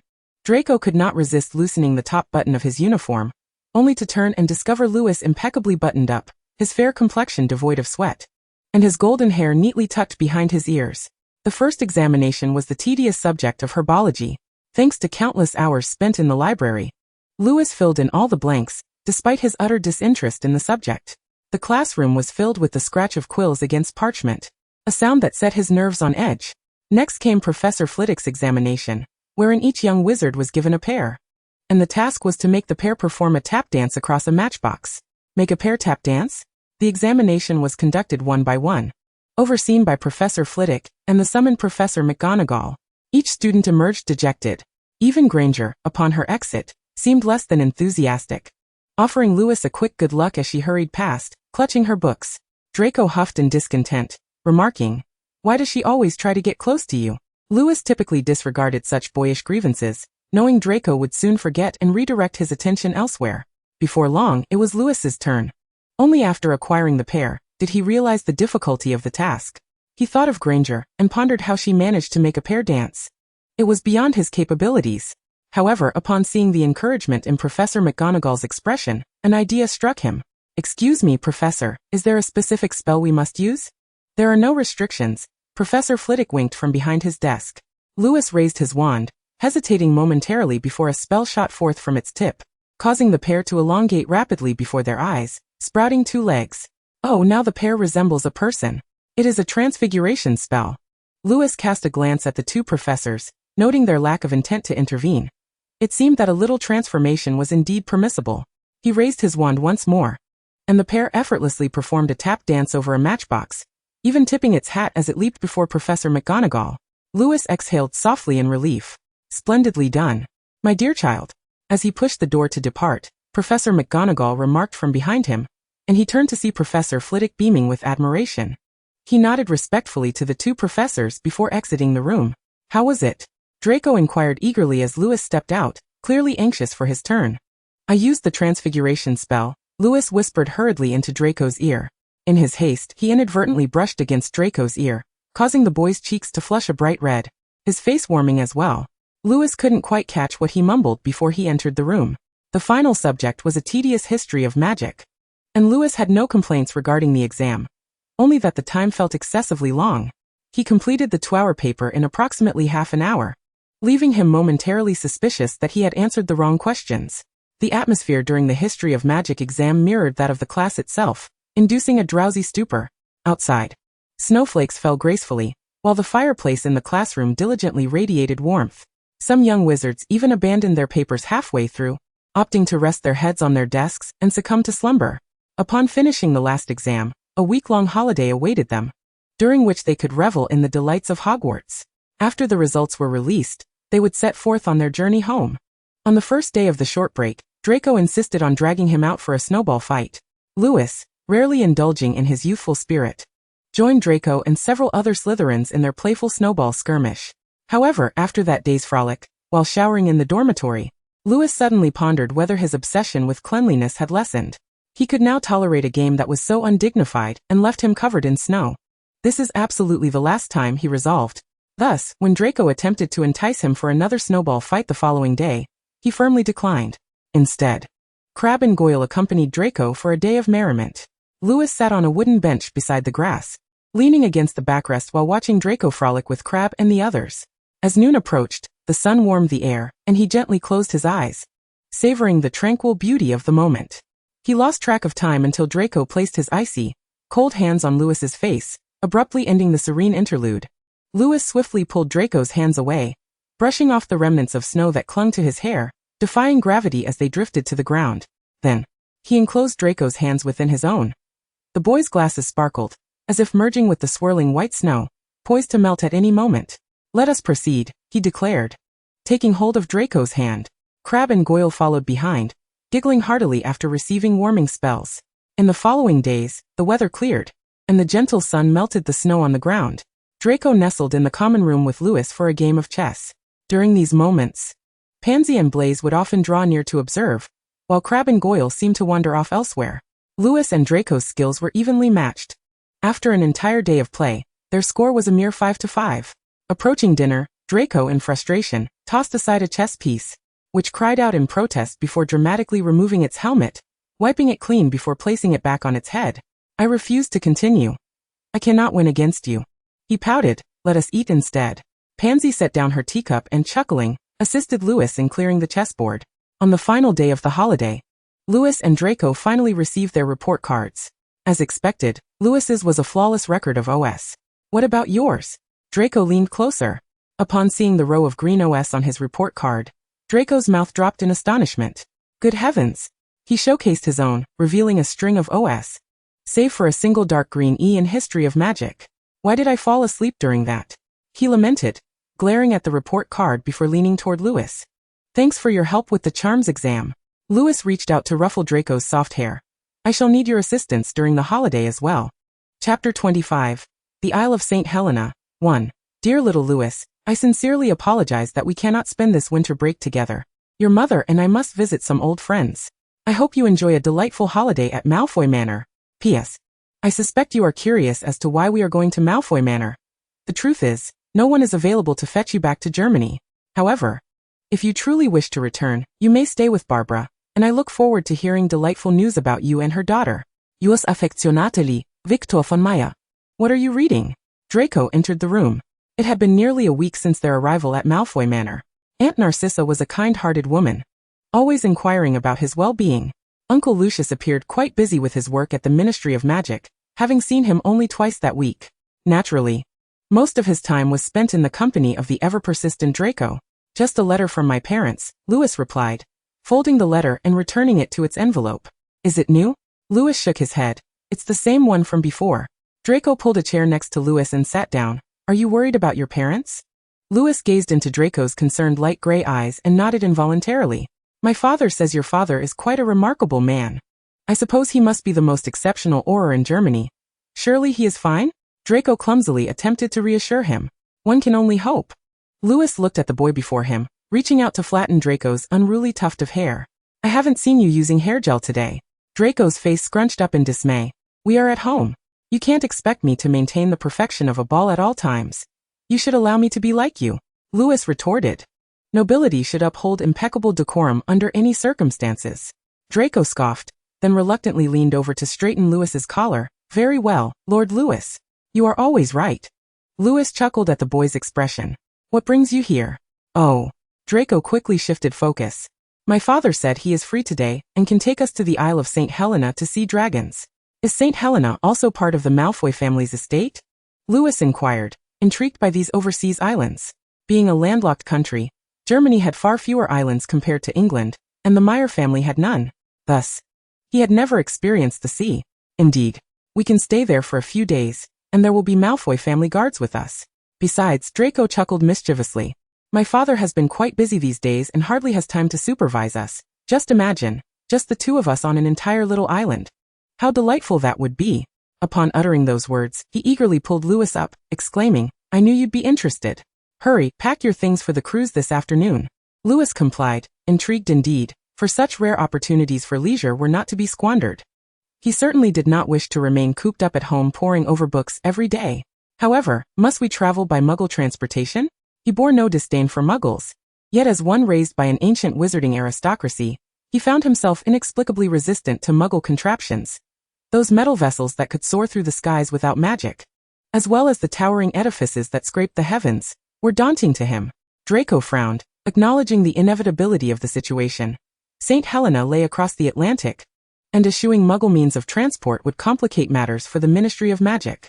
Noticing Lewis's apparent reluctance, fearing he might abandon the notion altogether, he quickly added, But fret not. The ship is filled entirely with wizards, there isn't a single Muggle aboard. He could not allow Lewis to miss out. This rare chance for relaxation had taken him an entire week of pleading with his father to secure. What enjoyment would it be for him to go alone if Lewis opted out? As the two boys descended the stairs, each carrying a small suitcase, Narcissa had already been waiting for quite some time. Mother! The boy thrust his suitcase into Lewis's hands and dashed forward, obediently awaiting a kiss on his cheek from Narcissa. Aunt Narcissa. Lewis, clutching their small suitcases, passively endured a warm embrace from Narcissa. Merlin, you cannot possibly be bringing just this little. Upon steadying herself, Narcissa exclaimed upon seeing their diminutive luggage. Draco stood beside Lewis, raising his gaze, only to be met with the perfectly sculpted chin of his companion, rendering him unable to discern Lewis's expression. Aunt Narcissa, this is the effect of the shrinking charm, Lewis clarified. Narcissa nodded in understanding, feeling reassured. It could never hurt to pack a few extra outfits. Draco stole another glance at Lewis, fully aware that he had witnessed Lewis shrink over 20 sets of clothing into his suitcase. After all, they were only to be away for a few days, and Lewis had enough attire to change 5 or 6 times a day. Were it not for the fact that he had witnessed Lewis's clear-headedness, though even in a daze, he would have been helpless to prevent him. Draco felt a twinge of dismay at the thought. Little dragon? Draco snapped back to reality, noticing his mother gazing at him with concern. Nearby, Lewis stood stiffly, expressionless, clutching their small suitcases, causing Draco's face to flush. I'm sorry. Draco hastily reclaimed his suitcase, which though shrunken, retained its full weight. It's all right, Lewis reassured him. This child, always such a source of worry, Narcissa remarked, adjusting Draco's collar with a hint of concern. Mother, Draco elongated the syllables, you promised I could go. He grasped Narcissa's arm, playfully shaking it to coax her. Very well. She relented, withdrawing her arm from his grasp. Your father is waiting outside. Off you go. She turned to Lewis, adding, have a splendid time, and if you need anything, just speak to the people there. Lewis nodded, expressing his gratitude. Narcissa smiled warmly. You remind me of Little Dragon, no need to be so formal. With that, the two boys bid farewell to Narcissa and descended the stairs. Lucius had indeed been waiting downstairs for quite some time, dressed in formal attire. The outermost robe adorned with a golden nameplate inscribed, Lucius Malfoy, Ministry of Magic. A silver pocket watch, 3 inches in diameter, hung from his chest. Beside him, a grand carriage, ample enough to seat 6, stood ready in the clearing before Malfoy Manor. A middle-aged man wearing a top hat approached them, holding a fine whip, clearly the coachman. He took the boys' suitcases, securing them atop the carriage with some sort of reinforcement charm, ensuring they would not fall. We need to ride this carriage to the port, Lucius explained while assisting Draco aboard. Noticing Lucius's gaze upon him, Lewis shook his head. I can manage on my own. The carriage was indeed a bit high, yet manageable for his stature. Draco leaned over the seat, peeking out. Are you really that much taller than me? Lewis deftly pushed Draco's head aside with one hand, then with a calm demeanor, raised a leg to step into the carriage. Following him, Lucius also bent to enter. Once seated, Lewis heard the coachman crack the whip, and the carriage began to move, accompanied by the rhythmic clatter of hooves. The interior was spacious, with Lucius occupying an entire row. Beside him rested a square black box that appeared quite valuable, justifying its presence in the carriage. Lewis and Draco sat side by side, the latter lazily leaning against him. "Father, how long until we arrive?" Draco asked languidly. "Approximately 3 hours," Lucius replied, glancing at his pocket watch. "We shall arrive just in time for dinner. You may have to endure a brief hunger, as the banquet aboard is already prepared." Another banquet," Draco replied, his enthusiasm waning. "Can we eat in our rooms?" Lucius did not acquiesce, his expression stern as he replied, "Little dragon, do not be willful." Draco huffed in discontent. Lucius then turned his attention to Lewis. "I wonder if you've brought attire suitable for the banquet. I should have informed you sooner, but this was only just decided. If you haven tea, I can arrange for someone to prepare an outfit for you. In my suitcase, thank you, Uncle Lucius." As he spoke, Lewis felt Draco poke him in the back, and glancing down, he caught Draco's triumphant grin. Oh, he understood what Draco meant. The boy had insisted he bring along the cufflinks gifted to him at Christmas, claiming they would come in handy. Draco likely thought he was reminding him of the upcoming banquet. Lewis reached behind himself and retrieved the small case.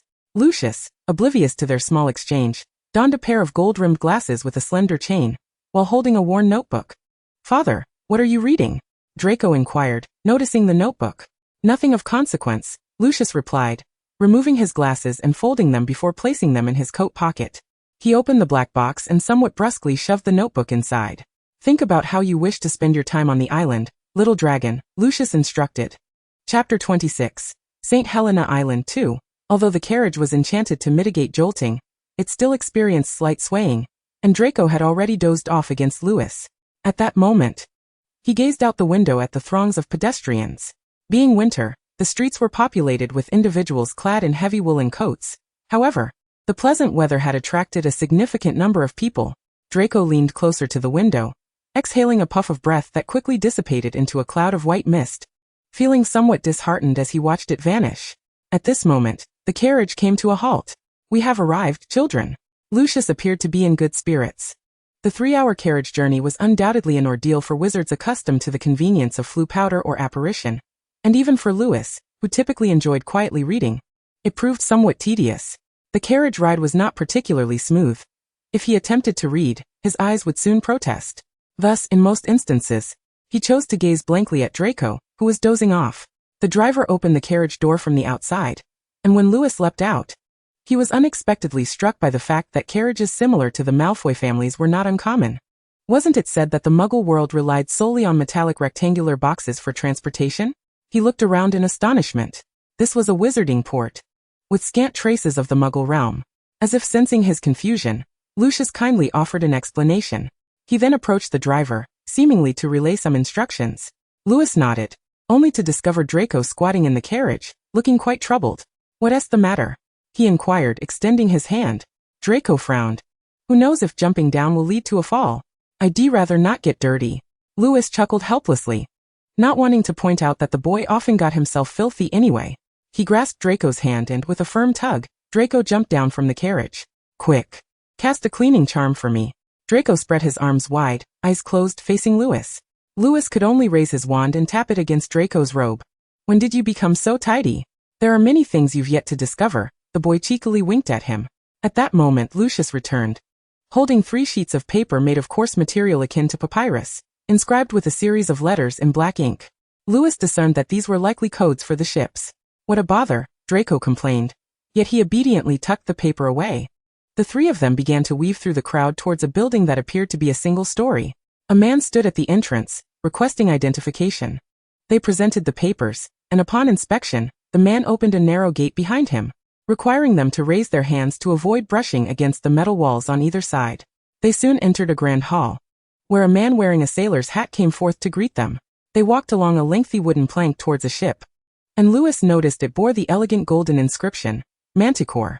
He quickly recognized this as the creature mentioned in their essential reading, Fantastic Beasts and Where to Find Them, classified as a 5-star danger by the Ministry of Magic.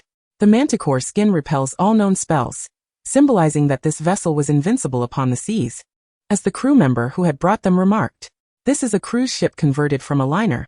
The lower deck, originally meant for mail storage, has been transformed into a vast cellar for provisions and fresh water, while the deck has been adapted for banquets, with the 2nd and 3rd floors featuring private rooms.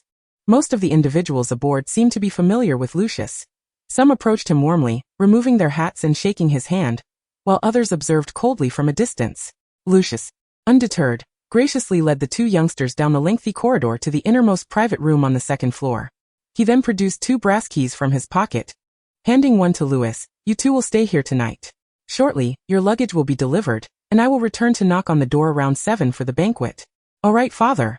"Okay, Uncle Lucius," the 2 boys replied almost in unison. Lucius nodded in satisfaction, inserted the key into the lock, and opened the door. "My goodness. We're staying on a ship for the night." Draco perked up. "I've never stayed on a ship before." "Neither have I," Louis said as he opened the door. And upon entering, both boys were momentarily taken aback by the room's decor. From the outside, it appeared to be a standard single room, with a door made of weathered wood, and a transparent glass pane about 5 inches wide. However, the glass obscured the view into the room from outside. This explained why they were unaware of the room's spaciousness until they stepped inside. The decor was not opulent. Everything was crafted from polished timber. In the center stood a grand wooden bed adorned with a soft, clean mattress. To the left of the bed was a row of wooden cabinets, which Draco pulled open, revealing them to be empty. The room also featured a large table with a portable oil lamp and a small jar of ink. "It's enormous," Draco murmured. "I can't wait to roll around on this bed." With that, he shed his outer robe and shoes, rolling from one side of the bed to the other.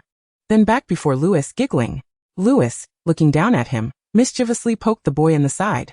"Oh dear Louis, let go. Draco kurlatapuid lautar. Ah. You're so outrageous." Louis, with a blank expression, withdrew his hand thinking, "Well, you always poke my side. It's only fair you experience what it feels like." After their playful antics, someone delivered their luggage. Louis retrieved his bathrobe and headed to the en-suite bathroom for a refreshing wash. With time still on his side, he could rest on the bed for about half an hour. At 7 o'clock, Lucius knocked on the door.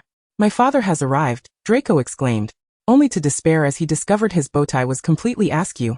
And worse still, it was constricting his neck, making it difficult to breathe. Louis glanced at him, seeking assistance. Having already donned his attire, Louis extended his hands to adjust Draco's bow tie. "Louis, have you changed your gloves?" the boy asked. Indeed. The gloves adorning Louis' hands were not his usual deep green dragon hide, but a pair of pure white suede gloves, perfectly complementing his black formal attire. "These are the gloves for formal wear," Louis replied, stepping back with satisfaction. "Let us go." Even the banquet at sea lacked excitement. The adults clustered in small groups, discussing various matters, while the children were ushered to a round table adjacent to the food area. There were few wizards aboard, and even fewer children. Apart from Louis and Draco, there were only 1 boy and 1 girl. The boy appeared to be around 13, roughly Louis' height, while the girl had brown skin and large eyes, exuding vitality. "Hello, I'm Matthew," the little girl introduced herself first, a first year at Beauxbatons, about to enter second year. She left a warm impression. "Ellen White." The boy spoke with less enthusiasm, and his demeanor towards Louis and Draco was somewhat aloof. However, they soon understood why, as the boy revealed he was a third-year student at Hogwarts. When Draco inquired about his house, the boy hesitantly admitted he was a Hufflepuff. Draco's interest in him waned considerably in an instant. He let out a languid sigh and took Louis by the hand, leading him to the food area. After selecting a modest portion of food, the two did not return to their previous table, but instead chose another small round table not far away. Louis placed his plate on the table and pulled out a chair to sit down. "Draco," he called out, somewhat puzzled as Draco lingered, seemingly engrossed in something else and hesitating to take a seat. "Look, after we left, that Hufflepuff student has become noticeably more cheerful." Draco sat down with a hint of sulkiness, gazing at Louis. "Are we really that off-putting?" Louis reached up to gently tousle the boy's soft hair. "No. They simply do not understand." The boy appeared somewhat comforted. "Louis, you're the best. They really don't matter." Louis smiled at him. Around 9 o'clock, the banquet reached its peak, and the dance floor constructed on the deck was filled with people gracefully twirling about, the lively can-can music echoing throughout the hall. The girl named Mathilde had already joined that third-year Hufflepuff in the dance, and Uncle Lucius was nowhere to be seen.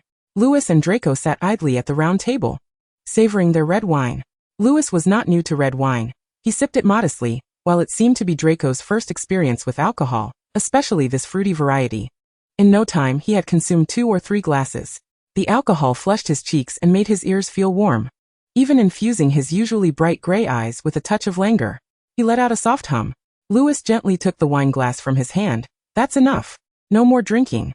Draco's gaze remained fixated on the glass, and when he realized it was slipping from his grasp, he stared at Lewis with those striking eyes. Lewis's stance was resolute. It mattered not how intently Draco looked at him. One's tolerance for alcohol was developed gradually, and he had no desire for the boy to overindulge on his first encounter with it. Draco blinked his eyes in a slightly pitiful manner and leaned closer. But it tastes so good. The scent of the wine wafted towards Lewis, prompting him to distance himself from Draco. Can you see me clearly now? Once Lewis steadied him. Draco's body melted against him like a noodle. I can see. Lewis resignedly concluded that Draco appeared to be intoxicated. This realization compelled him to rise from his seat, bend down, and lift Draco from the chair. Throughout the process, Draco maintained wide-open eyes, quietly allowing Lewis to carry him back to their private room. As the ball continued, the corridor was sparsely populated. Lewis intercepted a waiter, instructing him to inform Mr. Malfoy that they had returned to their room early. Once inside the suite, Lewis set Draco down at the bathroom door. Can you stand? Upon receiving a nod in reply, he gradually withdrew his hand from Draco's back. Go wash up. I will fetch your clothes. Draco's flushed face bore an obedient demeanor, completely devoid of his usual brashness. He responded softly, leaning against the bathroom doorframe, his eyes fixed on Lewis without blinking. Lewis, somewhat helpless, reiterated, You should go wash up first. Draco nodded and, albeit reluctantly, began to sway towards the bathroom. Lewis sighed in relief and went to rummage through Draco's suitcase for clothing to change into. However, upon his return, he was met with a bemused expression as he discovered the bathroom door ajar, revealing Draco, the mischievous little rascal, still clad in his banquet attire, squatting on the floor with his face buried in his knees. Water from the bathroom was rapidly climbing up his robe, prompting Lewis to instinctively cast a waterproof charm. What happened? He crouched down to inquire. Draco slowly raised his head from his knees, his face flushed and his eyes red. You don't want me anymore. Not at all. Tim, can you explain why this little rascal's intelligence plummets when he gets drunk? Lewis felt as though he had become a caretaker for some young master.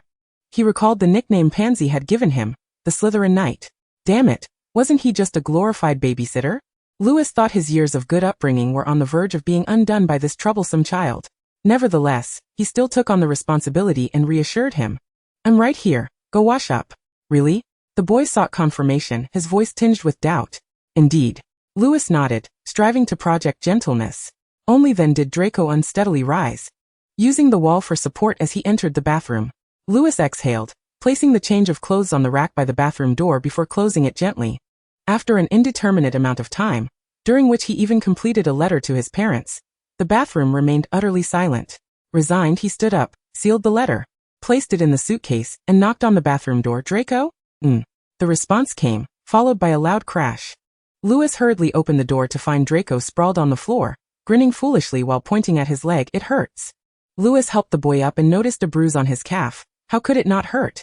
Oh, and all my new clothes are ruined. Lewis settled Draco onto a small sofa by the bed, and went to retrieve another set of clothes. Change into these. Once you're done, go to bed. The boy obediently nodded. What about you? I am going to take a shower. Lewis replied expressionlessly. Oh. Draco appeared somewhat disheartened, fumbling with the buttons of his shirt, which he had awkwardly fastened. Why do people sometimes enjoy creating their own troubles? Lewis mused. Once he was certain the boy could safely climb into bed, he took his clothes and headed for the shower. When he emerged, he found Draco already asleep on the bed, his face still flushed, one leg exposed, revealing a sizable bruise. He should really consider reading up on healing spells, Lewis thought. Perhaps consulting Madame Pomfrey would be a prudent course of action. A night without dreams passed.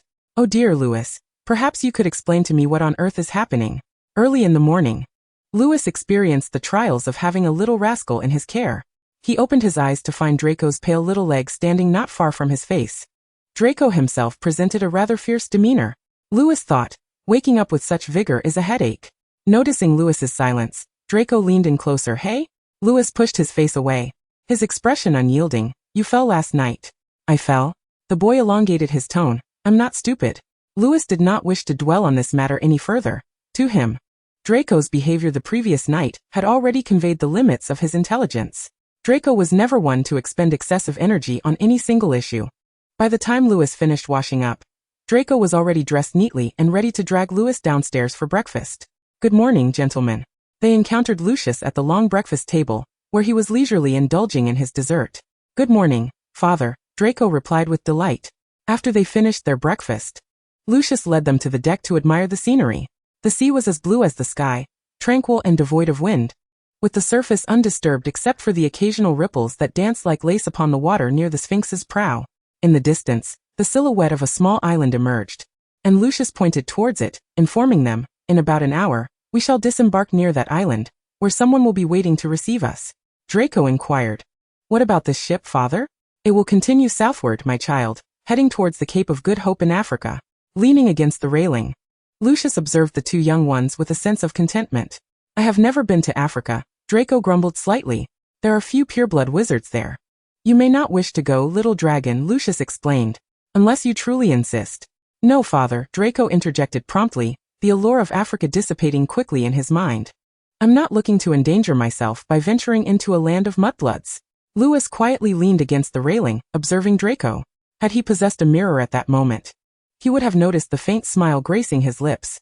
Around 11 o'clock, the Sphinx paused approximately 700 feet from the island of St. Helena, just before entering the Malfoy family's private territory, where uninvited guests would be met with hostility. A significantly smaller speedboat awaited them on the water, likely sent by the Malfoy family. The speedboat surged forward, white foam cascading from its stern as Draco knelt at the side, intently watching and occasionally attempting to reach out and touch the splashes. Lewis pulled the boy back, cautioning, "It's too dangerous." "Oh," Draco complied, sitting back down. At noon, they set foot on the land of St. Helena, greeted by several individuals bearing the Malfoy family crest. After exchanging a few words with them, one approached the two boys and said, "This way, young masters." "What is that?" Draco queried, noticing a dark structure in the distance. "That is a Muggle prison," Lucius replied, returning just in time to convey, "This is precisely what I wanted to tell you.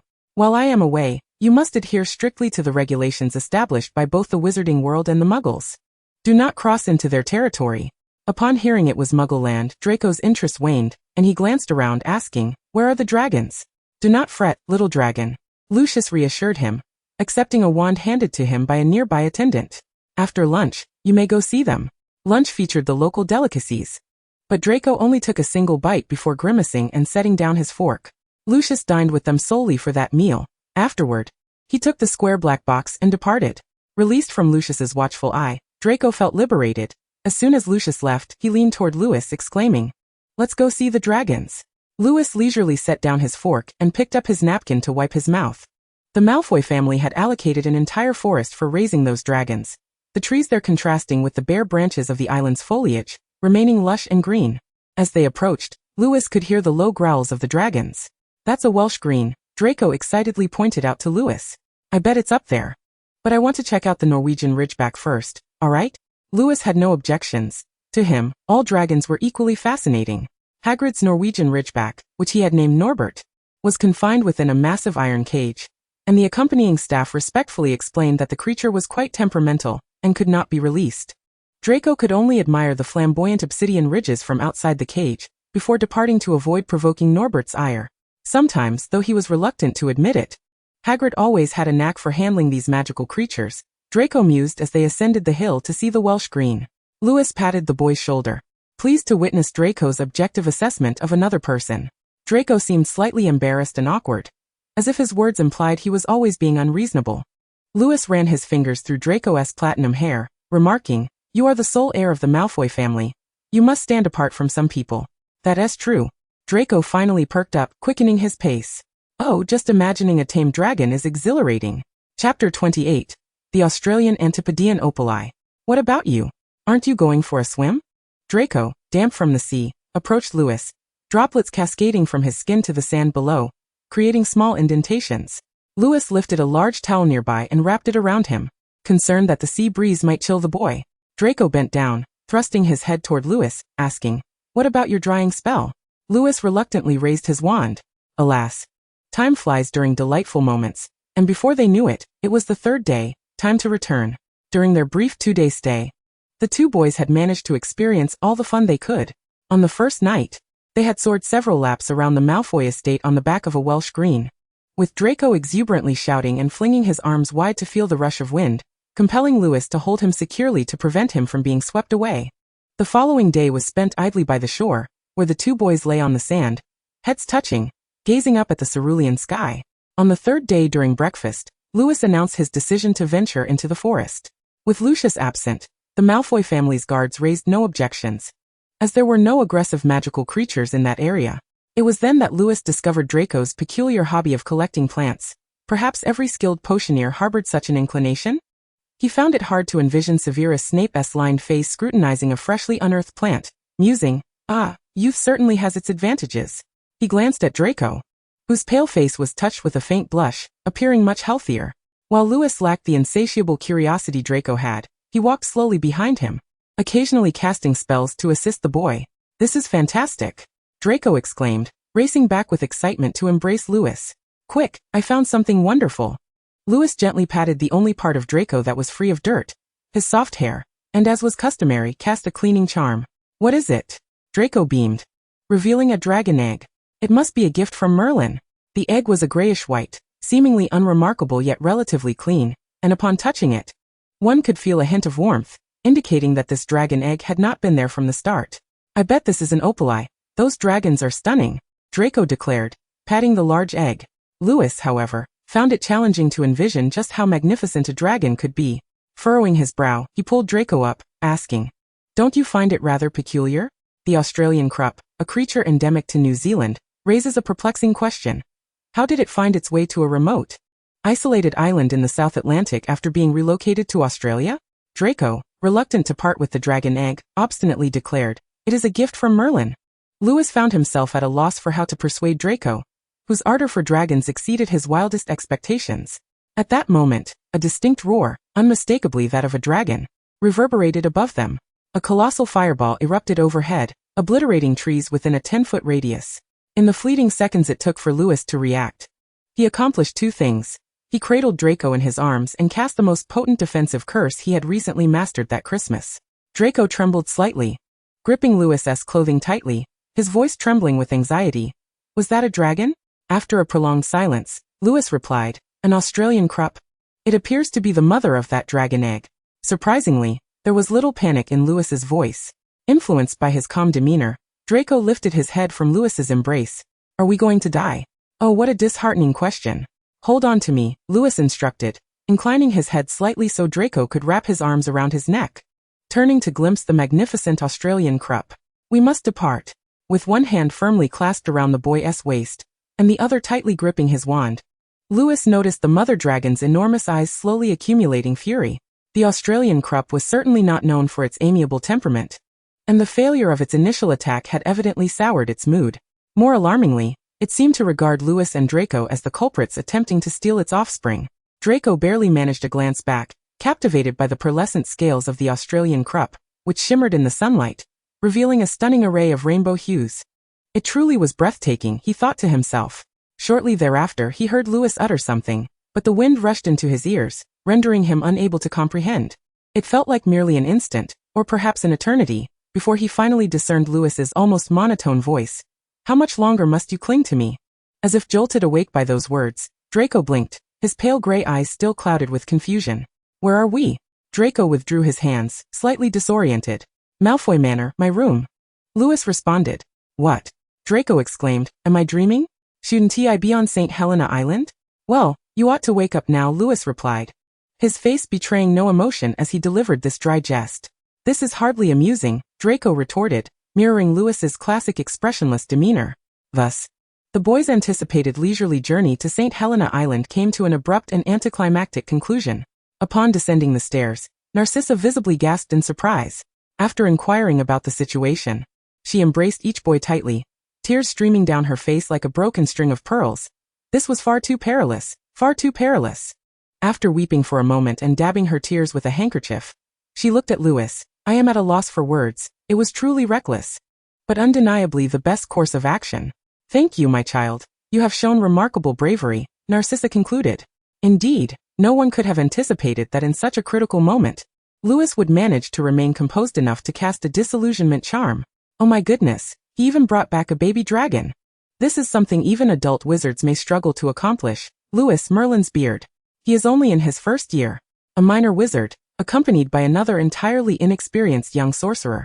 Traversed half the globe, Narcissa found her capacity for composure truly astounding. She was amazed she had not fainted. That very afternoon, Lucius returned to Malfoy Manor. Initially, he sternly reprimanded the two boys, but his affection for Draco was evident. Upon seeing Draco hang his head in shame for putting his companion in danger, Lucius's heart softened. "Louis, you performed admirably," Lucius coughed, realizing his lack of intimacy with the Meyer family boy, having only permitted him to stay at Malfoy Manor because of Draco's friendship with him. Thus, when he sought to commend Louis, he awkwardly found himself at a loss for words. However, Louis displayed no particular expression, maintaining his trademark impassive countenance. "Uncle Lucius, why did the Australian Krupp appear in the forest at that moment?" In truth, the situation was not as perilous as the adults believed. Louis was quite confident in his ability to navigate Draco back to Malfoy Manor safely, and he had his own reasoning for returning. First, he could not guarantee that merely emerging from the woods into the room on St. Helena Island would have left them unscathed. A mature Australian Krupp could typically kill 100 wild kangaroos, and they were confronting a mother dragon, fiercely protective of her young. He could not ascertain whether remaining there would place them in danger. Furthermore, he doubted Lucius would permit the boys to remain there if he were aware of the dragoness presence. It was conceivable that a traitor lurked within the Malfoy family, or that someone had infiltrated their ranks, though he had yet to identify a motive. Secondly, this location was the most suitable he could find, providing him with a sense of security. There were only 3 places where he could feel assured of his safety: Cornwall Village, Tim Castle, Hogwarts School of Witchcraft and Wizardry, and Malfoy Manor.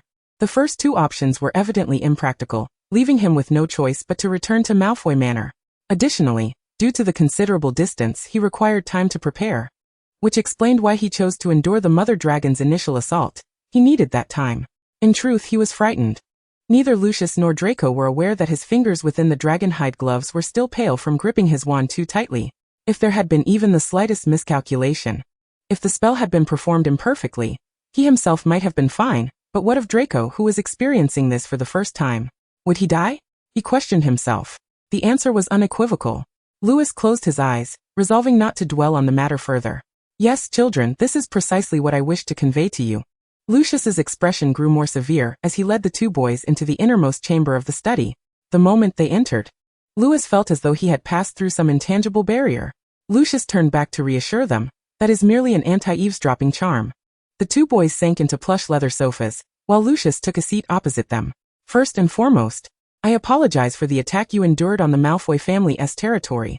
I will personally extend my gratitude to Mr. Meyer for that. It is not entirely your fault." "Mr. Malfoy," Louis replied, "I am pleased to hear you say that. Now, let us proceed to the matter at hand. The origin of the dragon has yet to be established, but it is certain that this incident was human-made. Children, I wish to inform you." Chapter 29. The Little Sister of the Greengrass Family. "Should I avoid causing trouble at school?" Draco pondered Lucius's words, questioning Louis with a hint of confusion. "Is Dad suggesting I should steer clear of Potter?" Louis shook his head. "It likely does not pertain to Potter. Uncle Lucius would not be overly concerned about your relationship with him." "How odd, I thought I was rather well behaved at school," Draco mused to himself. Louis cast a sidelong glance at him. Well behaved? Aside from himself, it is unlikely that any of the little wizards at Hogwarts would arrive at such a conclusion. Excluding his daily provocations of Gryffindor and incessant mockery of the Hufflepuff half-bloods, as well as his teasing of the Slytherin little snakes, one could argue that he is rather well behaved. Louis objectively surmised that perhaps only the busy little eagles, engrossed in their studies, might hold a slightly more favorable impression of Draco, as the only occasions on which Draco encountered the eagles were confined to the library and charms class. Clearly, Draco was not a child given to the pleasures of reading, and his attention in charms class typically gravitated towards Louis. Thus, Louis dismissed the boy's words. Following the incident involving the Australian protein-eyed creature, Narcissa had resolutely barred the 2 little ones from venturing outside. Even when Lucius attempted to intercede, the 2 adults had quarreled, a fact that Draco had overheard through the crack of the door. Lucius was undoubtedly the sovereign of the household. Yet when Narcissa made a decision, even 10 Luciuses could not sway her. Consequently, Lucius swiftly aligned himself with Narcissa's view that the 2 little ones should remain indoors. This imagined scenario was also relayed by Draco. Now the 2 little ones could only fly about in the grounds of Malfoy Manor, engaging in a diminutive, 2-person Quidditch match. They could alternate roles as either beaters or seekers, with all the balls soaring freely in the air, allowing them to play as they pleased. However, this game lasted scarcely a week before it came to an end. Draco lay languidly in bed, contemplating. "I never thought there would come a day when I would no longer enjoy Quidditch." He turned his head to gaze at Louis, who was seated at the table. "What are you doing?" "Revising spells," Lewis replied without lifting his gaze. Draco abruptly sat up, his soft green slippers shuffling over to Lewis's side. Revising spells? Goodness. Sometimes I truly believe you are a genius. Even my aptitude for potions pales in comparison to your talent in charms. Lewis looked up at the boy, his eyes glinting with mischief. Just say what you want, Draco. Hee hee, Draco chuckled. It's so boring staying at home. Teach me some spells. Lewis was not averse to the idea of instructing Draco in charms. In fact, Draco exhibited considerable aptitude in that area. Just look at his report card. With all O's in charms and transfiguration. And Potter? If memory served, the only subject in which he had achieved an O was defense against the dark arts. This was not meant to belittle Potter. In truth, even Lewis felt that Professor Dumbledore had been somewhat unfair. Despite Slytherin's triumph in the House Cup that year, having maintained it for 6 consecutive years prior, Gryffindor's scores inexplicably surpassed Slytherin's due to some nebulous reasoning that Dumbledore had vaguely alluded to, citing terms like calmness and courage. Draco had promptly stormed out of the raucous dining hall, and had it not been for the subsequent revelation that he and that Gryffindor know-it-all, Miss Granger, were tied for top of the year, he would have remained in a foul mood for quite some time. This incident also allowed Lewis to grasp why Draco consistently targeted Gryffindor. It was all due to their unmerited luck. All right, he said. What do you wish to learn? After a moment's contemplation, the boy replied, I don't want the standard stuff from the books. How about that disapparition spell you used last time? Very well, Lewis nodded. But you must heed my instructions and not rush. No problem, Professor Meyer. The boy grinned. Recently, Narcissa had grown somewhat concerned about the two little ones.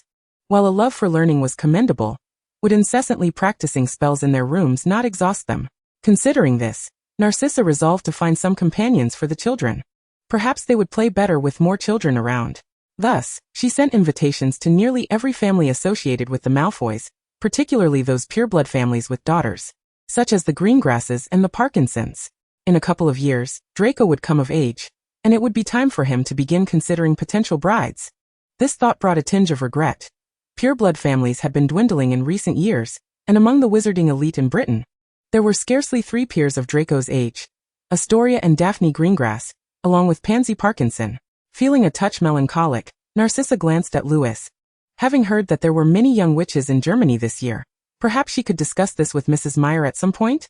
To her comfort, both families understood her intentions, and when their carriages came to a halt on the lawn of Malfoy Manor, the young girls, elegantly dressed, stepped out. Meanwhile, Lewis and Draco were enthusiastically discussing the prospect of a Quidditch match with the Slytherin boys. Crabbe and Goyle had arrived, their holiday indulgences having added considerable weight.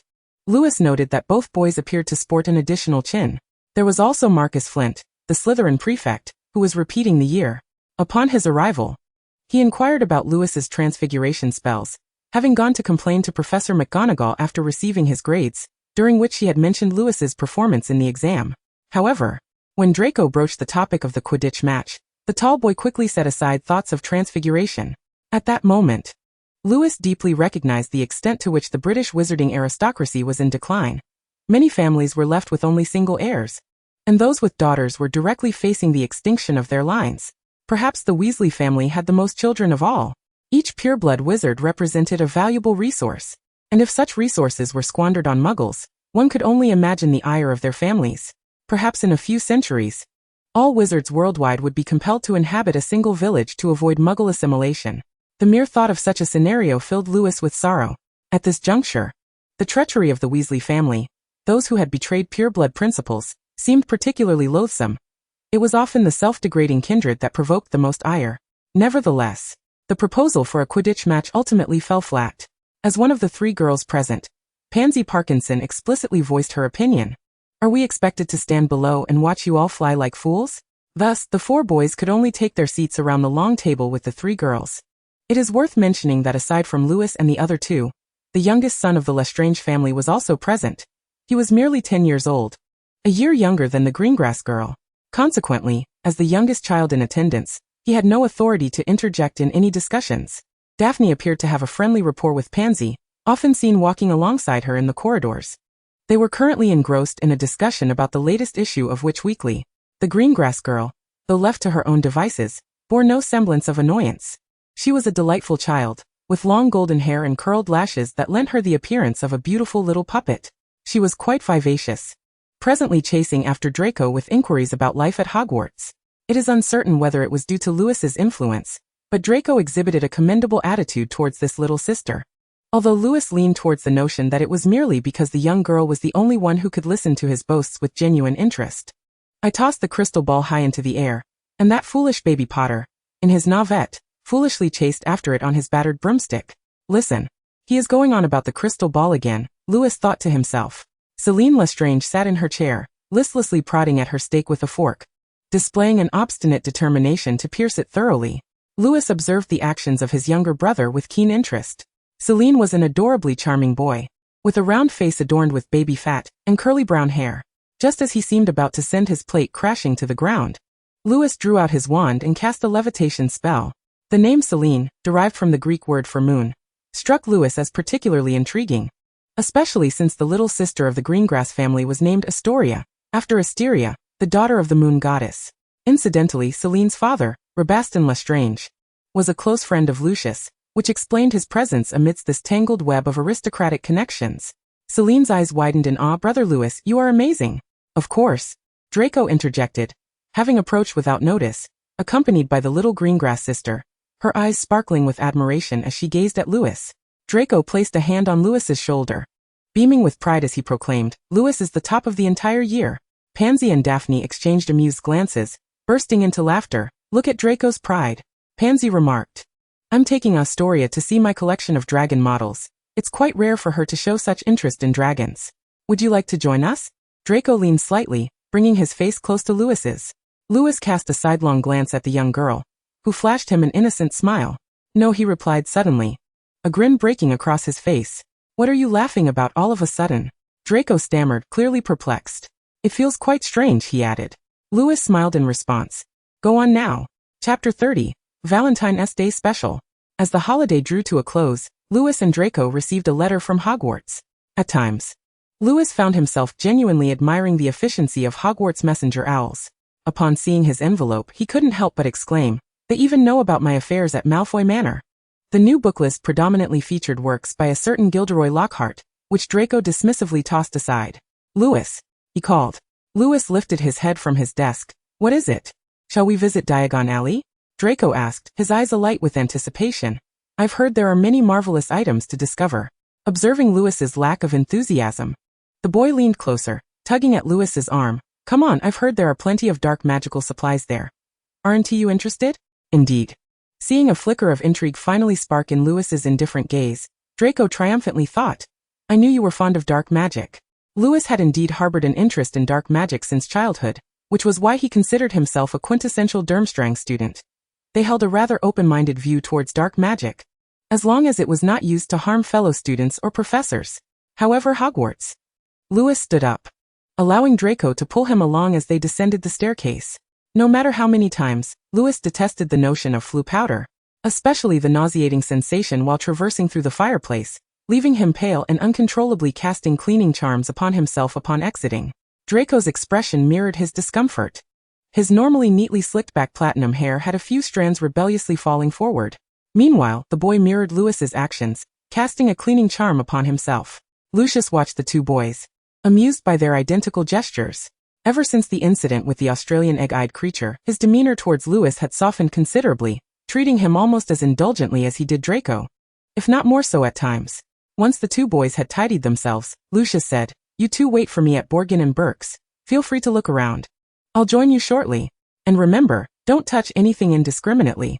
Lewis and Draco nodded obediently, and Lucius added, Good boys, before striding away. Borgin and Burke's lay just to their left, not far ahead. Both Lewis and Draco were visiting this place for the first time, and shared a mutual thrill. Even Lewis found it hard to tear his gaze away from the shop windows. His interest in dark magic overcame his compulsive cleanliness, as peculiar instruments and shelves displaying eyeballs, bloodstained hats, and wands unveiled an entirely new world to the two boys, the world of dark magic. Borgin and Burke's appeared somewhat antiquated, with glass doors seamlessly integrated with the windows.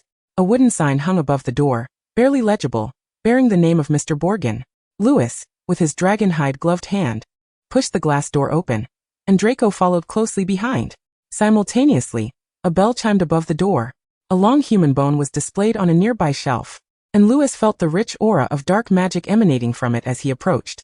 Draco, on the other hand, was captivated by a withered human hand, lowering his head to scrutinize the small golden plaque beneath it.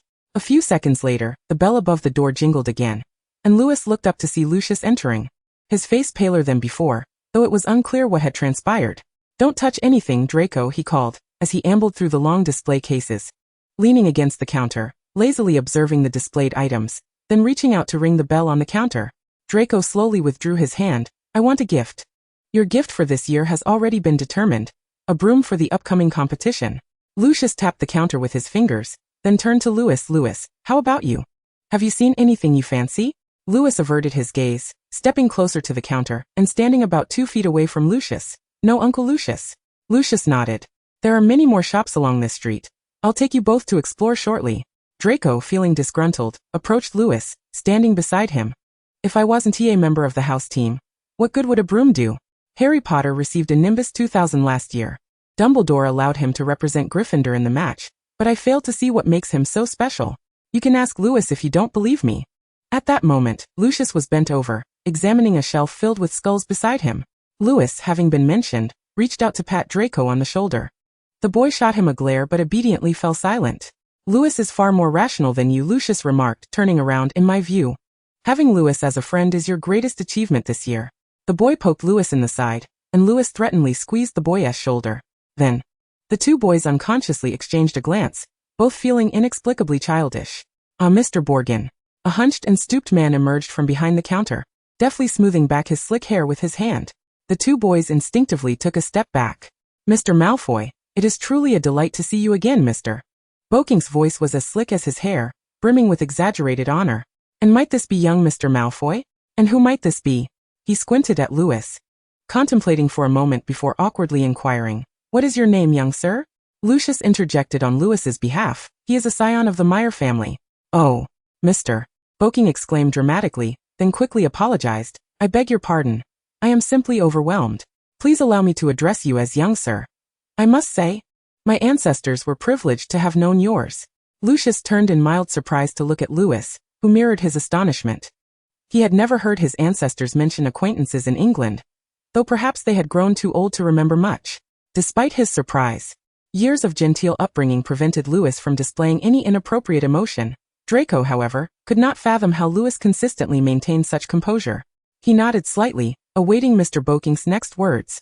Mr. Boking's hands trembled with excitement as he circumvented the counter to stand before Lewis, extending his hand.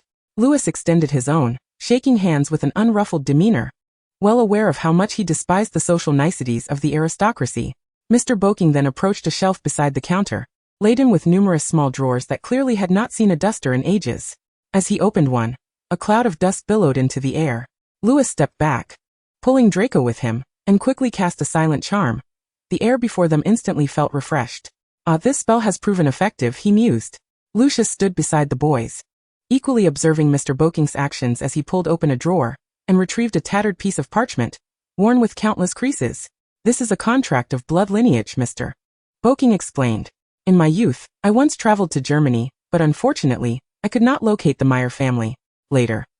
He glanced at Lucius and swallowed hard. "I never imagined I would see you today." Lewis caught a glimpse of the parchment. Discernible words were scarce, most of it worn away. "Mr. Boking then produced a black box from beside the parchment, relief washing over him as he handed it over. "The contract stipulated that my ancestor must keep this artifact safe until he encountered a descendant of the Meyer family once more. Regrettably, for over a century, my ancestor never crossed paths with any member of your family until now." His voice brimmed with pride. "I have never opened this box. Its key is the blood of the Meyer family." Under Lucius's watchful gaze, Lewis accepted the box. At that moment, he felt something within him vanish, while the old parchment disintegrated into a flurry of stardust, disappearing without a trace. Mr. Boking breathed a sigh of relief. Lewis regarded the black box before him, a sense of foreboding washing over him. If Mr. Boking's claims were true, what did this artifact of a century-old blood contract signify? He had no intention of opening it now, despite Mr. Boking's eager gaze. "Thank you," he replied politely. Mr. Boking waved his hand dismissively, his demeanor shifting back to that of a businessman, a broad smile returning to his face as he addressed Lucius. "Mr. Malfoy, how may I assist you? I must show you the latest arrivals. Their prices are exceptionally reasonable." "I am not here to purchase, Mr. Boking. I am here to sell," Lucius stated. "Sell?" Mr. Boking's voice rose, his smile diminishing significantly. You must have heard that the department has intensified inspections. Lucius spoke without reservation in front of Lewis, pulling a scroll of parchment from an inner pocket of his clothing, and unfurling it for Mr. Boking. Please take a look at this list. It would be rather inconvenient if the department were to come calling. Mr. Boking donned a pair of pince-nez glasses he retrieved from the counter. I trust the department will not disturb you, sir? Lucius pursed his lips. Not yet, but the name Malfoy still carries some weight, though the department is increasingly nosy. It is rumored they intend to enact a Muggle Protection Act. One needn't guess who is behind it. Arthur, that scruffy fellow, has always had a penchant for mingling with Muggles. Chapter 31. Seeking to capture his attention. Lewis, sensitive to his surroundings, glanced back at the cabinet behind him, sensing an oddity about it. You know, some of these items could give it an intriguing appearance, Lucius remarked, extending a long finger to tap on the parchment. I understand, sir, of course, Mr. Boking replied. Allow me to take a look. Excuse me, Draco interjected. Having circled back, could you fetch that for me?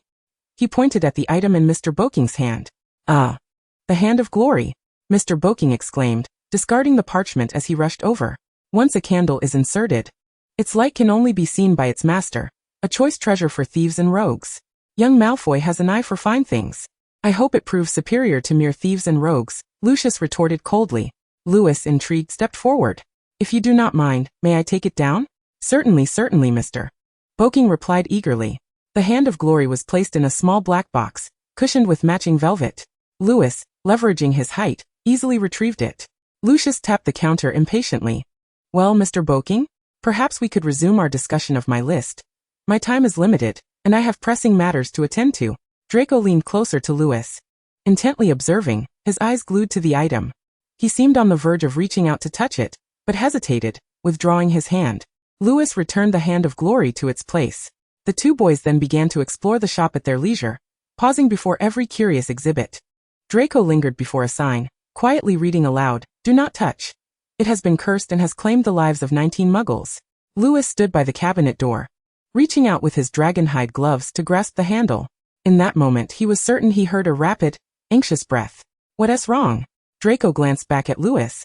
What are you doing? Nothing, Lewis replied, retracting his hand, disinterested in prying into others' privacy. Draco was about to inquire further when Lucius called out, "Come over here, boys." Lucius appeared in high spirits, evidently pleased with his dealings with Mr. Boking. Subsequently, the two boys followed Lucius as they departed the shop. Lewis found himself intrigued by the Hand of Glory, yet refrained from voicing his desire. The timing did not seem right for such an acquisition, especially as he glanced down at the small black box in his hand, still grappling with the mystery it contained. The alley of Nocturne was narrow, flanked on both sides by densely packed shops. After departing from Mr. Boking's supply store, Lucius led the two boys to explore a few shops in Nocturne Alley that specialized in potion ingredients. The wares on offer were exceedingly rare or outright contraband, comprising items such as the teeth, fur, and blood of rare dragons, as well as human skulls and the blood of wizards. Draco found these items immensely intriguing, persistently urging Lucius to procure a considerable assortment of them. Numerous potion recipes awaited experimentation. Upon exiting the expansive potion supply shop, Draco flashed a triumphant grin at Lewis. Apart from that black box, Lewis's most significant acquisition from this outing was a small rat. As Lewis passed by a pet shop, he felt a slight stirring in his sleeve, and shortly thereafter, a tiny head emerged. Draco also noticed this scene, lowering his head to tease Gray with his finger. Gray raised his triangular snake head, extending its bright red tongue to lick Draco's hand. What's wrong with it? The boy inquired. Lewis shook his head. This was the first time he had encountered such behavior. Gray typically coiled around his wrist, sleeping quietly, rarely exhibiting such initiative. Lewis glanced up at the sign hanging on the pet shop door. Genghis Pet Shop. It seems there is something inside, Lewis remarked uncertainly. Shall we go in and take a look? Oh, Draco nodded. Just a moment. I'll inform Father. Moments later, the boy returned from Lucius, excitedly exclaiming. Father said he'll be waiting for us at the bar up ahead. Let us hurry inside. Lewis and Draco pushed open the door and stepped in.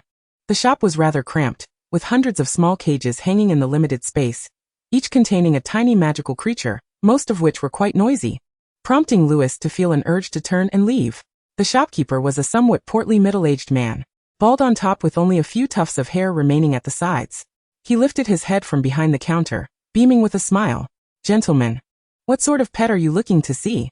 This is the most comprehensive pet shop in Nocturne Alley. Any pet you can name, we have it here. And if it's unnamed, he rubbed his hands together, squinting with a grin, if you can describe it and provide a location. Our finest trappers will be at your service. Draco elongated his words in a classic Malfoy manner. We're just browsing. The shopkeeper quickly replied, Of course. Young masters, take your time. Is Gray showing any signs? Draco leaned closer to Lewis, whispering. Lewis shook his head. But when he approached a cage containing a small gray rat, he halted and said to Draco, I believe this is the one. Turning to the shopkeeper, he asked, Could you take it down for me? The shopkeeper visibly exhibited disappointment, perhaps expecting Lewis to select something more valuable, like one of the beautiful cats prominently displayed, or some magical creature priced above 10 galleons. Yet, Lewis chose a plain gray rat, which didn't align with his expectations.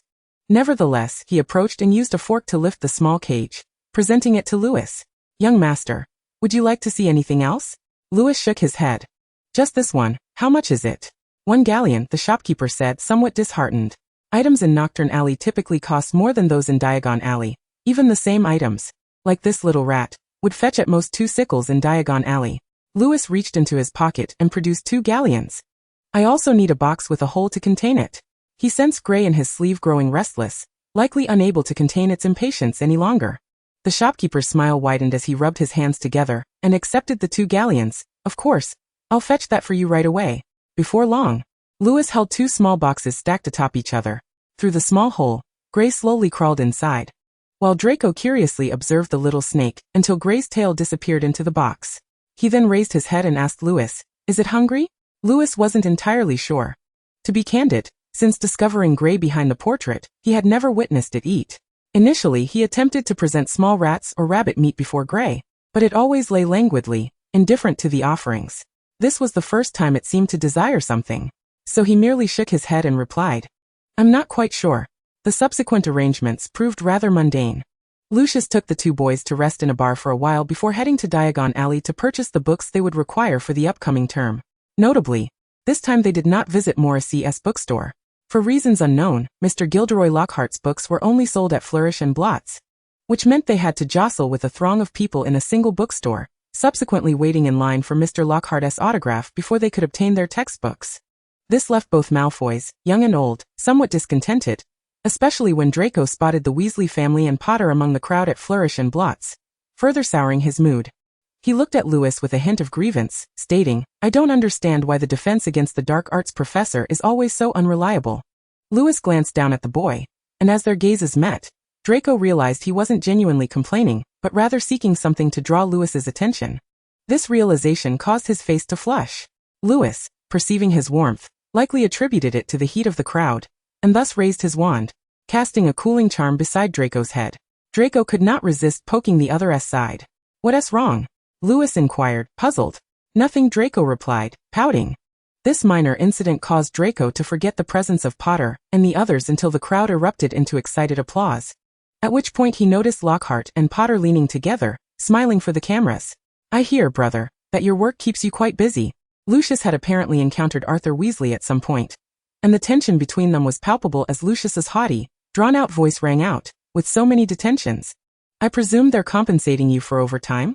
He reached into Ginny's cauldron, carelessly extracting a tattered copy of A Beginner's Guide to Transfiguration. The sardonic smile on Lucius's face paired with the old book caused Mr. Weasley to flush crimson, gritting his teeth as he retorted, perhaps being a disgrace of a wizard can still yield a fair bit of coin. I would beg to differ, Lucius replied with a smile. In fact, only those lacking in ability remain perpetually impoverished across generations.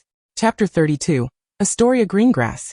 Arthur Weasley now resembled a firecracker on the verge of igniting, his red hair almost standing on end. The contrast between his flushed face and Lucius's pale visage was stark.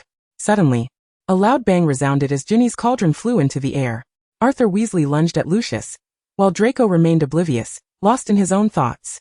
Lewis wished to avert his gaze from Lucius being harmed before him, yet he also did not wish to provoke a pureblood family, even if they were the traitorous Weasleys. Frankly speaking, their family had enough children to nearly dominate half of the wizarding world. Thus, he merely shifted his wand slightly, casting a protective charm between the 2 adults.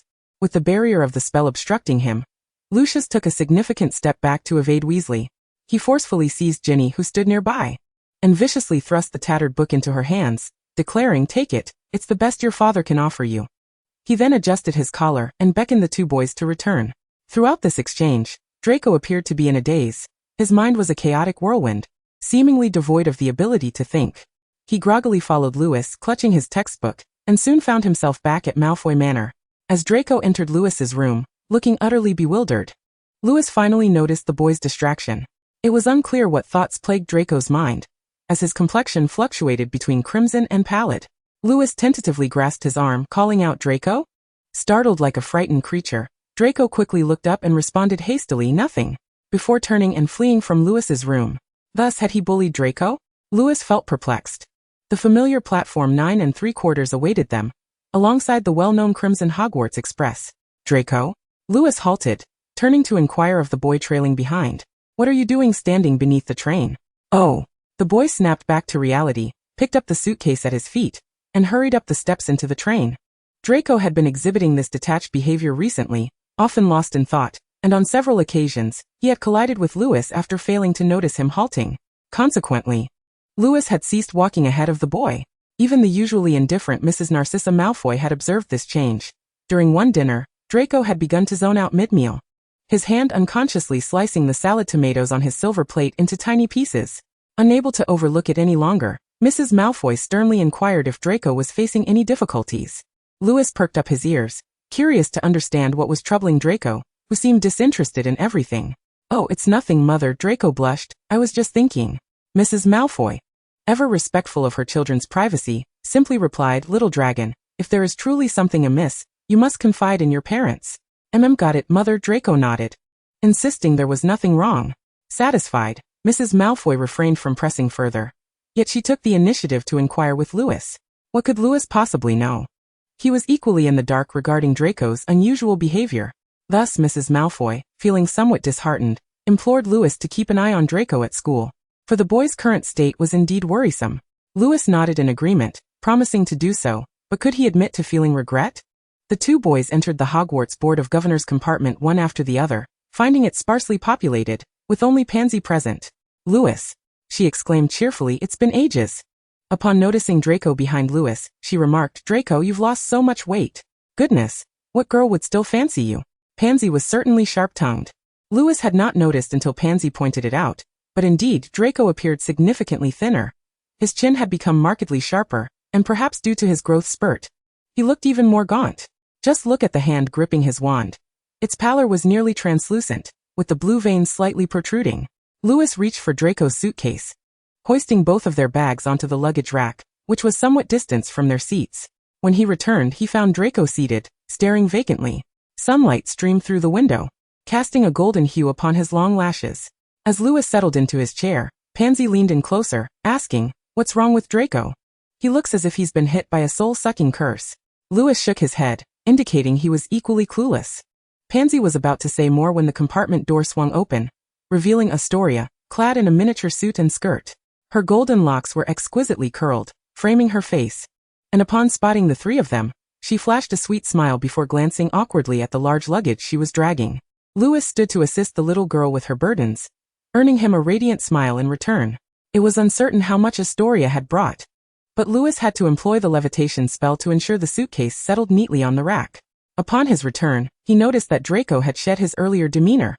He was now engaged in conversation with Astoria, who listened intently, nodding occasionally, while Draco appeared thoroughly delighted.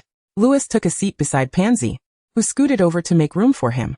"It seems the Malfoy family might be considering an alliance with the Greengrass family," Pansy whispered, observing Astoria's eager attentiveness. Lewis nodded in agreement, perhaps. Before long, Blaise entered, dragging his suitcase, followed closely by Crabbe and Goyle. "I've finally experienced the sensation Draco often endures," Blaise jested. "Just missing you, Lewis." He plopped down beside Lewis, leaving him sandwiched between Pansy and Blaise, a rather pleasant arrangement. Draco glanced up briefly before resuming his conversation with Astoria, seemingly oblivious to the interplay around him. "What's going on?" Blaise and Pansy exchanged whispers. "Is the Malfoy family interested in the Greengrasses?" Observing the two little heads huddled together was quite amusing. Perhaps it was due to Draco's constant presence that he had grown accustomed to it, feeling less resistant to friendships. For instance, when Pansy poked him in the arm, urging him to share his thoughts, he surprisingly found it not so disagreeable. "I don't know," he replied honestly. Blaise was not satisfied with his answer, and resumed a lively discussion with the dark-haired girl. Meanwhile, Crabbe and Goyle greeted Lewis before settling between Pansy and Draco, causing the sofa to feel quite cramped. As the train finally set off, Draco ceased his conversation with Astoria. Both appeared content with their exchange. Draco extracted a copy of Standard Spells, Level 2 from his small bag, and began to read. The little girl beside him was equally engrossed in her book, creating an unexpectedly harmonious atmosphere. Lewis closed his copy of 1,000 Practical Spells, as the warmth of the sun streaming through the window enveloped his back, making him irresistibly drowsy. He placed the book on the table. "What's up?" Pansy naturally noticed his actions. Feeling a bit tired, Lewis replied, catching Draco's glance before he returned to his reading. "Are you going to sleep now?" Blaise asked curiously. "I've never seen you sleep outside." "Indeed."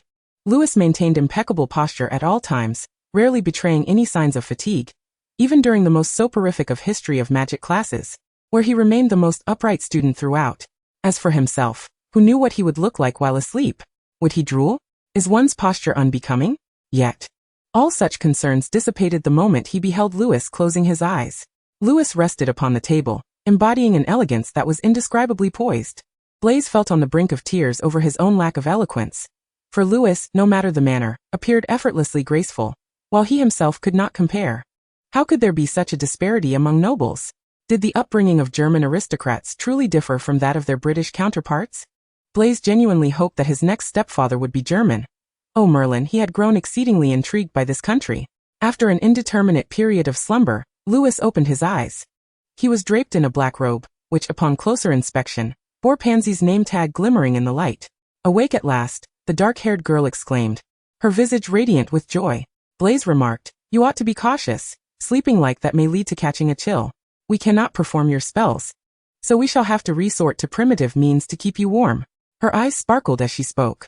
Lewis noticed the green gemstone hairpin adorning her head, a Christmas gift he had bestowed upon her. Almost there, Blaise reminded, rising to remove his outer coat, which he stowed back in his trunk. Meanwhile, he retrieved his Hogwarts robes and wrapped them around himself. Draco and Astoria were engaged in a discussion about some matter. Chapter 33, The Crystal Ball. Once the train came to a halt, the young wizards began to disembark in succession. First-year students were to make their way to Hagrid, who would guide them, while the older students followed their respective house prefects to the dining hall. Strangely, Draco did not utter a single word to Lewis after they exited. Instead, it was Pansy and Blaise, positioned on either side of Lewis, who conversed with him. As they boarded the boat, Draco insisted on climbing into Crabbe and Goyle's vessel, causing it to sway precariously upon the water, nearly rendering Goyle speechless with fright. Lewis was not particularly adept at forming friendships. In fact, he was perplexed by Draco's peculiar behavior. It was as though they had been the closest of friends just yesterday, yet today they were reduced to mere classmates. Navigating across the small boat, they bypassed the winding path this time, as Marcus Flint led the Slytherins to a row of carriages, which they would use for transportation. Upon boarding, Pansy quietly informed Lewis, "That is a thestral. It is said that only those who have witnessed death can see them."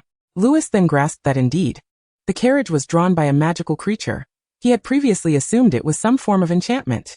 They arrived at the grand oak doors of Hogwarts, where they paused until the young wizards gathered their belongings, then formed a long line to enter the familiar corridors and dining hall of Hogwarts. This year, however, they would not be the youngest cohort, as new first years had joined their ranks. Lewis effortlessly spotted Astoria among the new arrivals. Her well-kept golden hair stood out among the throng of young wizards. They seated themselves at the Slytherin long table, gazing toward the line of new students standing before the staff. "Where is Professor Snape?" Blaise inquired. Lewis glanced toward the staff table, where Hagrid was exuberantly drinking, while the seats of Professors McGonagall and Snape remained unoccupied. However, this did not seem to pique the interest of the Slytherins. When the Sorting Hat finally called out the last name, Professor Snape arrived at the staff table with a smooth smile. Astoria was unsurprisingly sorted into Slytherin, just like her sister. Oh, speaking of Daphne, she appeared rather unkind toward Astoria. When the young girl settled beside Draco, Lewis was certain he heard Daphne emit a derisive laugh. Pansy leaned slightly toward Lewis. "Did you notice? This year there are so few girls in the wizarding world. It's likely that the Greengrass family will become the future match for the Malfoy family. Daphne seems quite displeased that her sister has overshadowed her. Have you been drinking?" Lewis noted the unnatural blush on the girl's cheeks. "Indeed," Pansy nodded, lifting a plate of vegetable salad from the table. "But fear not. I am not yet inebriated. The Slytherin long table was typically quiet, only bustling when the breakfast owls arrived. Thus, nearly the entire table heard Astoria ask Draco, "What are you drinking, big brother?" This question drew Lewis's attention. This year, he and Draco were not seated together. Uncertain of Draco's feelings, he returned to his position as head, while Astoria took her seat beside him as the first-year prefect. "It's a stout," Draco replied, glancing awkwardly at Lewis, their eyes locking momentarily. His cold, green gaze appeared devoid of any emotion, merely sweeping over Lewis before shifting to Pansy. In truth, Lewis had only glanced at Draco's drink to ascertain the answer. And at that moment, Pansy posed him a question, prompting him to redirect his attention back to the dark-haired girl. "Is the stout enjoyable?" she inquired, noting that many at the table seemed to be sampling the beverage this year. "I find it preferable," Lewis replied. The dark-haired Slytherin girl nodded knowingly. "I suppose it's something you've learned." Lewis offered a courteous smile. Following that, they watched as Dumbledore's wand concluded the school song, and as per tradition, the prefects led them back to the Slytherin common room. This year, without Professor Snape to call him away, Lewis was able to remain comfortably seated on the plush sofa throughout the head prefect competition. As anticipated, once Astoria had triumphed over several challengers, no one dared to challenge her further, and the title of first-year prefect was ultimately awarded to Astoria. Daphne huffed, rising from the sofa to head toward the girls' dormitory, while Pansy bid the boys good night, and followed closely behind Daphne. Lewis also stood from the sofa, not waiting for Draco as he typically did. Just as he approached the staircase, he sensed someone gazing at him from behind. Turning, he found Astoria smiling sweetly at him. He returned the gesture with a nod. It was still early for bed. Lewis retrieved a book and placed it on his lap, unusually opting for a tome titled How to Properly Interpret a Crystal Ball, which he had purchased from the Leaky Cauldron, rather than his usual 1,000 practical spells. Since we are on the subject, it is pertinent to mention the matter of the black box that Mr. Boggins had given him. Just a few nights prior, after exchanging pleasantries with Lucius, he had directly apparat back to Tim Castle, which evidently had not been occupied for some time. While it remained clean, it appeared Ulysses had been diligently tidying. The essence of humanity was gradually fading. This evoked thoughts of the decline of the pureblood wizards. In a few hundred years, how many wizarding homes would become desolate? Would goblins take residence, as weeds forcefully broke through the stone steps, while passers-by paid them no heed? Casting aside the chaotic thoughts swirling in his mind, Lewis grasped the black box and made his way to the corridor adorned with portraits. The moonlight streaming through the window served as the sole source of illumination, and all the portraits remained quietly with their eyes closed. The only sound echoing in the corridor was his own breath. He strode directly towards the innermost portrait. As he came to a halt, the eyes of the figure before him opened, radiating a gentle light that filled Lewis with courage. He raised the black box, presenting it to the portrait, and ventured to say, "I apologize for the intrusion, but I have a matter of great importance to discuss." The portrait depicted an elderly man with a full head of white hair and a visage marked by numerous fine lines, yet he bore no semblance of frailty. In truth, anyone who beheld him could instantly sense his profound wisdom, a testament to the passage of time. Indeed, he was the eldest among all the portraits of the Meyer family. In an era long before the advent of photography in the wizarding world, they had employed a wizard specialized in portraiture to preserve memories for their descendants. "It is he," the portrait affirmed. "I know, dear child, you may open it." Lewis nodded, unveiling the black box. Inside lay no extraordinary item, merely a crystal ball that emitted a warm glow beneath the moonlight. "It has been many years," the portrait mused, a nostalgic expression gracing his features. "So many that I can scarcely recall. Yet, this crystal ball has indeed re-emerged." Lewis delicately held the crystal ball in his palm, through which he could see the distorted image within it. "This crystal ball is unlike any I have seen before," Lewis remarked, retracting it to gaze at the portrait, seeking an answer. "Indeed, for it is not an ordinary crystal ball. In fact, it is." At that moment, a piercing scream shattered the silence. Ulysses, clutching a small lantern, appeared with a visage of sheer terror, his mouth agape in a scream that echoed through the corridor. "It is I, Ulysses," Lewis said, shaking his wand, a flicker of blue light illuminating his face. Ulysses ceased his screams, discarding the lantern and rushing towards Lewis in tears. Lewis had to draw his wand to halt Ulysses' advance. "Oh, master! Master!" Ulysses cried, "You are gone. The lord and lady are also absent. They have taken them away, leaving me all alone. I am so lonely." Lewis understood that he would not obtain answers about the crystal ball tonight. The portrait beside him had already closed its eyes, clearly unwilling to continue the conversation. "Hush!" He gestured to Ulysses. "This is not the place. Let us speak in my room." Euless nodded through his sobs, bending to retrieve the small lantern, and following Lewis back to his chamber. The room was evidently tidied, and when the warm yellow light flickered to life, it appeared just as it had when he departed. He seated himself at the desk, while Euless stood before him. Euless, do you know why my parents left so suddenly? The house elf shook his head.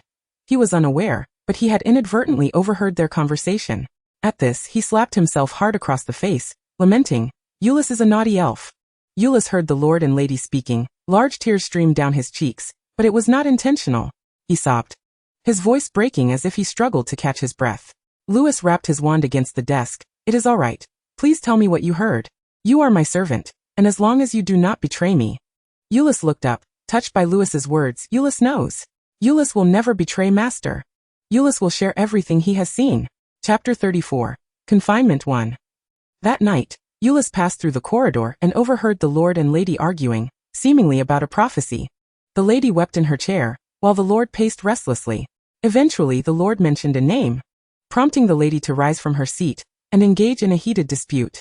The lord seemed to allude to the young master, and the lady acquiesced. Euless animatedly recounted, the lord discovered me. He summoned me inside and entrusted me with a key to give to you. Lewis instinctively tapped his fingers on the desk. Where is the key? In your drawer, Euless declared proudly. Euless swears on his life that he has set a protective charm. Unless Euless perishes, no one shall possess it save for you, master. Lewis was taken aback. Indeed, house elves were the private property of noble wizards. For centuries, no one had bothered to regard them, viewing them merely as a form of enchantment. Yet in this moment, he could not deny the stirrings within him. He opened the drawer, and a tarnished bronze key emerged, graced with the intricate emblem of the Meyer family, a sign of inheritance. Why would my father bestow upon me the key symbolizing the Meyer family's legacy at this juncture? What were my parents quarreling about? Where have they gone? A multitude of questions whirled in his mind, causing a dull ache to throb in his head. Euless, he said softly, go and rest well. Yes, Euless exclaimed, tears streaming down his face. Master is concerned for Euless. Euless does not deserve rest. Lewis's emerald eyes regarded the little elf. I must depart again tomorrow. Ensure that Tim's castle is well kept. Yes, Euless replied loudly, and with a soft pop, he vanished from the room. The first class of the new term was Professor Lockhart's Defense Against the Dark Arts, and at 8 o'clock, when they entered the classroom punctually, they were surprised to find that all were present except for Professor Lockhart. Lewis casually selected a desk, while Pansy intended to sit beside him, but Draco, in an inexplicable whim, insisted on sitting with Pansy, leaving Lewis to share a desk with Blaze. Though not well acquainted with Blaze, Lewis noted that while he occasionally enjoyed jesting or making small talk, it was only in Pansy's presence. Thus, the two boys sat quietly at their desks, engrossed in their reading. At 10 minutes past 8, Professor Lockhart finally rushed into the classroom, flashing a charming smile that revealed dimples, rendering him exceedingly charismatic. Oh, dear young witches and wizards, I sincerely apologize. You know how it is, some people are always seeking my attention. He winked at the girls. As a gentleman, how could I refuse the ladies? Indeed, Professor Lockhart was quite handsome, and his wit and humor surpassed that of the Slytherin prince and the noble knight. His teaching style consisted of instructing them to take out his authored textbooks and casually guiding them through lengthy, epic-like sentences that glorified his own bravery and valor. The boys generally deemed Lockhart a charlatan, devoid of any real talent. However, the girls maintained that his looks were sufficient. The tedious defense against the dark arts class dragged on for an entire morning, and when the bell finally rang, the boys eagerly leaped to their feet, hastily packing their bags. Under Draco's lead, the Slytherins departed the classroom, making their way to the dining hall. If it were last semester, Draco would invariably walk alongside Lewis. But today was different. Draco strode ahead with his head held high, flanked by Crabbe and Goyle, while Pansy and Daphne followed closely behind. Notably, ever since Astoria's enrollment, Daphne's presence had become significantly more pronounced. Lastly, trailing behind were Blaze and a few other students. As they approached the dining hall, they encountered a group of first-year Slytherins. A blonde girl led the way with her backpack, and naturally, the two prominent figures gravitated towards each other, forcing the younger students to have a close encounter with their older peers. As the Slytherin entourage passed by the Gryffindor long table, Weasley nudged Potter, exclaiming, "Look! Malfoy seems to be having a spat with that German guy who always protects him." Draco evidently overheard this remark. His pale face turned even whiter as he raised his wand at Weasley, demanding, "You repeat that statement." Weasley shrugged defiantly, retorting, "Are you really going to attack me in the dining hall? You're bold. If you weren't quarreling with Lewis, Why aren't you walking with him? With newfound courage, he turned to Lewis and suggested, if you don't mind, how about we be friends? Lewis was utterly bewildered by Weasley's sudden overture. Perhaps he merely intended to provoke Draco. Draco glanced at Lewis, his face a ghastly shade, devoid of color. Lewis regarded him with an impassive expression. Draco's pupils dilated, and he swiftly turned back to glare at Weasley. The latter, unfazed, shot a triumphant grin in Draco's direction.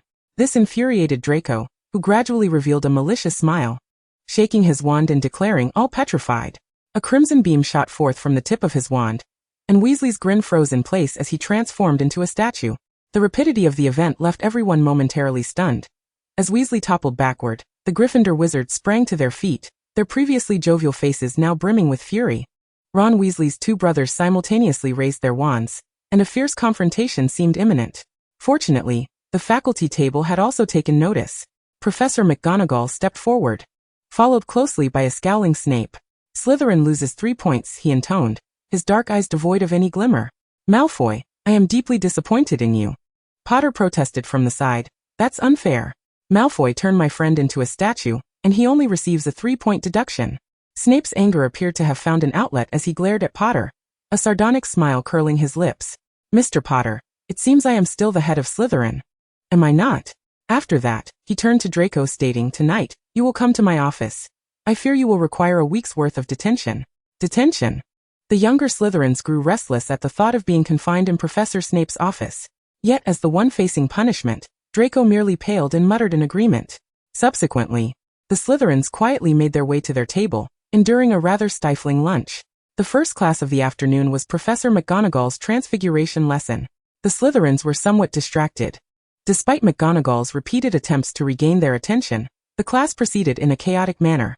Lewis sighed as he presented his still transformed beetle-shaped aluminum button.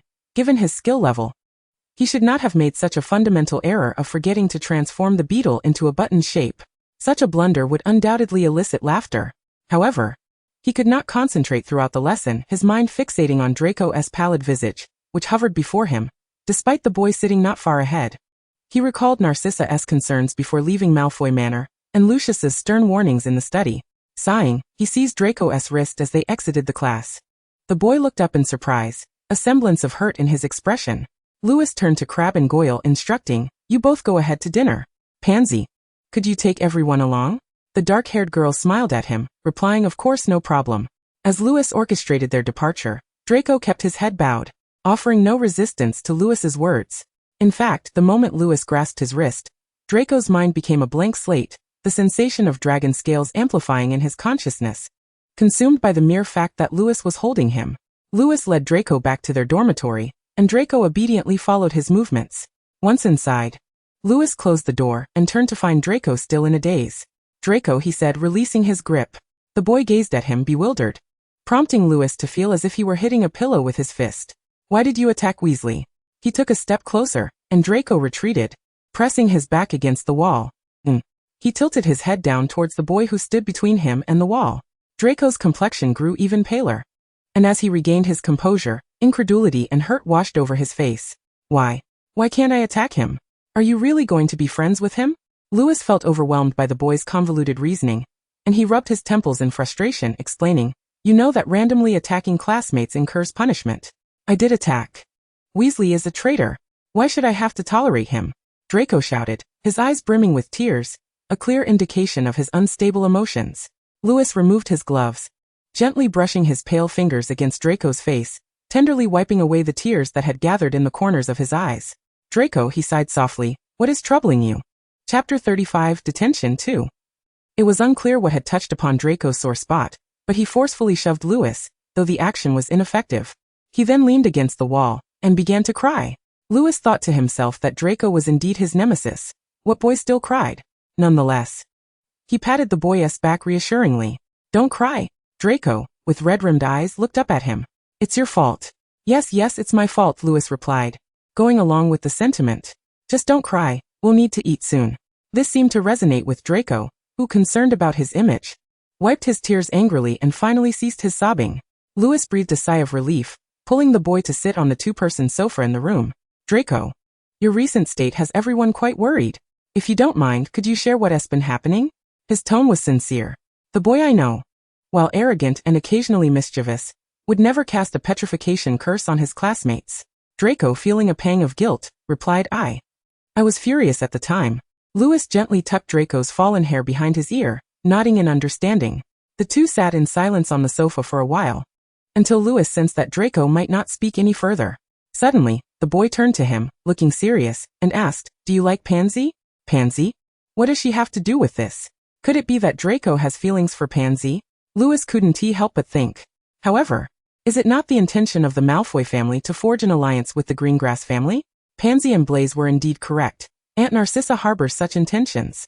Among the British pure-blooded aristocracy, there are merely 3 eligible young ladies who are neither from the Parkinson nor the Greengrass family.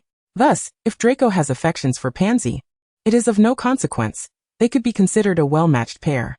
Furthermore, compared to Astoria, Lewis finds his impression of Pansy to be significantly more favorable. I understand. There is no need for you to feel so distressed, Draco's cold voice interjected. It was then that Lewis noticed the pallor of the boy's complexion. He must have misunderstood something. No, I merely regard Pansy as an ordinary friend, he clarified. Draco appeared somewhat skeptical. Really? Indeed, Lewis replied earnestly, gazing into the boy's emerald eyes, which brimmed with sincerity. He did not wish for Draco to forsake Pansy due to his own involvement. He felt compelled to clarify. Draco's countenance seemed to brighten considerably, regaining some color, albeit still slightly pale, yet much improved compared to before. As he relaxed, he suddenly felt a wave of exhaustion wash over him, and after having wept, his head began to throb. Most importantly, he had finally resolved a matter that had been troubling him. Lewis did not harbor feelings for Pansy, which was indeed splendid. He even felt an urge to laugh aloud. Yet, if Lewis did not fancy Pansy, why then did he maintain a cordial demeanor towards Astoria? Draco felt as though he had been encased in a frostbitten chamber just moments ago, and now he was enveloped in warmth. Such extreme emotional fluctuations rendered him speechless. Noticing that the boy's emotions had finally stabilized, and that the burdens which had previously plagued him seemed to have lifted, Lewis too felt a sense of relief. Heaven knows, this period had been nothing short of torturous for him. Would you care for a brief rest? I shall fetch your dinner, he proposed, rising from the sofa and glancing down at Draco. Draco leaned closer, resting his face against Lewis's leg, his muffled voice emerging. I still have to serve detention tonight. Regret washed over Draco as he reflected on the beauty of the evening. Yet he was obliged to assist Professor Snape in brewing potions, though he did indeed have a penchant for potions. Lewis raised his hand and gently stroked the boy's soft hair. I shall accompany you. Really? Draco lifted his head in surprise, gazing at Lewis, but then a thought seemed to cross his mind, and he expressed concern. Perhaps not. Professor Snape might become irate. Lewis couldn't help but chuckle. Do not worry. When Professor Snape beheld the 2 boys standing at the office door, his already sour disposition soured further. Mr. Meyer, I believe I must ascertain the nature of your transgression that necessitates my attention at this hour. Professor. Lewis greeted politely with a slight bow. Snape's expression softened somewhat upon witnessing the gesture. I happened upon Draco on my way here, and I had some inquiries I wished to pose to you. Snape replied icily. Inquire of me? With your abysmal potion skills? I hardly believe you are capable of formulating any meaningful questions. The venomous reputation of Snape was certainly not unfounded. Draco, hiding behind Lewis, could not help but admire his courage in confronting the headmaster. Despite facing Snape's merciless barbs, Lewis remained remarkably composed. Meanwhile, Draco felt a warmth in his heart, touched by the thought that Lewis was concerned for him. Lewis remained silent, enduring Snape's ridicule. Despite the sarcasm, Snape did not obstruct Lewis from entering. Rather, he patiently addressed Lewis's queries. As Lewis's questions were answered, time slipped away, and it soon grew late. Should they linger any longer, they would face curfew. Without further ado, Snape waved his hand, granting permission for Lewis and Draco to depart. Upon exiting Snape's office, both boys felt as though they had narrowly escaped a dire fate. Even Lewis, who considered himself quite composed, was reluctant to continue scrutinizing Snape's icy visage. He resolved to compel himself to study potion-making henceforth, for he truly had no idea what he would inquire about in the subsequent 6 days. Perhaps due to their descent towards the dungeons, the air turned chilly, and Draco instinctively wrapped his arm around Lewis, unable to suppress a shiver. Lewis raised his wand and tapped the boy's robes, casting a warming charm. Should Filch catch sight of them, the boy mumbled. How delightful, Lewis thought, as the 2 finally returned to their previous camaraderie. The following morning, everyone noticed the transformation in Draco. He seemed to have come to a realization, no longer as prone to distraction as before. Furthermore, he had resumed sitting beside Lewis. Notably, Astoria had also followed suit, taking a seat beside Draco. Reconciled? Pansy teased Lewis with a wink, recalling the boy's previous inquiries. Lewis felt it prudent to maintain a slight distance from Pansy. Thus, he nodded and continued to savor his breakfast in silence. Pansy was not particularly concerned, as Lewis had always been somewhat aloof. Before long, the owls flapped in, and Lewis's snow owl swooped down before him, dropping a hefty tome titled The Interactions of Herbology. Quite impressive. The Nocturne Alley bookstore was remarkably efficient. He had only sent a letter the previous afternoon to purchase the book.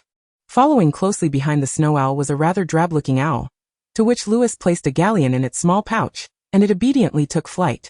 Lewis, do you have a fondness for potions? Astoria inquired innocently. Lewis flipped open the book, perusing its contents with satisfaction. Indeed. How wonderful. Draco brother told me that he also has a great fondness for potions, the young girl continued. Lewis glanced at Draco, and suddenly remembered Astoria's presence. If Draco were to develop feelings for Pansy, how then should he approach Astoria? Daphne scoffed. You wouldn't dare suggest that you too enjoy potions, would you? Astoria appeared somewhat disheartened, biting her lip and awkwardly calling out, "Sister." Draco stood up, declaring it was time for class. Immediately, the second-year Slytherin students beside him rose in unison, and under Draco's lead, they made their way towards Greenhouse 2 for their first lesson, herbology. The herbology class was taught by Professor Sprout, a short, stout woman with a kind disposition and ample patience for her students. Today, we shall be repotting mandrakes. Now, who can tell me what characteristics mandrakes possess? No hands were raised, and Professor Sprout appeared somewhat disappointed. She answered her own question. It's quite all right, children. It is a vital component in most antidotes, yet it can also be perilous. The cries of a mature mandrake can be fatal, as if to comfort the young Slytherins. She added, however, our mandrakes are still in their juvenile stage. Please come closer to observe these little ones. Do remember to wear your earmuffs. Beside the pots of mandrakes lay dozens of pink earmuffs, and Lewis and Draco approached together. The boy picked up 2 earmuffs, deftly casting cleaning charms upon them. Lewis couldn't help but chuckle. Since when did you become so particular about cleanliness? Draco pouted as he handed his earmuffs to Lewis, remarking that he always seemed rather disheveled. Lewis shook his head. How could I ever dare to criticize you? Draco, with a sense of pride, raised his chin. Indeed, I am your prince. And you are my knight. You must indulge me. Yes, your highness. Chapter 36, A Pink Evening 1. Draco's confinement was swiftly coming to an end. A torment for the 3 of them. Snape nearly bellowed at the 2 boys. Silence. Boys, do not let me see you in my office again. Lewis bowed slightly. Goodbye? Professor. Draco mimicked Lewis, and Snape, in a fit of anger, slammed the door behind them. Lewis glanced down at the hefty herbology tome in his hands, a smile unconsciously gracing his lips. Heaven knows he detested potions class, yet he had painstakingly self-studied to complete both this and the following semester as curriculum. Marvelous. Draco couldn't suppress a laugh. We are free. We are free. Lewis smiled and shook his head, choosing to overlook Draco's exuberance. They then traversed the deserted corridor, their steps light as they made their way to the Slytherin dungeon. The second-year Snakes had organized a celebration for Draco's release from confinement, undoubtedly the idea of Pansy. Glory. Draco proclaimed to the portrait, which bowed to him and opened the door to the common room. The door swung open swiftly, revealing the girls, who had evidently taken great care in their appearance. Pansy's short hair had been curled, enhancing her delicate and charming visage. Oh my goodness, you're finally back, she exclaimed, pulling Draco close. Go find Daphne, we have prepared a crown and robe for you. The surprise on Draco's face was palpable. My word, he exclaimed, thank you all. Hearing a thank you from a Malfoy was indeed a rare occurrence. Perhaps Draco's high spirits tonight made him speak without hesitation. Pansy paused for a moment, then playfully patted Draco on the shoulder. How sentimental. Daphne approached, her golden hair cascading in a high ponytail, swaying gracefully behind her. Come along, our prince, she said with a smile. Once Daphne whisked Draco away, Pansy joyfully led Lewis to his usual soft sofa. My dear knight, we simply haven't the time to prepare you a suit of armor. Please don't be cross. She giggled, covering her mouth. It's quite all right, Lewis replied with a smile. The girl seemed even more elated, sitting beside Lewis. So, did Professor Snape give you any trouble? Lewis recalled the professor's fury before they left, and a small grin formed on his lips. No. The girl winked playfully, as if to say yes, I know the professor surely did not lose his temper. Lewis noticed that nearly all the second years had gathered, each snake sporting expressions of excitement. In addition to the second years, their prefect, Marcus Flint, was present, accompanied by a female companion, the two of them flirting in a corner. Astoria Greengrass was also in attendance, dressed in a lovely dress with shoes made of rhinoceros leather, accentuating her perfectly shaped calves. Astoria was undoubtedly a beautiful young lady, and more importantly, she appeared much livelier and more charming than her sister. A fact that greatly pleased Aunt Narcissa, Lewis thought. When Draco finally emerged from behind the makeshift curtain, his platinum hair was meticulously styled with gel, adorned with a splendid crown embedded with large rubies, and draped in an opulent deep green wizarding robe, its collar intricately embroidered. This look evoked images of medieval kings, a stroke of genius from whomever conceived it. Nevertheless, it was undeniably striking. The crown accentuated Draco's haughty demeanor, the high collar making his face appear smaller and his pointed chin more pronounced. When he tilted his head, the expression of superiority he exuded was unmatched by anyone else. Draco was indeed an aristocrat, the sole heir of the Malfoy family, the foremost among 28 pure-blooded aristocrats, embodying all the qualities expected of nobility. Astoria stood beside him, a sweet smile gracing her lips, resembling an innocent princess. As Draco scanned the crowd for Lewis, he seemed momentarily taken aback upon spotting him in the corner, as if contemplating approaching. However, Astoria linked her arm through his, causing Draco to glance at her in surprise. The girl shyly lowered her gaze. The young snakes began to cheer for Draco and Astoria to dance. Marcus's loud voice stood out among the Slytherins as he wrapped his arm around his companion's waist, laughing. "Dance a number, Draco." Someone had put on a record. And suddenly, the common room was filled with enchanting music. The atmosphere was electric. A few exuberant snakes surrounded Draco, and had it been any other time, they would never have dared to do so. Perhaps everyone simply wished to indulge in a moment of carefree revelry. Lewis spotted Crabbe in the corner, passionately kissing a young girl. It was an evening imbued with a pink hue. Draco and Astoria began to dance, and soon more people joined them.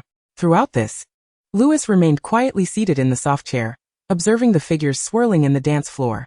Pansy and Blaze also joined in, the dark-haired girl flashing a playful smile at Lewis when she noticed him sitting alone.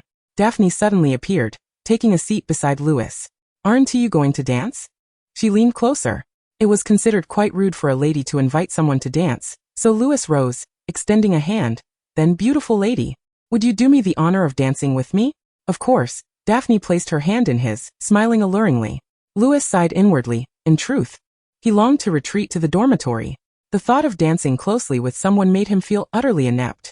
Despite these being skills that an aristocrat ought to possess, he had begun learning them from a young age.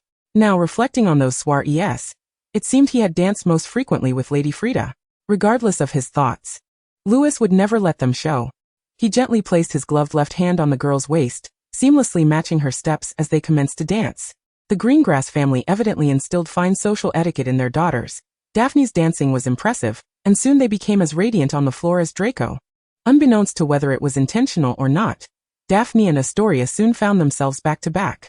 "Shall we switch partners?" Draco inquired. "Sure," Daphne replied. In an instant, Lewis and Draco released their hands, and with a perfect spin, Daphne and Astoria swapped places, with Astoria landing gracefully in Lewis's embrace. Lewis slightly increased the distance between himself and Astoria, who, being among the taller girls, complemented his stature well during their dance. However, when she danced with Draco, her petite frame was less of an issue. Yet, with Lewis, he found himself accommodating her more. The young girl seemed a bit bashful and softly uttered a "thank you." "It's nothing," Lewis replied, raising his hand to twirl Astoria once around. As the music concluded, he gently released her. Astoria lifted her skirt and curtsied, while Lewis bent to elevate her hand, though he refrained from kissing it, merely performing the gesture. Before the next tune commenced, Lewis stepped away from the dance floor, feeling he had reached his limit. He was uncertain if he could maintain such grace should he return to dance with the girls. "Lewis." Draco's voice called from behind him. Lewis turned to see the crown-adorned boy looking at him with a raised chin. "You're not dancing anymore?" he inquired. Lewis nodded. "Then I shan't dance either," Draco quickly declared, offering Lewis no chance to object. "It would be rather dull for you to be here alone. I'll keep you company." Thus the two boys settled onto a sofa, observing the couple swirling around the dance floor. Upon spotting Crabbe with his partner, Draco's face lit up with delight, a mischievous smile creeping onto his lips as he leaned closer to Lewis. "I never imagined that someone would like Crabbe, that big lug.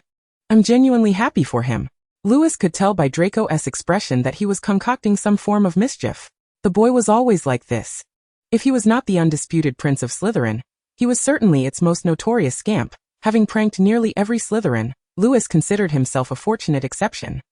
As the princess' two loyal bodyguards, Crabbe and Goyle had undoubtedly fallen victim to Draco's antics countless times. What if we pretend to be that girl, and write a love letter to Crabbe? Draco whispered conspiratorially in Lewis's ear.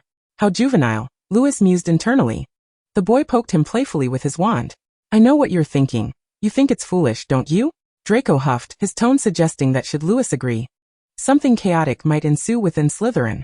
Thus, weighing Crabbe's solitary happiness against the well-being of Slytherin, Lewis opted for the latter, shaking his head earnestly. In fact, I am contemplating the viability of this plan. Chapter 37. The Pink Evening, Part 2. Draco raised an eyebrow skeptically, but Lewis met his gaze with his striking green eyes.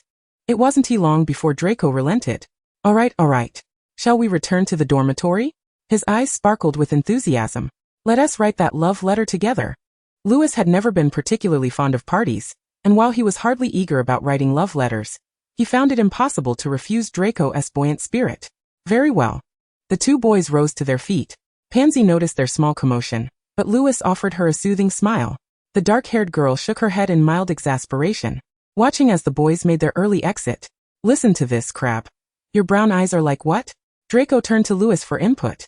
At that moment, Lewis had just emerged from a shower, meticulously buttoning his shirt while casually replying, like a snake's hide. Oh yes, that is perfect. Draco exclaimed with delight. Who would have thought? Lewis, you truly are my knight. Lewis chose not to respond further. Draco intently continued to embellish his letter, his platinum hair illuminated by the warm glow of the room, softening the contours of his profile. Oh, this won't do, he muttered to himself. No. It should be written this way. He swiftly penned ornate script on the paper. After a moment, Draco looked up with a hint of dissatisfaction. Have you finished dressing? Come help me see how it looks. Lewis could only descend from his bed, slipping on his soft slippers, and approached Draco's side. Due to the lack of a quick-dry spell, his golden hair hung loosely. As he leaned down to peer at the letter over Draco's shoulder, some strands brushed against the boy's neck, prompting Draco to instinctively scratch at it, turning to gaze at Lewis with mild annoyance. They were so close that Draco could distinctly feel Lewis's breath. Lewis instinctively pulled back the distance between them. Draco shot him a glare, then pointed at a line in the letter. What do you think of this? Lewis settled beside him, tilting slightly to observe Draco's focused writing. Suddenly, Draco turned to him and asked, Hey, if you had to write a love letter, what would you say? A love letter? Lewis had never contemplated such a notion. In fact, he couldn't fathom a scenario where he would need to write one. His future wife, barring any unforeseen circumstances, would be Mia Barbara, the daughter of the Barber family, a union both families had tacitly agreed upon. He didn't believe he needed to pen a love letter to Mia. What would he even write? Thus, he merely shook his head in confusion. I don't know. I've never thought about it. Draco placed his quill back into the inkwell and implored, just think about it. He tugged at Lewis's sleeve, playfully shaking it. Lewis, unable to refuse, especially since Draco rarely displayed such a playful demeanor, pondered seriously before saying, perhaps something like, I hope you become the lady of the Meyer household? He looked earnestly at Draco. Unbeknownst to him, the boy, who had requested his contemplation, was now engrossed in his writing, muttering to himself, this part needs to be revised. So had his earnest thinking been in vain? Lewis felt a twinge of annoyance, playfully poking Draco in the side. Draco dodged away, causing the quill to slip from his hand, and leave a small green ink stain on the paper. Draco exclaimed in surprise, dropping the quill in frustration. What are you doing? I think you need a cooling charm. Lewis feigned seriousness, observing how flushed Draco's face had become.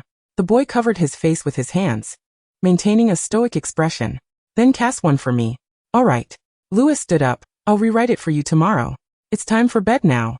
With that, he walked over to his bed and nestled into the warm blankets. Even as he lay comfortably, Draco remained seated, his mind seemingly elsewhere. Draco, he called out.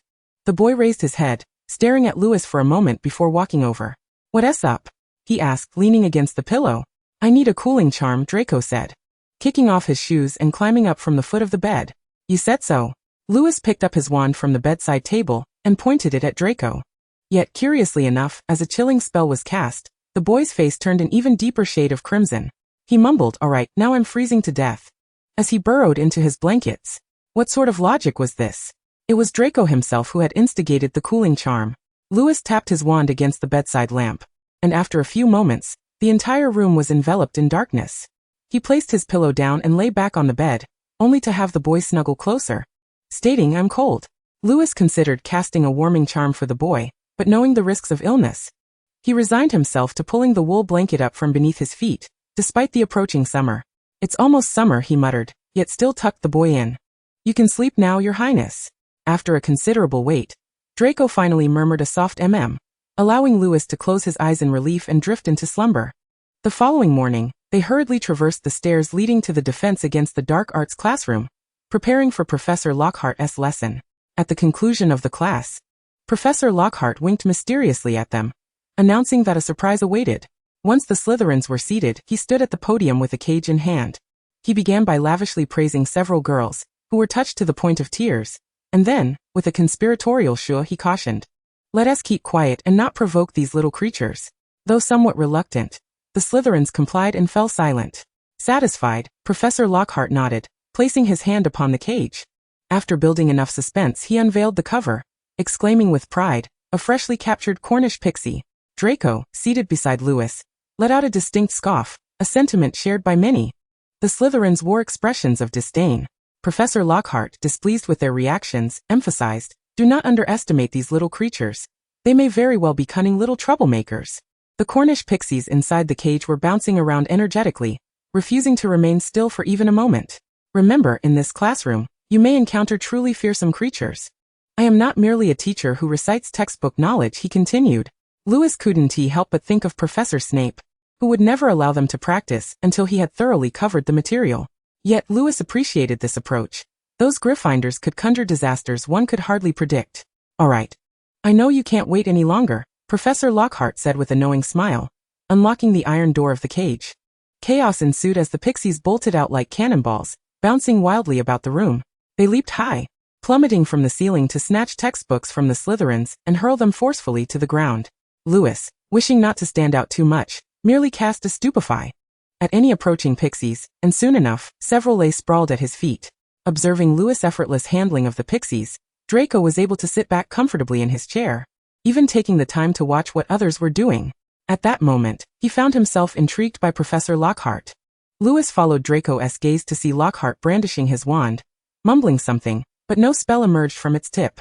Eventually, the commotion subsided under the onslaught of spells from the Slytherins. Remarkably, Professor Lockhart stood at the podium, his attire still impeccably neat despite the ensuing chaos. 10 points to Slytherin, he declared. Thus, the Defense Against the Dark Arts lesson came to an end. Recently, Draco's spirits had been notably high. He seemed to be engrossed in a copy of Quidditch training manual at all times, and in all places. This newfound enthusiasm stemmed from a week prior when, during breakfast, an owl had flown into the Great Hall carrying a letter from Uncle Lucius. Presumably, he believed Lewis shared an interest in Quidditch, for he had generously donated a broomstick to each member of the Slytherin team, ensuring the two boys could easily join. The letter also mentioned that he had asked Professor Snape to provide them with a note of approval for their inclusion in the team. Draco was overjoyed. He practically wanted to kiss the letter, but ultimately settled for pulling Lewis into an embrace, yanking his head down to plant a playful bite on his neck. He had intended to kiss his cheek, but Lewis was too tall, and even on tiptoe, he could only reach the other boy's neck. Lewis was momentarily taken aback by the unexpected assault, his mind blank for a few seconds before he chose to disregard the incident. He raised his hand, expressionless, and pried Draco off him. It is noteworthy that this event unfolded during breakfast, meaning the entire Slytherin table bore witness to the spectacle. Chapter 38, The First Quidditch Practice. Marcus Flint appeared exceedingly pleased upon seeing the two boys. During the holiday, he had played several rounds of informal Quidditch with them, and was thoroughly satisfied with their skills. Furthermore, Lucius Malfoy had outfitted each member of the team with a brand new Nimbus 2001. In comparison to their sleek brooms, the other house's brooms seemed like mere bundles of twigs haphazardly tied together. He was confident that this year's Quidditch Cup would undoubtedly belong to Slytherin. Buoyed by this confidence, he approached Professor Snape, imploring him to grant the team a note allowing them to practice on the Gryffindor pitch. Professor Snape generously provided the requested permit, citing that Draco and Lewis, as new players, required additional training. As they donned their greenhouse robes and grasped their pristine brooms, they entered the pitch only to be met by Gryffindor's captain, Oliver Wood, who approached them clad in the house's distinctive red and gold robes, complete with protective gear on his arms. Speaking of which, the gear was mandatory for every player, and since it had to be fitted over his arms and hands, Lewis had to remove his highly magical dragonhide gloves in favor of a pair of thin, flesh-colored ones. This meant he could not utilize any dark magic on the field. Although he had no intention of doing so, nonetheless, Lewis was displeased with the lack of security in this situation. Wood appeared furious, towering over Lewis by several inches, yet lacking in bulk, which rendered him somewhat less imposing when standing beside Marcus. Flint, he bellowed, this is our practice time. We specifically got up early for this. You should leave immediately. Oh really? Marcus replied lazily, I think there is plenty of room here. But we have it booked. Don't you understand? The Gryffindor team retorted angrily. Marcus seemed unfazed, slowly turning to allow the Gryffindors to see their two new players, Lewis and Draco. We have a permit from Professor Snape. We require practice for our two new team members. Wood's gaze first settled upon Lewis, an unavoidable circumstance given Lewis's towering stature, while Draco, pressed closely against him, seemed to fade into the background. However, Wood was not particularly acquainted with Lewis. In fact, apart from the Slytherin snakes, perhaps only that group of little eagles was privy to the affairs of the Meyer family, a fact for which he owed thanks to a girl named Mandy. Wood's attention was swiftly drawn to Draco, who stood adjacent to Lewis, and he exclaimed in astonishment, Isn't that Lucius Malfoy's son? I shall convey your regards to my father, Draco replied, lifting his chin with an air of arrogance. The Slytherin team erupted into laughter at Wood's expense. Since you mentioned Draco's father, Marcus said, his grin wide with satisfaction, allow me to show you the gifts he has bestowed upon us. In unison, all the Slytherin players brandished their Nimbus 2001 brooms. 7 meticulously trimmed brooms, 7 lines of golden Nimbus 2001 gleaming brilliantly under the sun. Marcus reveled in the shock and envy that surfaced on Wood's face. Indeed, who wouldn't desire the most advanced flying broom? Harry Potter's new broomstick had been the subject of countless envious glances. Yet within less than a year, every member of the Slytherin team had acquired a Nimbus 2001. Marcus could easily envision the expressions on the faces of the little lions, those country bumpkins. He felt a surge of pride internally, while outwardly maintaining an air of indifference. It's the latest model. I have no idea how it performs, but I suspect it surpasses the Clean Sweep 7. The Weasley twins instinctively concealed their brooms behind them, though it was of little use. You might as well use them for sweeping the floor, Marcus remarked, prompting another round of laughter from the Slytherin snakes, while Draco, with a hint of smugness, raised his chin, surveying the little lions. Oh look, someone has wandered onto the pitch, Marcus commented, as Ron Weasley and Hermione Granger hurriedly approached, with Ron awkwardly clutching his robe to prevent himself from tripping. It always seemed as though Ron attracted attention wherever he went, Lewis mused, finding it perpetually amusing. Yes. Almost every gaze was drawn to the clumsy little wizard, who appeared oblivious to the spectacle he created. What are you two doing here? He queried, casting a puzzled look at Lewis and Draco. Use your little brain and think about it, Draco taunted, though I doubt it will rust from disuse. Ron's face flushed crimson, the red spots on his nose becoming more pronounced, particularly after Harry Potter had rescued him from his predicament. They are the new Slytherin players, he stammered, his eyes wide as he quickly noted the 7 brand new brooms. Quite impressive, isn't it? Draco declared with pride. I imagine you would love to have one. Perhaps you could give it a try. For some reason, Draco did not finish his sentence, poking Lewis with the broomstick head, appearing somewhat displeased. What is it now? Lewis, exasperated by Draco's peculiar temperament, reached out to smooth the platinum locks of the boy's hair, redirecting his attention. The seeker looks promising. Of course, the boy replied obediently, standing beside Lewis with his chin held high. Hermione Granger's expression was less than favorable. She seemed on the verge of voicing a complaint, but ultimately shook her head after scrutinizing Lewis, saying nothing. Thus, the first Quidditch practice of the new semester commenced amid the tension between the two sides. Slytherin and Gryffindor occupied their respective halves of the pitch, while 2 golden snitches darted through the air. Draco occasionally swooped in front of Harry Potter, attempting to disrupt his efforts to catch the golden snitch. What are you doing? The savior demanded in anger. Oh, just trying to catch the snitch, Draco replied, his chin lifted in arrogance. Malfoy, this is our Gryffindor training area. Your snitch is over there, the savior pointed toward the Slytherin side. Draco shrugged, but our snitch has flown over here. His expression was innocently cunning, inciting Harry's desire to pounce and deliver a few punches. As expected, Draco and Harry essentially ignored the presence of the second golden snitch. Lewis observed as Marcus eventually stowed it away. Thus, the match between Slytherin and Gryffindor commenced. When the Weasley twins attempted to use a bludger to attack Draco, Slytherin's beater surged forward, sending the ball hurtling away. Notably, Lewis played as a seeker for the Slytherin team, much like Marcus, which meant that as the match began, he raised his hand and sent the bludger towards the opposing goal. Perhaps due to his towering stature, Lewis possessed greater strength than his peers, though he could not quite rival Marcus, who was truly a formidable player. However, his skills were commendable. Gryffindor's keeper was Wood, who darted around the goalposts, deflecting every approaching bludger. Meanwhile, the Weasley twins and Slytherin's two beaters became entangled, while Draco essentially circled around Harry, creating utter chaos. In the absence of a referee, when a Slytherin player inadvertently grasped the wrist of Gryffindor seeker Katie Bell, he suddenly realized that no one would issue a warning, which implied that this was a completely lawless game of Quidditch. The realization dawned upon nearly everyone, while Bell, initially hoping for a stern warning from the referee, suddenly remembered that such a warning was non-existent. At the same time, she drew her wand from her robe, screaming as she attempted to cast a spell towards the boy who had seized her. "Obstruct him," she shouted. If she reflected upon it later, she would surely deem herself deranged. Hogwarts prohibited the use of spells against fellow students, yet in that moment, she indeed thought of nothing else. The boy struck by her spell immediately began to descend uncontrollably, his broom spiraling downward. Lewis and Marcus simultaneously brandished their wands. Marcus cast a disarm, while Lewis conjured a levitation charm. The unfortunate Slytherin player halted his descent, yet half of his body appeared incapacitated, leaving him hovering less than 60 feet from the ground.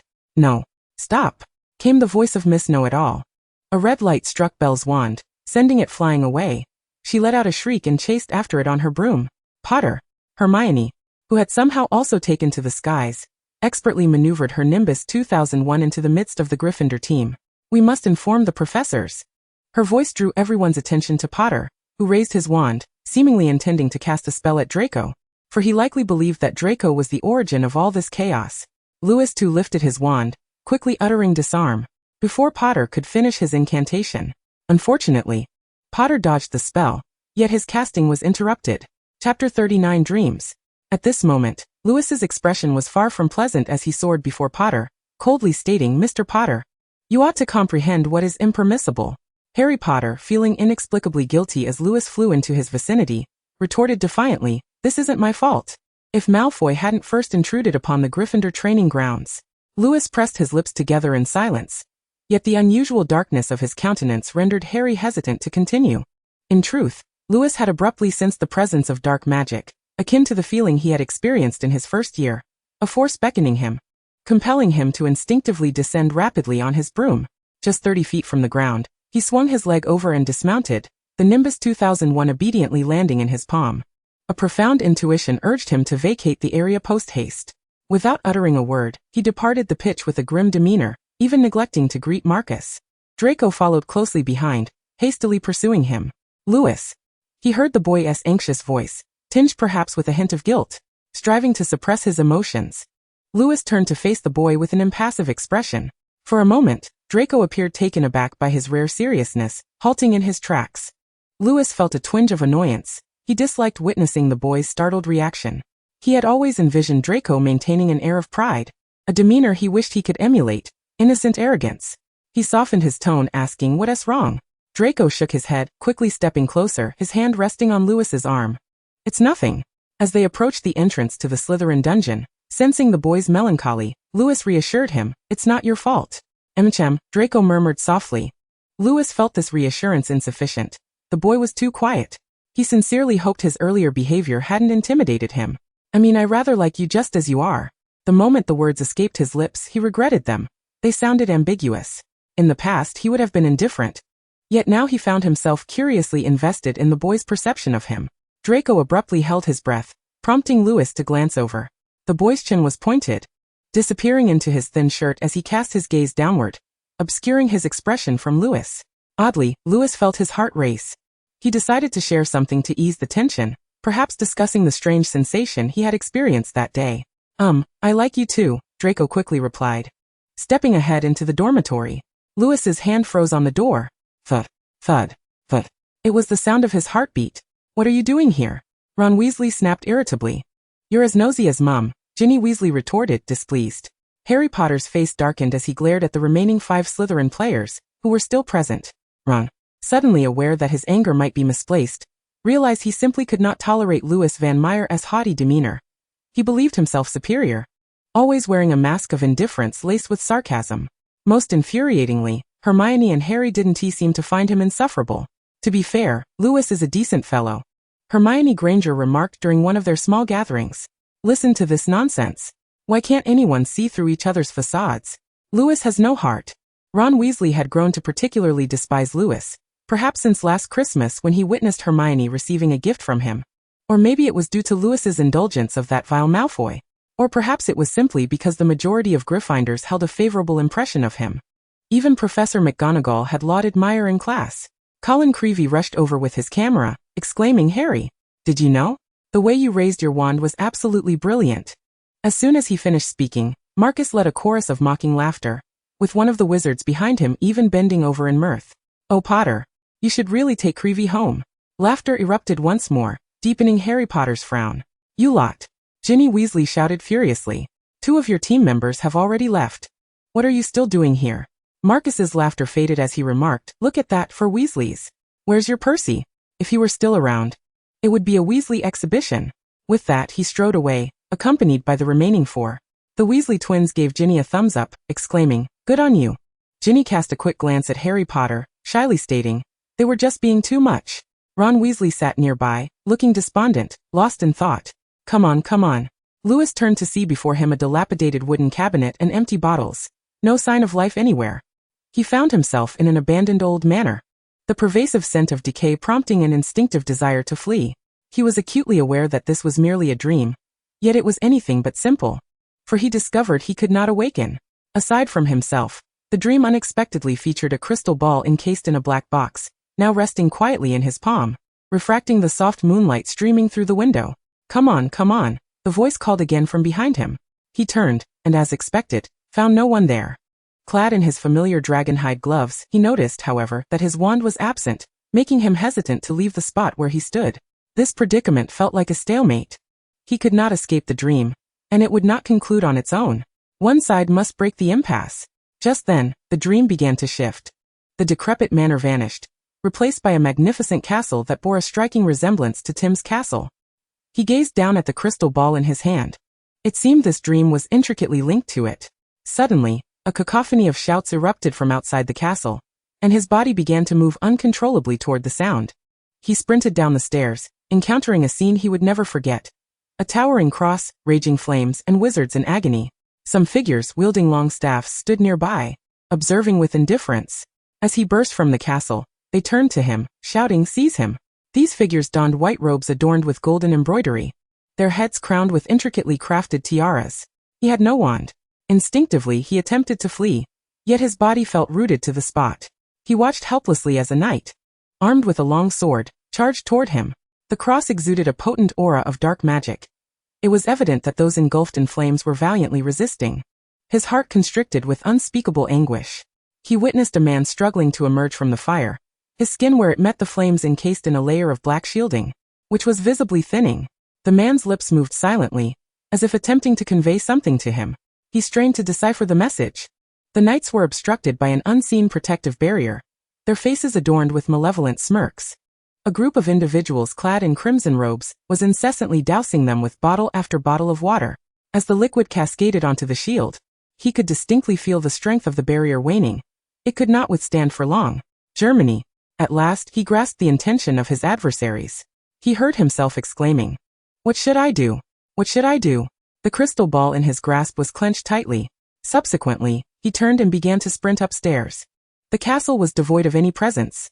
He burst into a vast study, where he spotted an object reminiscent of a teleportation array. His heart ached intensely, yet he stepped into the array regardless. A frigid sensation enveloped him as water flooded into his mouth and nostrils, nearly suffocating him. In the next moment, he jolted upright in bed. The dream had ended. He was drenched in cold sweat, his nightclothes clinging uncomfortably to his body, rendering him utterly miserable. Moreover, he felt utterly drained, his heart racing, seemingly still echoing the pangs from his dream. He tossed aside the covers and swung his legs over the side of the bed. It was a tranquil evening, the moonlight illuminating the surroundings. As he passed by Draco's bed, he noticed the boy furrowing his brow slightly, though his breathing was steady and rhythmic, indicating he was sound asleep. He nearly had to steady himself against the table as he navigated behind it. pulling open a drawer that contained a black box and a key. Suddenly, Gray descended from his wrist. Since devouring that gray mouse during the holidays, Gray had fallen into slumber. Today marked the first time in a long while that he had opened his eyes. He slithered around the black box slowly. Lewis seated himself on the chair and opened the box, revealing a crystal ball that, like in his dream, refracted the soft moonlight. Nothing transpired. What was the dream attempting to convey? Chapter 40, The Air. On yet another Monday morning, owls fluttered through the window, and evidently, Lewis's snow owl was amongst them. It landed beside Lewis's plate, clutching a letter in its talons. It was correspondence from Germany, adorned with the golden and black emblem of the Meyer family. Lewis took a napkin, composedly wiped his hands, and opened the letter. Dear young Lewis, your mother and I have recently returned from our travels in France, and I hope you are enjoying your time at Malfoy Manor. I trust that Uris has already handed you the key. Indeed, congratulations, my child. You are now officially the new head of the Meyer family. I hope you are not wearing a frown at this moment. Childhood is fleeting. And though I should have waited until your coming of age next year to bestow this upon you, circumstances often change rapidly. We shall discuss more upon your return for Christmas. My only advice for now is to truly cherish your time at Hogwarts. With love, Victor von Meyer. Mr. Meyer had not misjudged. Lewis's brow was indeed furrowed. He was somewhat perplexed by Mr. Meyer's words. What did it mean to cherish his life at Hogwarts? What's wrong? Draco inquired, slicing his sausage with concern. Astoria also looked up, her wide, sparkling eyes fixed on him. My parents have returned to Germany, Lewis replied, downplaying the gravity of the situation. Oh, Draco replied without looking up, that's good news. After breakfast, a sixth-year Gryffindor approached the Slytherin table. He seemed reluctant to come near, as his expression and movements indicated he was not there voluntarily. He glanced around before his gaze settled on Lewis. Excuse me, are you? Louis von Meyer, Lewis answered. Splendid. Professor McGonagall requests your presence in her office after class. The boy hastily relayed before turning on his heel, and departing from the Slytherin table. What was that about? Draco remarked, puzzled. Why does Professor McGonagall want to see you? Goodness, could it be that your transfiguration spell was so remarkable that Professor McGonagall has taken a liking to you? Pansy jested from the side. Is Lewis's transfiguration spell truly impressive? Astoria whispered to Draco. Absolutely. He is one of only 2 individuals in the entire school with an O in transfiguration, Draco boasted. Indeed. Your Highness, Pansy chuckled. I've never met someone so convoluted in self-praise. At 3 o'clock, Lewis knocked on Professor McGonagall's office door.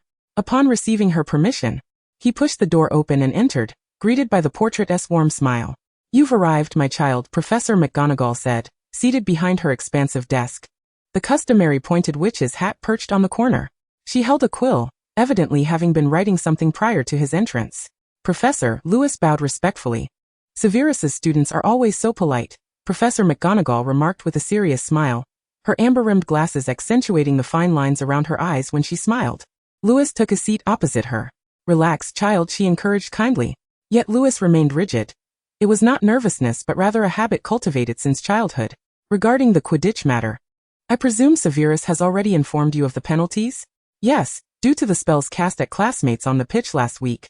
All 14 team members received varying degrees of punishment. Draco and I were tasked with cleaning the Slytherin trophies, which heaven knows, have not been dusted in ages. Covered in a layer of dust, he replied. Quite so, Professor, he affirmed. Thus, I have requested Severus to send you to me. I have some tasks I would like your assistance with, which can also serve as your punishment. She peered at Lewis through her glasses. If the professor has already agreed.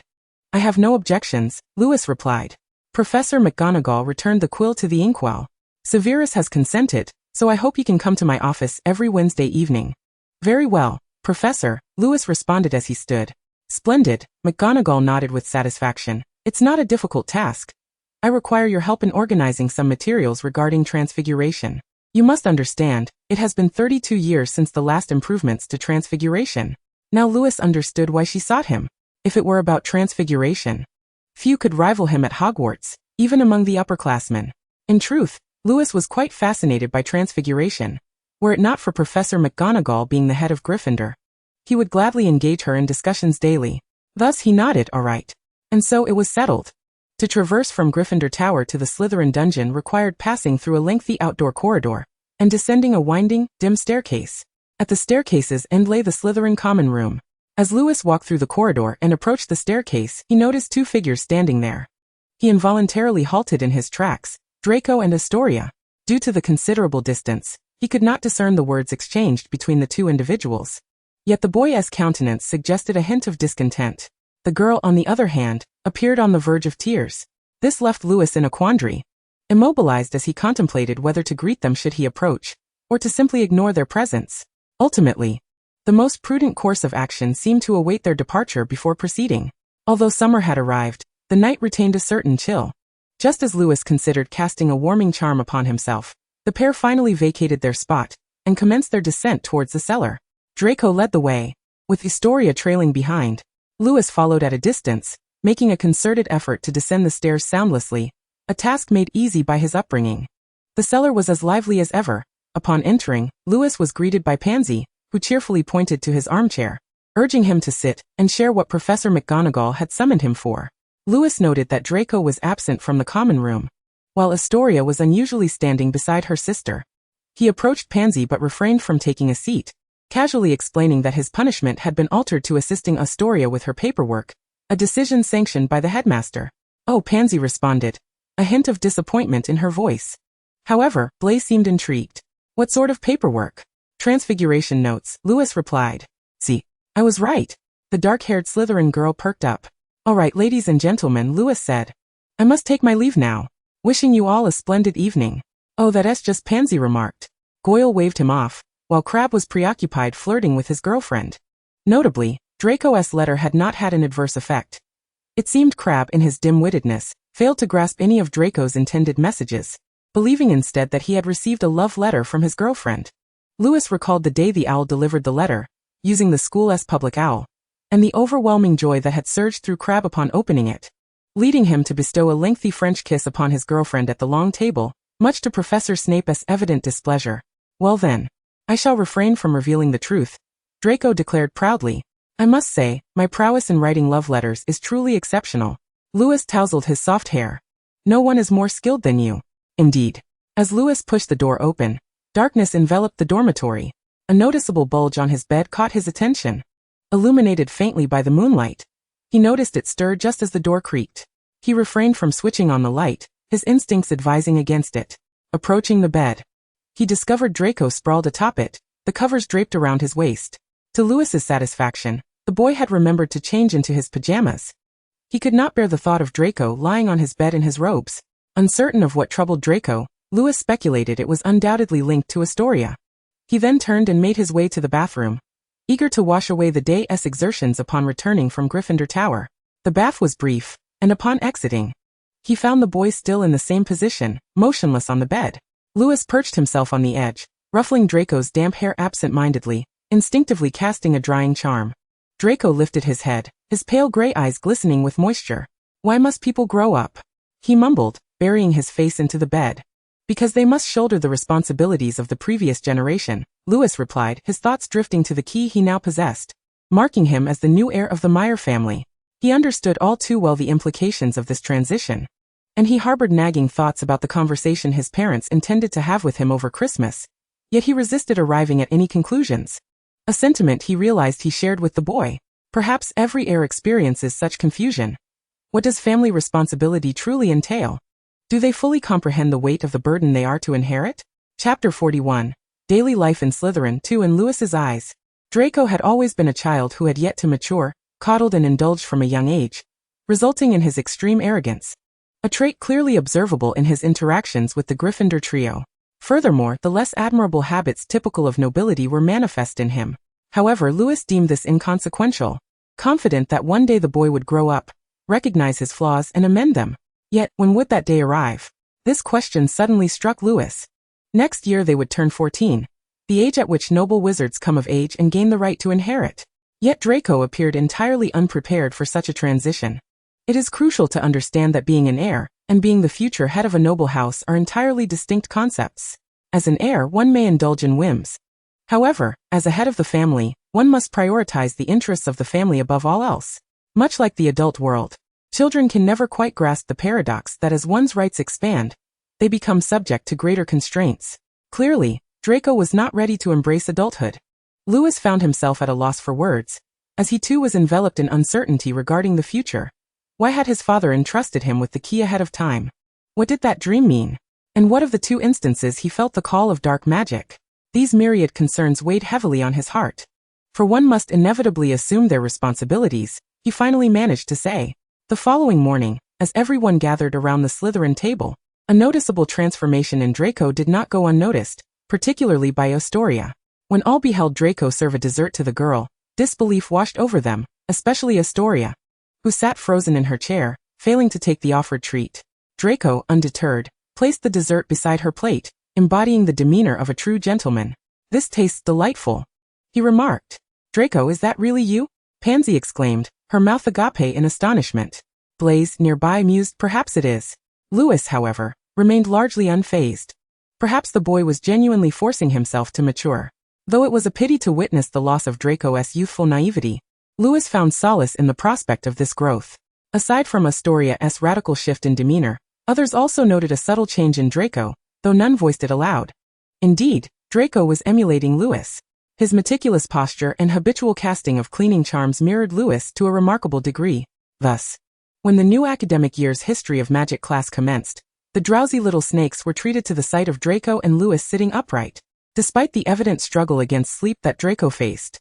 As the lesson drew to a close, it was only Lewis who persevered in maintaining his proper posture. Oh, I shall never do that again, Draco declared at the Slytherin table. My word, Pansy exclaimed, her eyes wide. Is this really the Draco I know? Perhaps, Blaise responded, equally astonished. If previously, the boy's actions merely astonished the little snakes of Slytherin, then his shift in attitude towards the trio of Gryffindor left many in a state of shock. During potions class, when Professor Snape once again taunted Harry Potter, Draco astonishingly refrained from joining in the mockery. With his head bowed, he diligently stirred the potion in his cauldron, occasionally offering explanations to Lewis beside him. Merlin, Pansy exclaimed. Surely, I cannot be dreaming. Crabbe and Goyle had recently experienced a rather dull existence. To be precise, it was only Goyle who was truly bored. With Draco no longer seeking trouble, Goyle found himself devoid of activities. Focus on your studies. I would rather not have to cram you before the finals, Draco remarked to Goyle while preoccupied with organizing a large stack of parchment. These days, every evening, when Lewis assisted Professor McGonagall in her office, he would seize the opportunity to study in the library.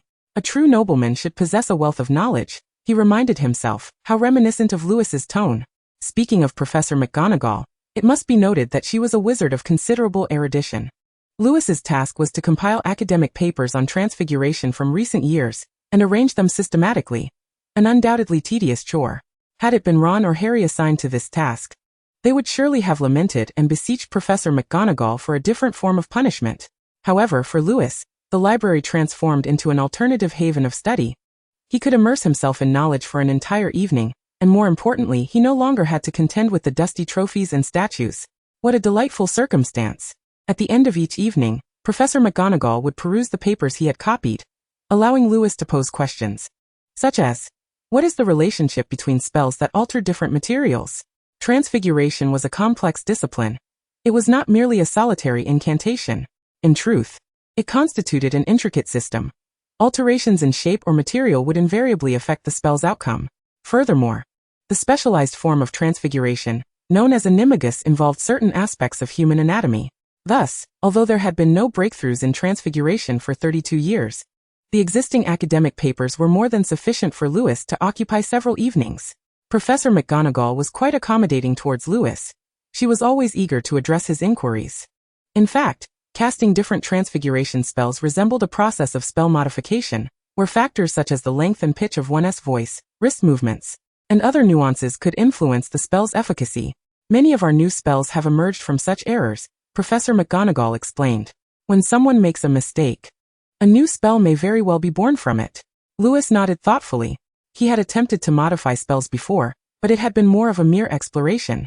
After Professor McGonagall's elucidation, he felt as though he had gained a deeper understanding of spell modification. Professor, what factors determine a spell's scent? Lewis suddenly inquired. Scent. Professor McGonagall responded, somewhat taken aback. This was indeed a rare question. It was true that few spells involved scent.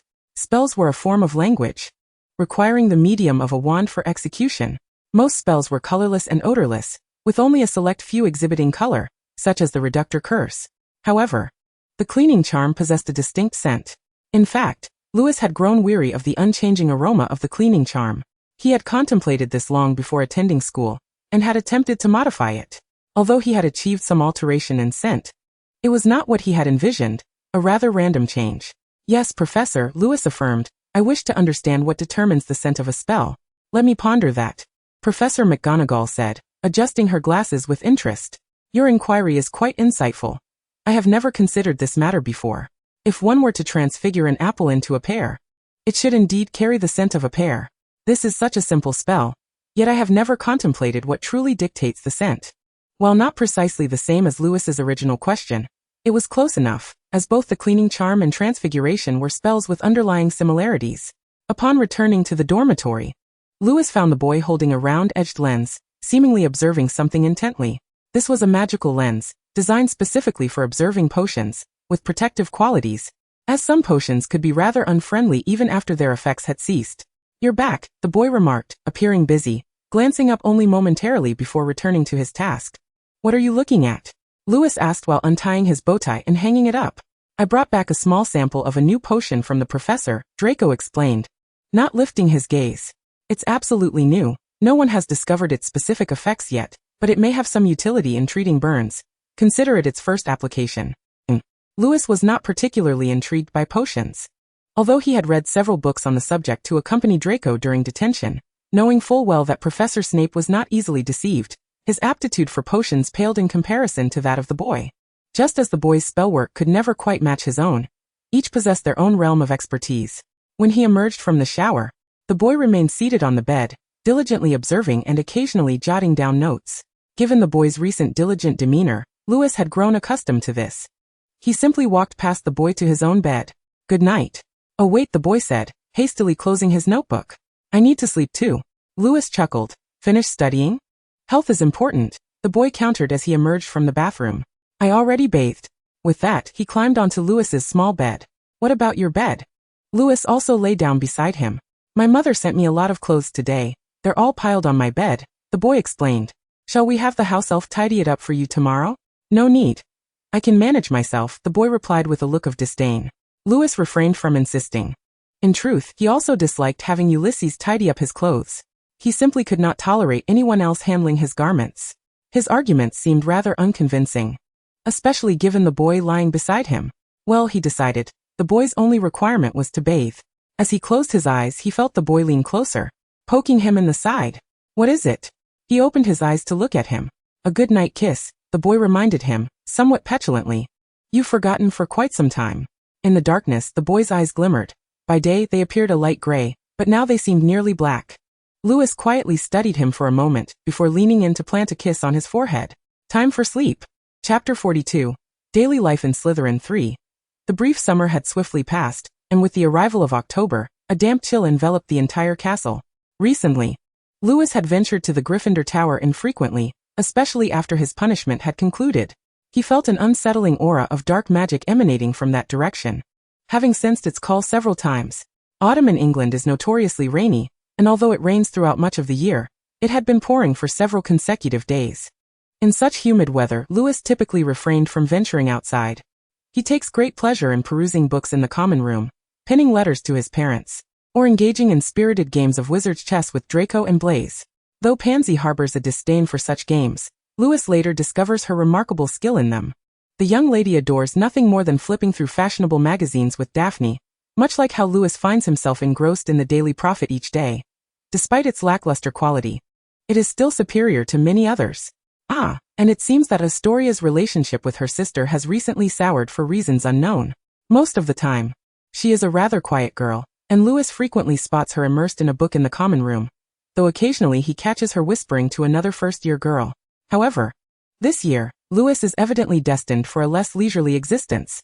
He is compelled to practice on the pitch with the other team members, particularly due to the relentless Gryffindor Lions. When Marcus observes them training undeterred by the rain, he emerges from the confidence bestowed upon him by the Nimbus 2001, proclaiming, I reckon we ought to train as well. As a result, Lewis has recently found himself becoming increasingly adept at casting waterproofing charms. Each time they venture out for practice, The clothes and armor required by him and the boys are laid out before him, and he meticulously casts spells upon them. An endeavor that is, indeed, time-consuming. The most vexing aspect is that the waterproof charm is not long-lasting. Lewis must pause mid-training to reapply the spells. At times, he finds himself unable to refresh the boys' charms in time, leaving them drenched by the rain. To be fair, Draco's dedication to training is truly commendable. In similar circumstances, Lewis cannot guarantee he would perform as flawlessly as Draco does. It is crucial to focus on locating the seeker. For finding the golden snitch signifies the end of the match, with the team securing an additional 150 points. Just as Wood fervently pushes Potter to practice, Marcus holds high expectations for Draco as well. Several times, as they return to the common room clutching their brooms, Lewis notices Draco's lips pale, even trembling slightly. He understands that Draco takes this training very seriously. Quidditch is a passion for him, and the loss of the House Cup last year weighs heavily on his mind. Eventually, after yet another rain-soaked practice, Draco catches a cold, and to make matters worse, he begins to show signs of a fever. "I cannot fathom what is wrong with you all," Madame Pomfrey chides, "both of you neglecting your health." Seizing the opportunity, while Madame Pomfrey turns to fetch medicine, Draco sneaks a playful grimace at Lewis. A rare spark of liveliness returns to the boy. Since that fateful night, Lewis has noticed Draco's growing maturity. On one occasion, he even witnessed Draco respectfully greet Professor Flitwick. As for the eccentric Professor Lockhart, Draco chooses to ignore him, along with the trio from Gryffindor. It is somewhat amusing. On a foggy Monday, Draco escorted a second-year Slytherin to the Defense Against the Dark Arts classroom, where Professor Lockhart and the illustrious Harry Potter were engaged in conversation by the entrance. "Make way," Draco asserted as he approached them. Potter instinctively stepped aside. With an elegant turn, Draco glided into the classroom. As Lewis passed Potter, he noticed the boy's mouth agape in disbelief. Indeed, he was not alone in his astonishment. Draco's recent transformation was so significant that even the young Slytherins expressed their surprise. Professor Lockhart, witnessing the scene, remarked, "Potter, you ought not to be surprised, for not everyone is inclined to venerate you." Lewis found Lockhart's logic perplexing. "You are merely in your third year. At your age, I was an unremarkable child as well." "Indeed, Professor," Potter quickly replied, "I must attend class now. Farewell, Professor." With that, he departed as if pursued by a dragon. "He is quite a good lad, isn't he?" Lockhart mused to himself. After consuming the potion concocted by Madame Pomfrey, a faint pink mist enveloped Draco's head, causing his face to flush crimson. Lewis, intrigued, removed his gloves to touch it, prompting Draco to involuntarily sigh. "Your hands are so cold," he remarked. After taking the medicine, they could not leave immediately, as Madame Pomfrey insisted on monitoring them for a while longer. Perhaps due to the recent decrease in patients, Lewis found himself assigned a bed. "Thank you, Tim. Last time, he had to endure a night on a chair." Thus, throughout the afternoon, Draco and Lewis huddled under the covers, engaging in games of chess. Once they grew weary of the game, Pansy returned from her elective class, bringing a magically enchanted dried flower for Draco. When one pinched the petals, the flower emitted a short "ah," followed by a dramatic exclamation of "Your Highness." "This gift is quite amusing," Draco remarked, thoroughly entertained by the flower. "I intended to give it to you for Christmas," Pansy chuckled, "but since I've given it to you early, I shall have nothing for you on the holiday." Draco shot her a sidelong glance, his pride evident as he replied, "That is quite all right. Lewis's gift will undoubtedly be exceptional. I am not in need of yours." Lewis silently contemplated the Christmas gift he had prepared, and decided it might be prudent to select another. Halloween was fast approaching, and an air of excitement enveloped the entire school.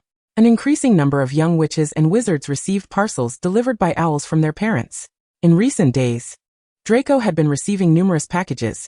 Aunt Narcissa had sent him a special costume for Halloween, along with various props such as a pumpkin lantern and a black bat. Additionally, there was a delicate tulle dress. "I hope your dance partner will wear it," Narcissa's elegant handwriting noted on a small slip of paper tucked within the dress. Draco stared at the note for a while before discarding it into the wastebasket, wrapping the gift box containing the dress back up. "Aunt Narcissa is truly thoughtful," Lewis mused. He too had received a package from Madame Flitwick and Mr. Meyer, containing 2 identical Halloween costumes, one as a spare. Besides the costumes and accessories, the parcel also held a large, flat wizard hat, quite unlike the ones they usually wore, resembling something meant for a charming young boy. Lewis had never considered the possibility of wearing such a hat himself, so he gifted it to Draco. That hat suits Draco quite well."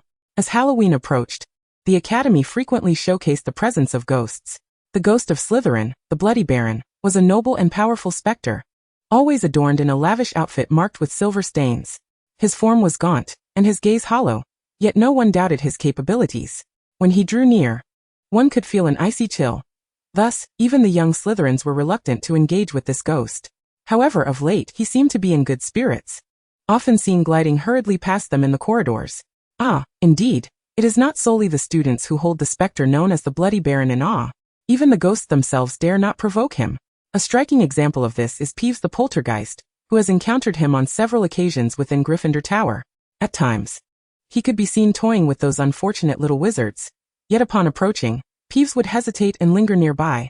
In the dungeons of Slytherin, this ghost is scarcely seen at all. The much-anticipated Halloween has finally arrived. At 7 o'clock in the evening, Lewis and Draco navigated past the long tables of the other 3 houses, arriving at the table designated for Slytherin. Everyone else was already present. In fact, had it not been for Draco's sudden whim to try on Lewis's robe, which necessitated Lewis using a transfiguration spell to temporarily resize it, they would have joined the others sooner. "My goodness, you two," Pansy exclaimed, her eyes wide with surprise. Draco walked ahead of Lewis, pulling out his chair to sit beside Astoria, who was adorned in the dress sent by Aunt Narcissa. He then turned to Pansy and asked, "Who looks better, me or Lewis?" "Oh," the girl laughed, "you both look equally splendid." Draco cast a sidelong glance at Lewis and said, "Come now. I clearly believe Lewis cannot outshine me." Lewis retrieved the wizard's hat from his sleeve, the one that had been released from the shrinking charm, and tapped it with his wand. "How remiss of me to forget to remind you of your hat, Your Highness." Chapter 43, The Halloween Ball. The boy's expression stiffened slightly as he slowly accepted the hat, mumbling, "I always feel like I look like a little girl when I wear this." Nevertheless, he obediently placed the hat atop his head, raising his chin to ask Pansy, "Now tell me who looks better, me or Lewis?" The dark-haired girl burst into laughter. "No one is cuter than you, Your Highness." Draco cast a proud glance at Lewis. The boy indeed looked charming, particularly with that oversized hat. Draco was not mistaken in his assessment. It was originally intended for Lewis's dance partner by Madame Fleu, though she had not explicitly stated so. Thus it would likely suit the girl better. Professor Dumbledore had prepared a plethora of spectacular performances for them.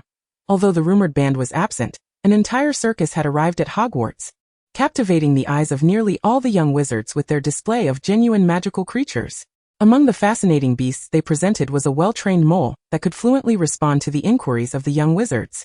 When the animal was brought before the Slytherin table by its trainer, Draco joyously placed a gold galleon in its tiny paw. Following the performances was the long-awaited feast. With a wave of his wand, Professor Dumbledore filled all the silver platters with an abundance of food. There were soups to start, an array of breads and pastries, and even 2 entire platters filled with assorted hard candies. As they dined, the center of the hall transformed into a grand dance floor, with Professor Dumbledore observing the little wizards from his elevated seat. This year, a new feature was introduced. Each house would send up 2 representatives to dance. Without a doubt, the 2 from Slytherin were Draco and Astoria. As the introductory music began, Draco rose from beside his chair, slightly bowing as he extended his hand. Astoria placed her hand in his palm, and he straightened up, proudly leading her into the dance floor. Naturally, the boy did not wear the hat while dancing. Perhaps to match the festive spirit, the tempo of the dance was brisk. The Gryffindors even stumbled over their steps. However, such blunders were non-existent in Draco's performance. For just 2 days prior, he had begun practicing dance steps with Astoria in their common room, striving for perfection at the Halloween ball.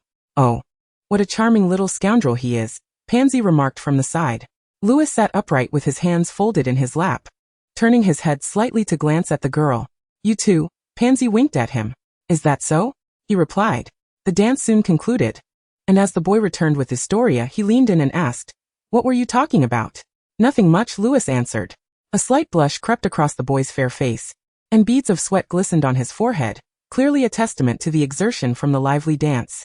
Upon hearing this, the boy rolled his eyes in a rather ungracious manner, before adopting a more serious demeanor, reclaiming his proud stance as he inquired, "How did I perform?" "Very well," Lewis responded. The boy's eyes sparkled, his meticulously styled hair now mischievously tousled, betraying his excitement. Oh, of course, he is not the only one thrilled. Nearly all the young wizards began eagerly anticipating the forthcoming activities, a genuine masquerade ball. At that moment, Professor Dumbledore rose from his chair, addressing the children. "Let us give a round of applause to the 4 house dancers." A thunderous applause erupted. "Next, let us welcome the arrival of the masquerade ball." No sooner had he finished speaking than the lights in the entire hall extinguished, and in the darkness the professor's voice rang out. 1 minute. Children, quickly change into your costumes and join us in the center of the dance floor. As the lights faded completely, Lewis caught sight of Draco rising from his seat. When the lights vanished, the boy was no longer visible. He drew his wand and lightly tapped his black robe, which instantly transformed to white. Then, the tip of his wand emitted a bright yellow glow, the color of the transfiguration spell. As a mask capable of concealing half his face materialized before him. Many like him utilized spells to alter their attire. The darkness was filled with the twinkling lights of various enchantments. A minute soon elapsed. And when the lights illuminated the hall once more, Lewis found himself swept into the center of the dance floor, standing before a diminutive elf who was a head shorter than him. Looking around, he noticed that very few were dressed as meticulously as he. The Weasley twins, with their signature red hair, stood out as two blazing lions, gleaming brilliantly on the dance floor. There was also a half-blood wizard dragging a long cattail, and even someone who had dressed as a large pumpkin, seemingly unable to dance with anyone else, as his arms could hardly cross in front of him. However, upon seeing those familiar eyes, Lewis effortlessly recognized Draco.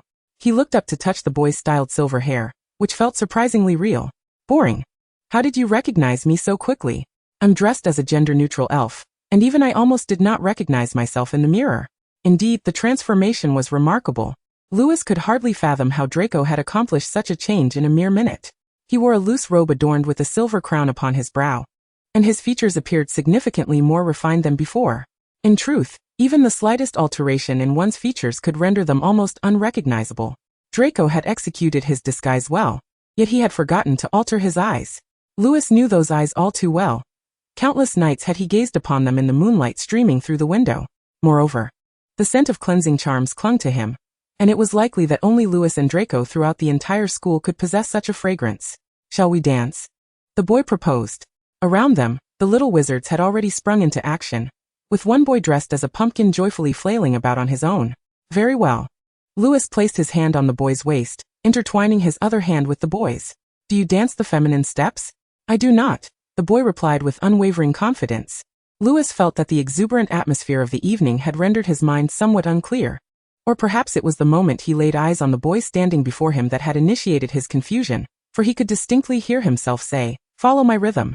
Good heavens, how could he possibly dance with Draco? Yes, it dawned on him. The boy's insinuations were so overt that it would be strange if he failed to comprehend them. Unsure of how to proceed, he chose to evade the issue. He knew it was wrong. He ought to clarify to the boy that the pureblood wizarding world would never permit two of the same sex to be together due to the insurmountable issue of progeny. In this era where purebloods were increasingly rare, the repercussions of him truly being with Draco were all too apparent. Yet, his rationality seemed to have detached from his actions as he led Lewis, perfectly attuned to the rhythm. At first, the boy stumbled in his steps, but halfway through the song, he was able to move in harmony with Lewis. However, he found himself unable to voice his thoughts. Every time he gazed into those sparkling eyes, words eluded him as he wished to see no trace of sorrow within them. He would not allow himself to inflict pain on the other. But what could he do? Especially when he discovered a twinge of jealousy toward Astoria. He nearly wished to cast an Avada Kedavra upon himself. Rationally, he felt relieved about the boy's growing bond with Astoria, which he secretly welcomed. Yet on the other hand, he was compelled to conceal his true feelings. This was not a difficult task. He had long since grown accustomed to wearing a stoic expression. In fact, the more astonished he felt by his own emotions, the more composed he appeared, as if nothing had occurred at all. Furthermore, he was acutely aware of Madame Flitwick's intentions. Mia Barbara was the future wife he had been betrothed to since childhood. Though the Barber family did not hold a candle to the Meyer family in Germany, their status had risen swiftly in recent years, particularly as some discreetly acknowledged the union between the Meyer and Barber families. Mia had been one of his few companions throughout his life, not quite a friend, as he had been unaware of what friendship truly meant at that time. She was a very rational girl, strikingly similar in temperament to him.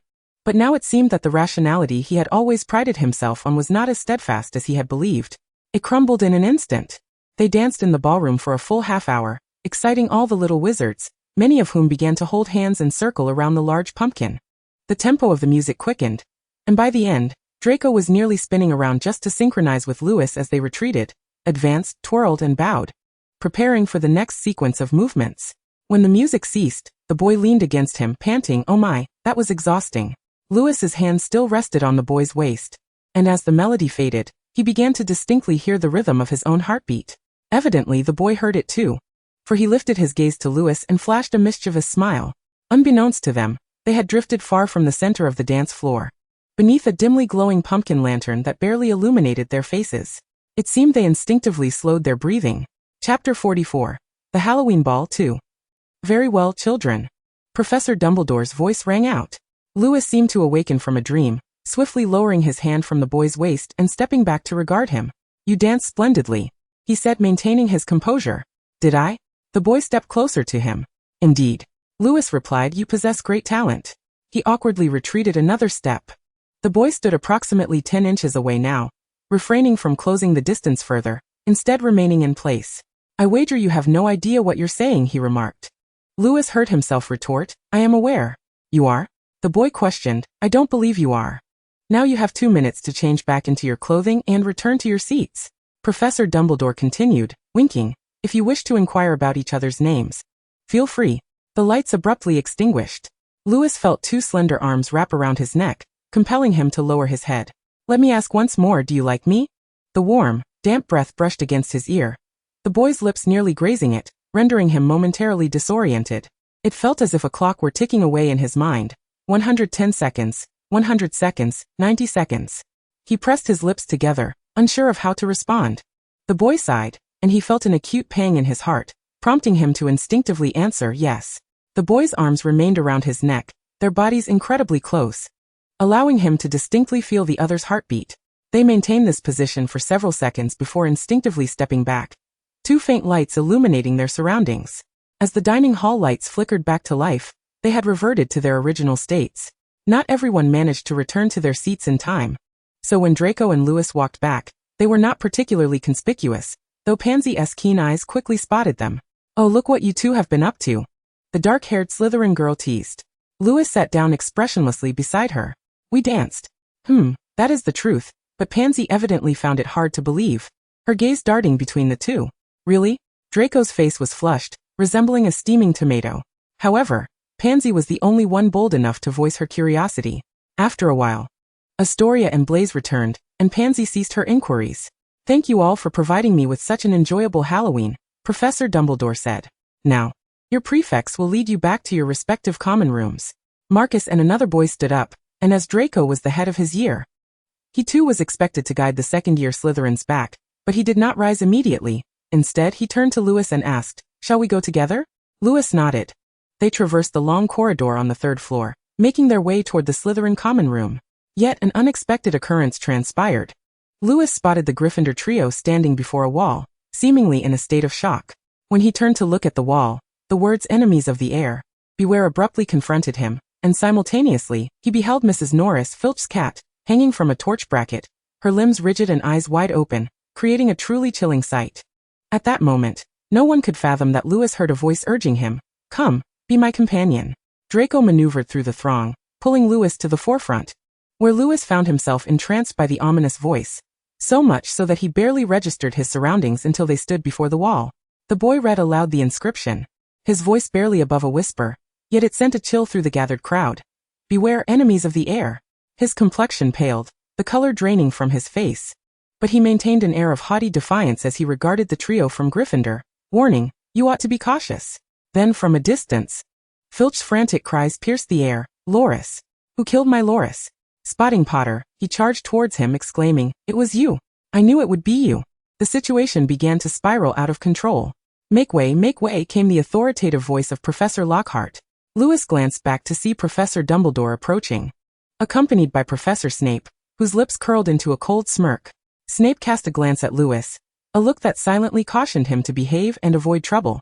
Come with me, Filch, and you too, Mr. Potter, Mr. Weasley, Miss Granger, Professor Dumbledore commanded. The earlier exhilaration from the ball seemed to have been doused by a bucket of cold water. As the Slytherin serpents trudged back to their common room, their spirits notably diminished. The situation was even graver for the Hufflepuff Badgers, who trembled in fear, only kept in check by their prefect's stern admonitions to prevent calamity. Yet Lewis discerned the underlying fear in Draco. He could sense the tremors coursing through his body, even as Draco valiantly masked his anxiety. With a stoic expression, he ushered everyone to the common room, where he calmly bid goodnight to Pansy, Astoria, Goyle, Crabbe and others. It was at this moment that the status of the Malfoy family within the circles of British pureblood aristocracy became evident. Lewis noticed that all the Slytherin serpents were watching Draco, even the older students. Draco was akin to a barometer, and when he exuded composure, everyone else relaxed. "Remember, we are purebloods," Draco declared as they ascended the staircase, not to be compared with those mudbloods. His words had an immediate uplifting effect, prompting Pansy to muster a smile. "Oh my, Your Highness, it has been far too long since I heard you utter that term. Indeed, we are purebloods. What is there to fear?" With that, she boldly stepped ahead, followed closely by Daphne, who linked arms with her as they ascended together. "Go to sleep," Draco instructed Astoria, who lingered behind. The young girl nodded, seemingly unaware of the gravity that had cast a pall over the entire house, perhaps due to her parents' failure to convey the seriousness of the situation to her. Lewis too was puzzled. "The air? What does that mean?" Draco's facade crumbled the moment he pushed open the door. He nearly collapsed against the wall, gasping for breath. "Lewis," he uttered, "I dreaded this day, yet it has arrived." Lewis extended a hand to steady him. "Thank you." Draco grasped his hand. "Would you mind sharing what you know?" he inquired, sensing a connection between the voice he had heard and the revelations Draco was about to impart. Draco regarded him with surprise. "I thought you already knew." Then, a faint smile flickered across his lips. "Actually, I assumed you were well informed." "Far from it." "Oh Merlin, how could I possibly know everything?" Lewis jested. Draco shot him a weary glance. "I'm off to shower. I'll tell you more later." "All right." Draco pondered the potential repercussions upon his family should the heir return. "I wonder if he would punish us." Sitting on the bed, he hugged his knees, speaking softly. Lewis placed a comforting hand on his back, soothing him. Draco lifted his gaze, turning to Lewis. "Do you think he can truly come back?" "It's hard to say," Lewis replied, contemplating the voice he had been hearing. If that were the case, could he speculate that the previous letter had also been penned by him? Yet he deemed it unnecessary to share this conjecture with Draco, recognizing that the boy had already endured enough terror that night.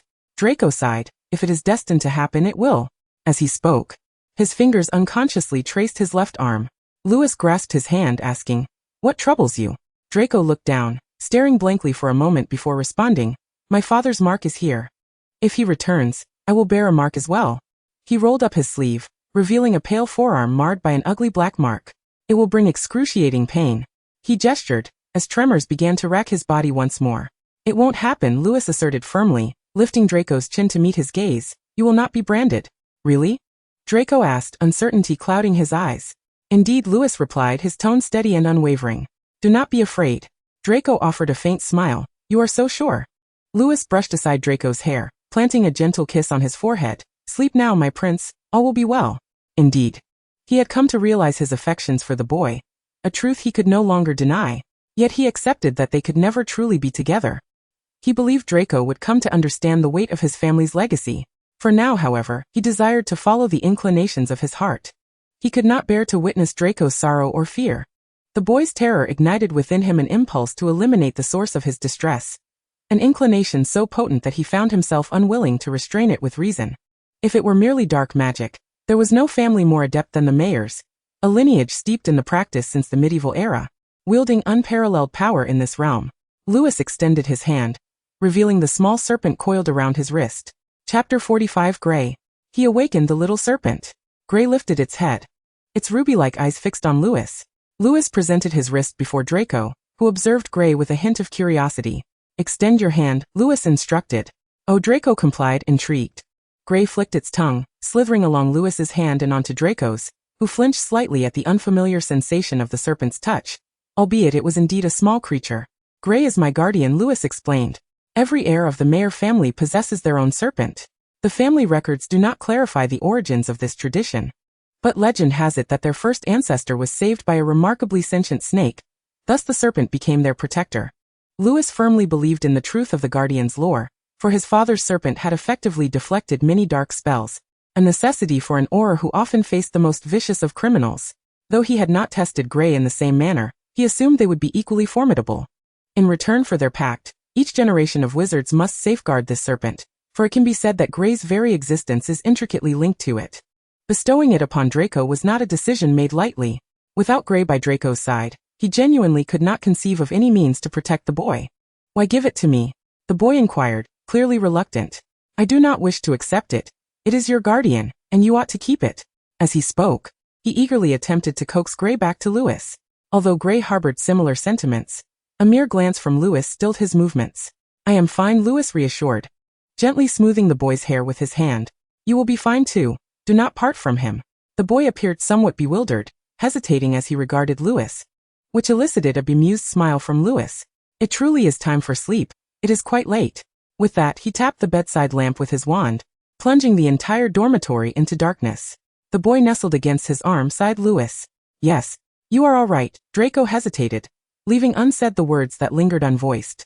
That evening's occurrences seemed to have rapidly fermented throughout the campus, as nearly every young wizard Lewis encountered was engaged in hushed discussions about the Chamber of Secrets. Rumor had it that Professor Binns had regaled the Gryffindor lot with tales of the chamber.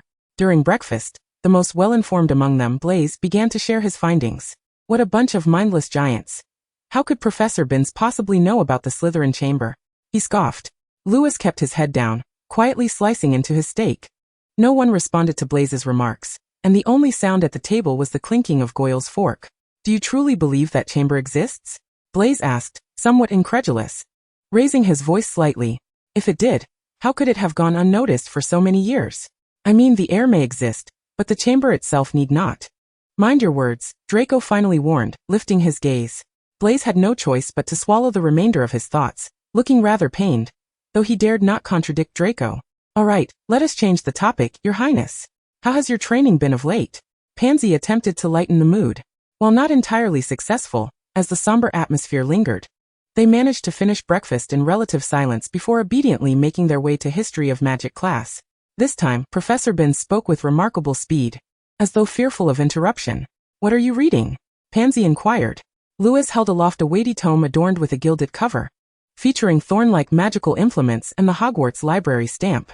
It appeared quite ancient, as the pages had begun to yellow, some even showing signs of wear. It is well known that standard writing paper undergoes special treatment. It would not become so tattered without considerable passage of time. The soul and the body, Lewis replied. The girl seemed taken aback, lowering her voice. The soul? How did you come by this book? I wager it is absolutely forbidden. Professor Snape issued a note, Lewis stated, handing Pansy a slip of parchment inscribed with Snape's elegant script, granting him the privileges of a teacher. Pansy looked even more astonished, seemingly about to pose further questions. But her noble upbringing prompted her to refrain. It was evident that delving deeper would encroach upon more private matters, and nobility places great value on privacy. In truth, this was why Pansy maintained a decent rapport with Lewis. Otherwise, she would not have inquired about his reading material. Draco, languidly draped against Lewis's arm, succumbed to slumber. Yes. Once again, his resolve had been vanquished by Professor Binns's hypnotic discourse, and he no longer wished to hold himself to any expectations during History of Magic class. Alas, History of Magic is dreadfully dull, Lewis mused, aware that the girl likely still had questions, yet hoping she would keep them to herself. Fortunately, she did. In fact, when he heard the boy mention that individual, his mind instinctively wandered to the subject of souls. As a wizard acquainted with dark magic from a young age, Lewis understood that the esoteric realms of dark arts often intersect with the soul. Indeed, the question of the soul is an absolute taboo within dark magic. For to imprison another's soul or usurp their body is an atrocious act. Consider ghosts, for instance. Not everyone becomes a ghost after death. No one knows what conditions must be met to attain a state of pure spirit, as no one has had the opportunity to experiment. Yet that individual might indeed attempt such experiments. From Lewis's descriptions, that person's greatest aspiration was to bolster the pureblood wizarding community, garnering the support of nearly all Slytherins. However, they eventually discovered that this individual harbored greater ambitions. He sought immortality. Moreover, he governed his subordinates through the use of binding marks, which caused many more rational pureblood nobles to grow discontented. Thus, they became fearful, and coincidentally, rumors began to circulate that this individual had been vanquished by Potter, affording them a chance to break free from his grasp. Yet they now realized that the shadow of that individual lingered still, for it was said that the last person to unlock the chamber was none other than he. This was precisely why Draco felt such trepidation. Could it be that the two were one and the same? Professor Snape would certainly not permit him to borrow such a book.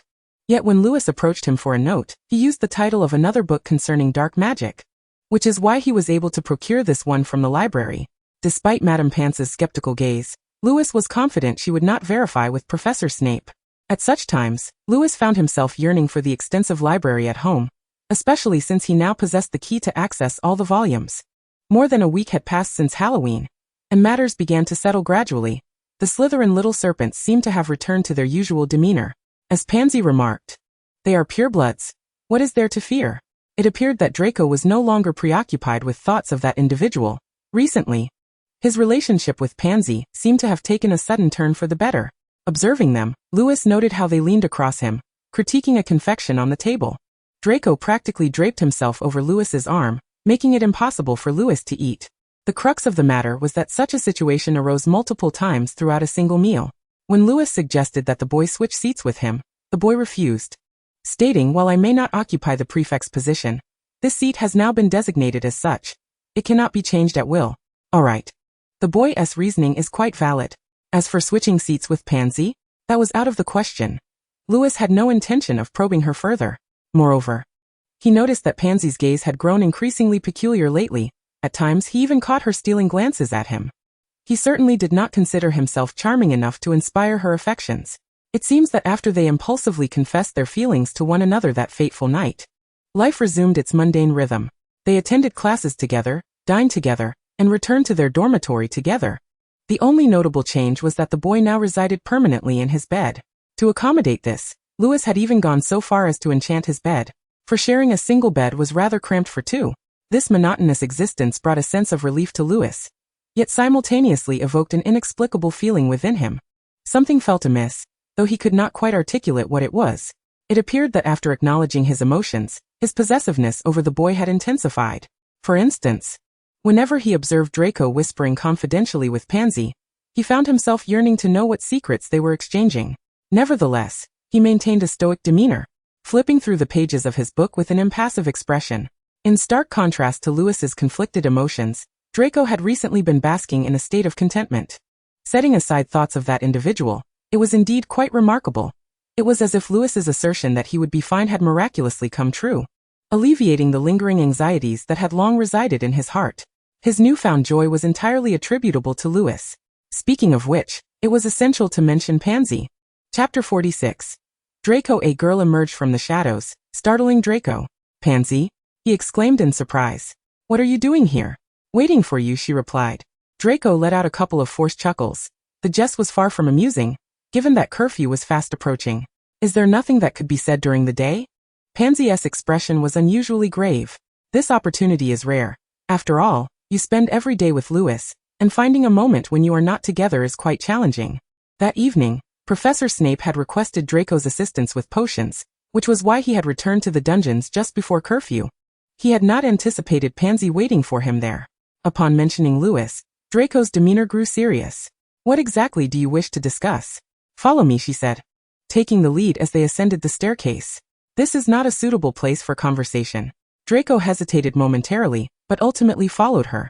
They exited the dungeons and climbed the long, spiraling staircase, arriving at the observatory used for their evening astronomy class.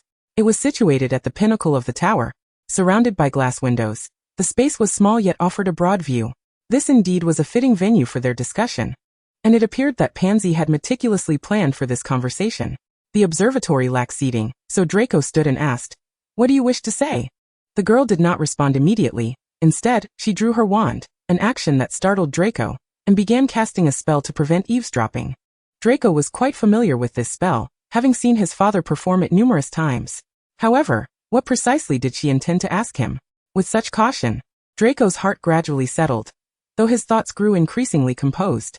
The bread from dinner felt like a heavy stone, weighing down in his stomach. "I want to know your thoughts on Greengrass," Pansy finally inquired, her expression relaxing significantly after casting the spell, allowing her to pose the question she had longed to ask. Noticing Draco's lack of response, Pansy pressed on without a hint of embarrassment. "Draco, we've known each other for over a decade. You must understand my character. I would truly be remiss to watch you veer off course." "Enough," Draco interjected. "I know what you're trying to ask. There's no need for subterfuge. Yes, it's true I have feelings for Lewis. Don't you have feelings for him as well?" The girl's expression softened. "No, it's not wrong to have feelings. Lewis is indeed remarkable, a sentiment everyone shares. But I still ask, what do you think of Greengrass?" Draco appeared puzzled. "She's just an ordinary family," Pansy explained. "Greengrass is the rumored match for your family, the Malfoys. I suspect Aunt Narcissa has this in mind. She certainly did not consider Parkinson, but rather greengrass. Draco's complexion paled under the cold moonlight, his lips devoid of color. He pressed them together, remaining silent. However, Pansy was not seeking a verbal confirmation. Draco's expression served as the best answer. She continued, in recent days, your attitude toward Astoria has notably improved. I initially thought you would keep this relationship to yourself. There's nothing wrong with that. Everyone deserves a cherished first love. However, I've recently observed that you no longer seem inclined to marry Astoria. Draco remained silent. Therefore, I wish to ask, is this true? Draco scrutinized Pansy for a moment, as if weighing something or searching for answers in her expression. Time drifted in the silence, with Pansy refraining from further speech, exuding a strong confidence that Draco would respond. Indeed, Draco finally replied, affirming her inquiry. The girl shook her head, seemingly disappointed. I thought you would be the rational one. Do you not realize that if you do not ally with the Greengrass family or the Parkinson family, the entire pureblood wizarding world will be devoid of other families? There may be none left in Britain, but what of Russia, France and Germany? She paused for effect. Do you not understand? As the sole heir of the Malfoy family, you will inevitably have a wife. It is your responsibility. I cannot imagine you would wish for the Malfoy lineage to perish. Pansy's words bore weight, and her reasoning was undeniably sound. Draco found himself at a loss for a rebuttal. In the end he merely murmured, if I had a brother. Pansy shook her head. Even I know why the Malfoy family, a pureblood aristocracy with generations of only one heir, has declined. It is precisely due to the scarcity of offspring. Are you truly willing to gamble with this matter? Her words caused Draco to take 2 steps back. Pansy sighed. Well, I should have anticipated this. Have you discussed this matter with Aunt Narcissa? Draco shook his head. Once again, silence enveloped the observatory. Pansy ultimately broke the oppressive atmosphere, saying, I have asked all I needed to. Let us return. I hope you will contemplate this matter seriously, but regardless, I will support your decision. She smiled, adding, after all, you are our prince, aren't you? As they descended the staircase, Draco suddenly called out, Pansy. Yes. Do you like me? By the time Draco returned to the dormitory, Louis was already asleep. The lights remained on, evidently left for him. Louis's slumber was serene, devoid of sound, save for his gentle breaths, audible only when one drew near. He possessed a countenance that could easily be overlooked. During the day, all that anyone noticed was his tall stature, or the air of invincibility he exuded. In truth, he did nothing remarkable, yet everyone, including Draco himself, felt that the other was shrouded in mystery. One could never ascertain the limits of the other. Draco mused that Louis's perfect score in OWL's was merely a reflection of the absence of higher standards. Were there to be such standards, who could fathom the achievements Louis might attain? Louis's movements and demeanor appeared to have been perfected through countless rehearsals, as if measured with a ruler, exhibiting an exquisite elegance that perpetually captivated the attention of those around him. Draco was uncertain how he had come to develop feelings for Louis. If pressed to articulate a reason, it would be that every gesture of Louis's fascinated him. Though that may seem somewhat exaggerated. He initially regarded Louis with a sense of envy and admiration.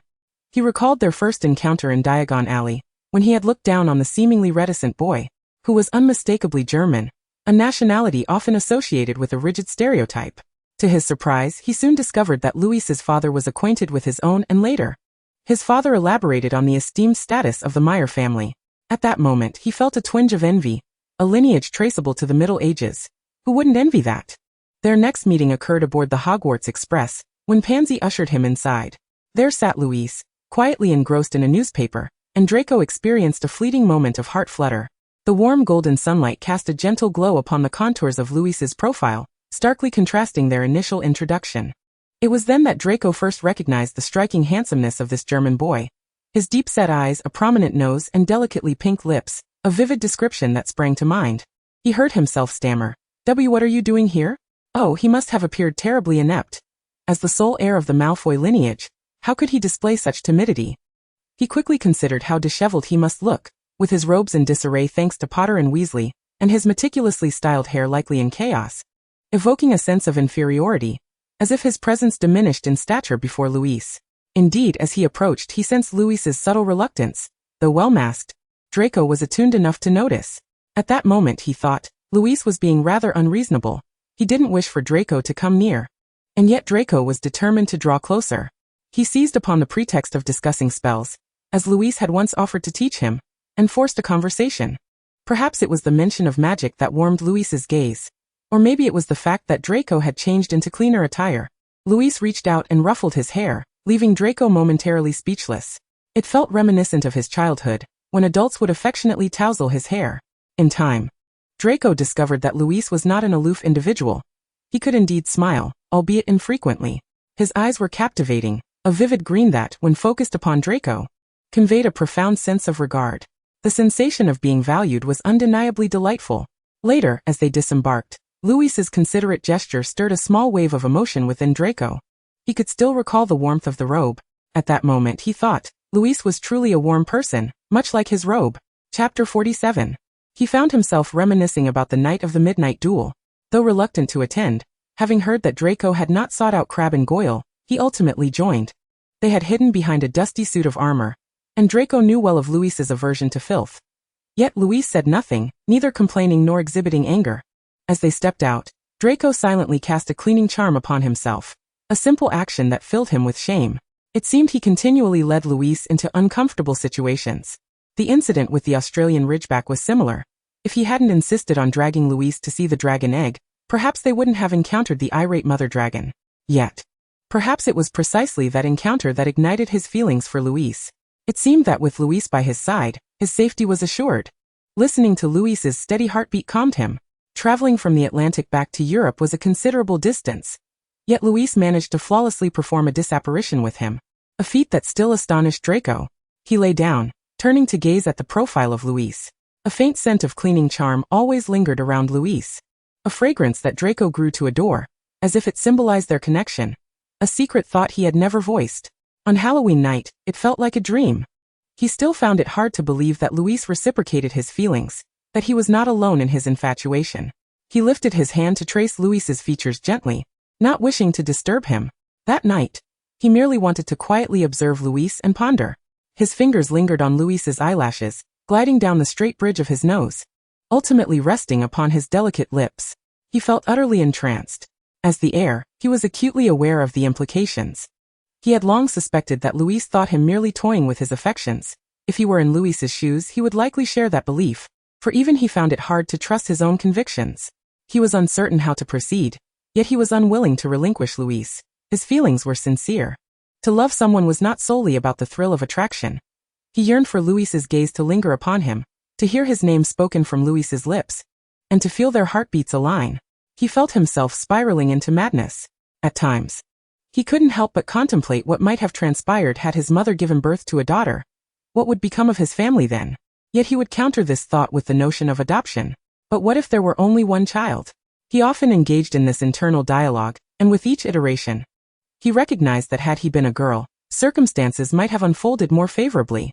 Yet was he regretful? Not in the least. Had he been a girl, Luis likely would not have spoken to him as he did. He would not have focused on him with such intensity, affectionately ruffling his hair. Nor would they have shared the closeness of sleeping in the same bed. At times he took secret pleasure in being a boy, able to draw so near to Luis, ensuring that no one else could intrude. He guessed Luis too had a betrothed. How did Luis perceive this other person?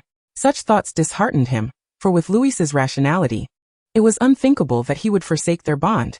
Perhaps the best outcome would be marriage followed by divorce, which he secretly deemed as the optimal resolution. Yet he did not desire that. He truly loathed his own capriciousness, but he could not help it. He could not envision a future where Luis would embrace another petite, charming girl, with those mesmerizing green eyes solely fixed upon her. He understood that this mindset was misguided, yet he found it impossible to be resolute in his self-discipline. Perhaps he was indeed spoiled. You have truly lost your mind, he mused. The following day, when he sought out Pansy, she offered a rather objective assessment. You're about to become an adult. I never anticipated that after a night of contemplation, you would still hold this attitude. Well, Draco replied softly, am I not being rather selfish? Indeed, Pansy stated bluntly. However, upon witnessing Draco's expression of guilt, the girl felt a pang of compassion and offered some words of comfort. Honestly, I don't think this situation is as dire as you perceive it. I suggest you write to Aunt Narcissa for her advice. Truly, it's best to inform your family about such significant matters. I will, Draco agreed, though he felt unprepared to confront the truth just yet. The girl seemed somewhat exasperated as she shook her head. Suit yourself. Well, I suppose taking it one day at a time is the wisest course. Draco hesitated. I suspect Lewis will ultimately reject me with a sound rationale. Have you spoken to him? Pansy inquired. This time, Draco did not hesitate overly much. In fact, the relief of having someone to confide in felt rather pleasant. Especially since Pansy had already discerned his feelings, he thought, resignedly. I did. What was his reaction? The girl asked eagerly, her curiosity piqued. As if she were oblivious to the seriousness of the atmosphere she had created. He agreed. He agreed? Pansy pondered for a moment. Perhaps things are not as bleak as we imagined. I don't believe Lewis is someone who readily agrees. Perhaps he has a plan of his own. Draco sensed that the girl had misunderstood something. Yet he refrained from correcting her, contemplating instead whether Lewis might indeed have a strategy. Meanwhile, in the library, Lewis was expressionlessly penning his potion class essay. He rubbed his nose before lowering his head to continue writing diligently. This essay was entirely an additional task assigned by Snape. Earlier that day, Lewis had approached the professor to request a book related to dark magic, only for Snape to pose a question to him. Are you proficient in dark magic? How was he to respond to that? Lewis pondered for a moment, weighing his words before stating, I have a keen interest in dark magic. Professor Snape scrutinized Lewis with his obsidian eyes for a while, his brow furrowed and a deep line etched between them, which lent him an air of intimidation. He then retrieved a piece of paper from his drawer, dipped his quill into the ink, and issued Lewis a note granting him permission. I consent, but you must ensure that my note proves beneficial. He paused, as if contemplating something, before adding, a 2-foot essay on the application of potions in dark magic. With that, he lowered his head, seemingly desiring no further interruptions. Lewis could only bow respectfully before silently exiting. During their first potions class, Professor Snape had remarked, given that there are no foolish wand-waving here, many of you may not believe this constitutes magic. Lewis surmised that the professor must still harbor grievances regarding this matter, which explained the lengthy essay he had assigned. If the task had merely been to write about dark magic, Lewis believed he could have easily managed 2 feet, but once potions entered the equation, he began to feel a headache coming on. In terms of theoretical knowledge about potions, Lewis considered himself fairly competent. However, when it came to practical application, he was far from proficient. At the beginning of the term, he had made an effort to bolster his understanding of potions, which explained why he had already completed about a foot of the assignment. After all, reading more certainly couldn't hurt. Don't you think Lewis doesn't regard me as special enough? On yet another Saturday evening, everyone sat in the common room either engrossed in their studies or engaged in conversation. Draco moved away from Lewis, who was reading, and sat beside Pansy. Special enough, indeed. Pansy rolled her eyes at him. You know how Lewis is with his obsessive cleanliness. We all hesitate to touch his belongings. You're the only one he allows to sit on the same couch. True, Draco mused, I even share a bed with him. Lewis glanced up at the two whispering on the opposite couch, thinking, here we go again, utterly oblivious to what Draco was discussing with Pansy. What could they possibly have to talk about for so long? Lewis found himself confused. Hey, did you see that? Lewis just glanced over at us, Pansy whispered. I think he's feeling jealous. Jealous? Draco's words came out in a rush, his heart racing. How could a single word elicit such a strong reaction? I hardly think so. He quickly refuted. You know, girls tend to have more insight in these matters. Pansy winked at Draco. Just be happy. Thus, it was evident why Draco had been in such a buoyant mood of late. Another reason contributing to Draco's good spirits was the fact that Slytherin's first Quidditch match against Gryffindor was finally underway. Since that unfortunate incident, Gryffindor had opted to practice only in the evenings, ensuring the two teams had not crossed paths since. This presented an excellent opportunity for Draco to demonstrate whether he was indeed superior to the illustrious Harry Potter, he mused. In a fair contest, if he triumphed over Potter, no one could dispute his victory. On the morning of the match, Draco roused Lewis early, pinching his nose, compelling Lewis to open his eyes due to the lack of air. He had stayed up rather late the previous night, the essay on dark magic and potions leaving him utterly drained, to the point where he nearly questioned his own identity. His mind was crammed with potion-related knowledge. Were someone to ask him to recite 1,000 common ingredients at that moment, he felt he would excel at the task. In truth, he had nearly forgotten that today was the day of the Quidditch match. Draco's fervor for Quidditch was something Lewis could not quite comprehend. He failed to understand why anyone would enjoy chasing a ball around on a broomstick. Initially, he had intended to play as a keeper. But after Marcus evaluated his flying skills, he unceremoniously assigned him the role of seeker, which entailed repeatedly wielding a wooden bat to strike the bludgers into Gryffindor's hoops. Oh, heaven forbid, just thinking about it is rather foolish. Nonetheless, as he settled at the Slytherin long table, Lewis adjusted his mindset, preparing himself for the match. Marcus, clad in his captain's uniform, stood before the remaining 6 team members, delivering a pre-match speech. I hope Slytherin can maintain its hold on the Quidditch Cup. The expressions on everyone's faces were solemn. Slytherin shall prevail, Marcus proclaimed passionately. Slytherin shall prevail, echoed the team members in unison. Following this, they exited the makeshift locker room under Marcus's lead, their brand new Firebolt 2001s gleaming brilliantly in the sunlight. Marcus held his head high, his face adorned with confidence and pride. If 7 Firebolt 2001s could not outperform those rickety old brooms, then perhaps the team should simply disband.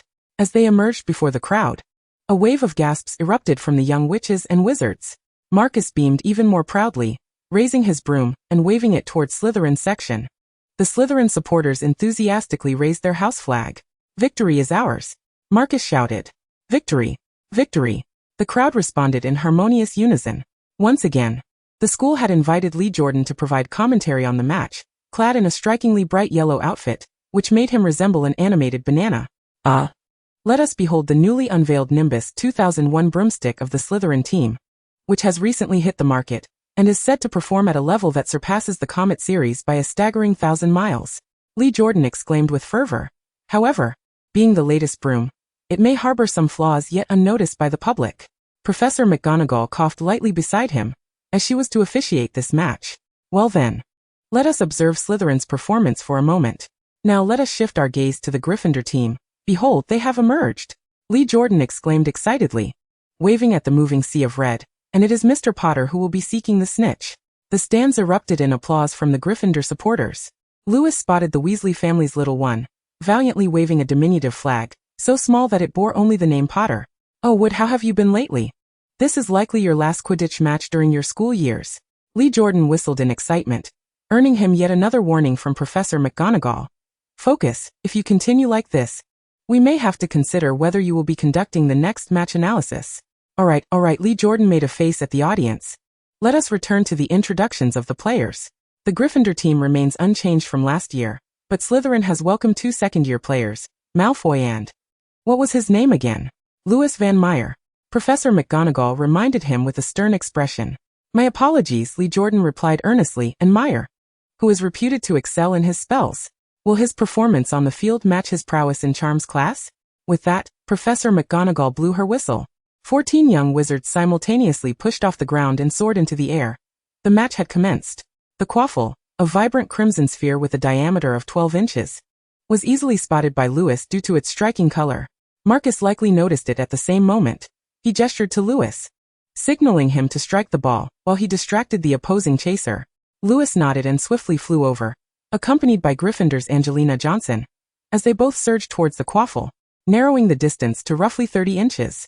Suddenly, Lewis altered his course and charged towards the opposing player, causing Johnson to instinctively halt her broom. At that moment, Lewis regained his focus and delivered a powerful strike to the quaffle, sending it soaring through the air in a graceful arc towards Gryffindor's goalposts. Just as the red ball was about to enter the opposing goal, Marcus appeared behind it, raising his bat and delivering a forceful hit that propelled the quaffle forward with unparalleled momentum towards the goal. Gryffindor's keeper, Wood, appeared momentarily stunned, yet reacted swiftly, using both gloved hands to intercept the quaffle. The impact was evidently significant, as Wood was knocked back, but the quaffle was deflected in the opposite direction. Another Gryffindor player, Alicia Spinnet, timidly raised her bat and struck the quaffle towards Slytherin's goal. That is a blatant foul, Lee Jordan shouted from the commentary box. Oliver can hardly lift his hands. Did Marcus take some sort of strength potion? The referee, he turned angrily to Professor McGonagall. Do you believe that was a foul? Professor McGonagall, though somewhat perplexed, objectively replied, not a foul. Continue your duties, Mr. Jordan. Very well, let us observe the current state of play. Wood has been injured on the arm by the quaffle sent flying by Slytherin, and appears to be in considerable pain. Yet he magnificently saved the shot. Miss Spinnet returned it, but her strength was evidently no match for Wood's, as Slytherin's keeper, Mr. Blatch, caught it and passed it to Mr. Meyer. Lewis found himself utterly captivated as the match unfolded, completely immersed in the game. Even after scoring a perfect goal, when Marcus extended his hand for a high five, he instinctively reciprocated. All of this transpired without his conscious awareness. Overall, Slytherin had scored approximately 6 or 7 more goals than Gryffindor, which warranted commendation for Wood, who was truly an exceptional keeper, throwing himself into each save with abandon. If it were not for his relentless efforts, Slytherin would likely have scored even more. Lewis recalled Lee Jordan's words about Wood's final year in Quidditch. In truth, so was Marcus's. The Gryffindor chasers were two young ladies, placing them at a natural disadvantage.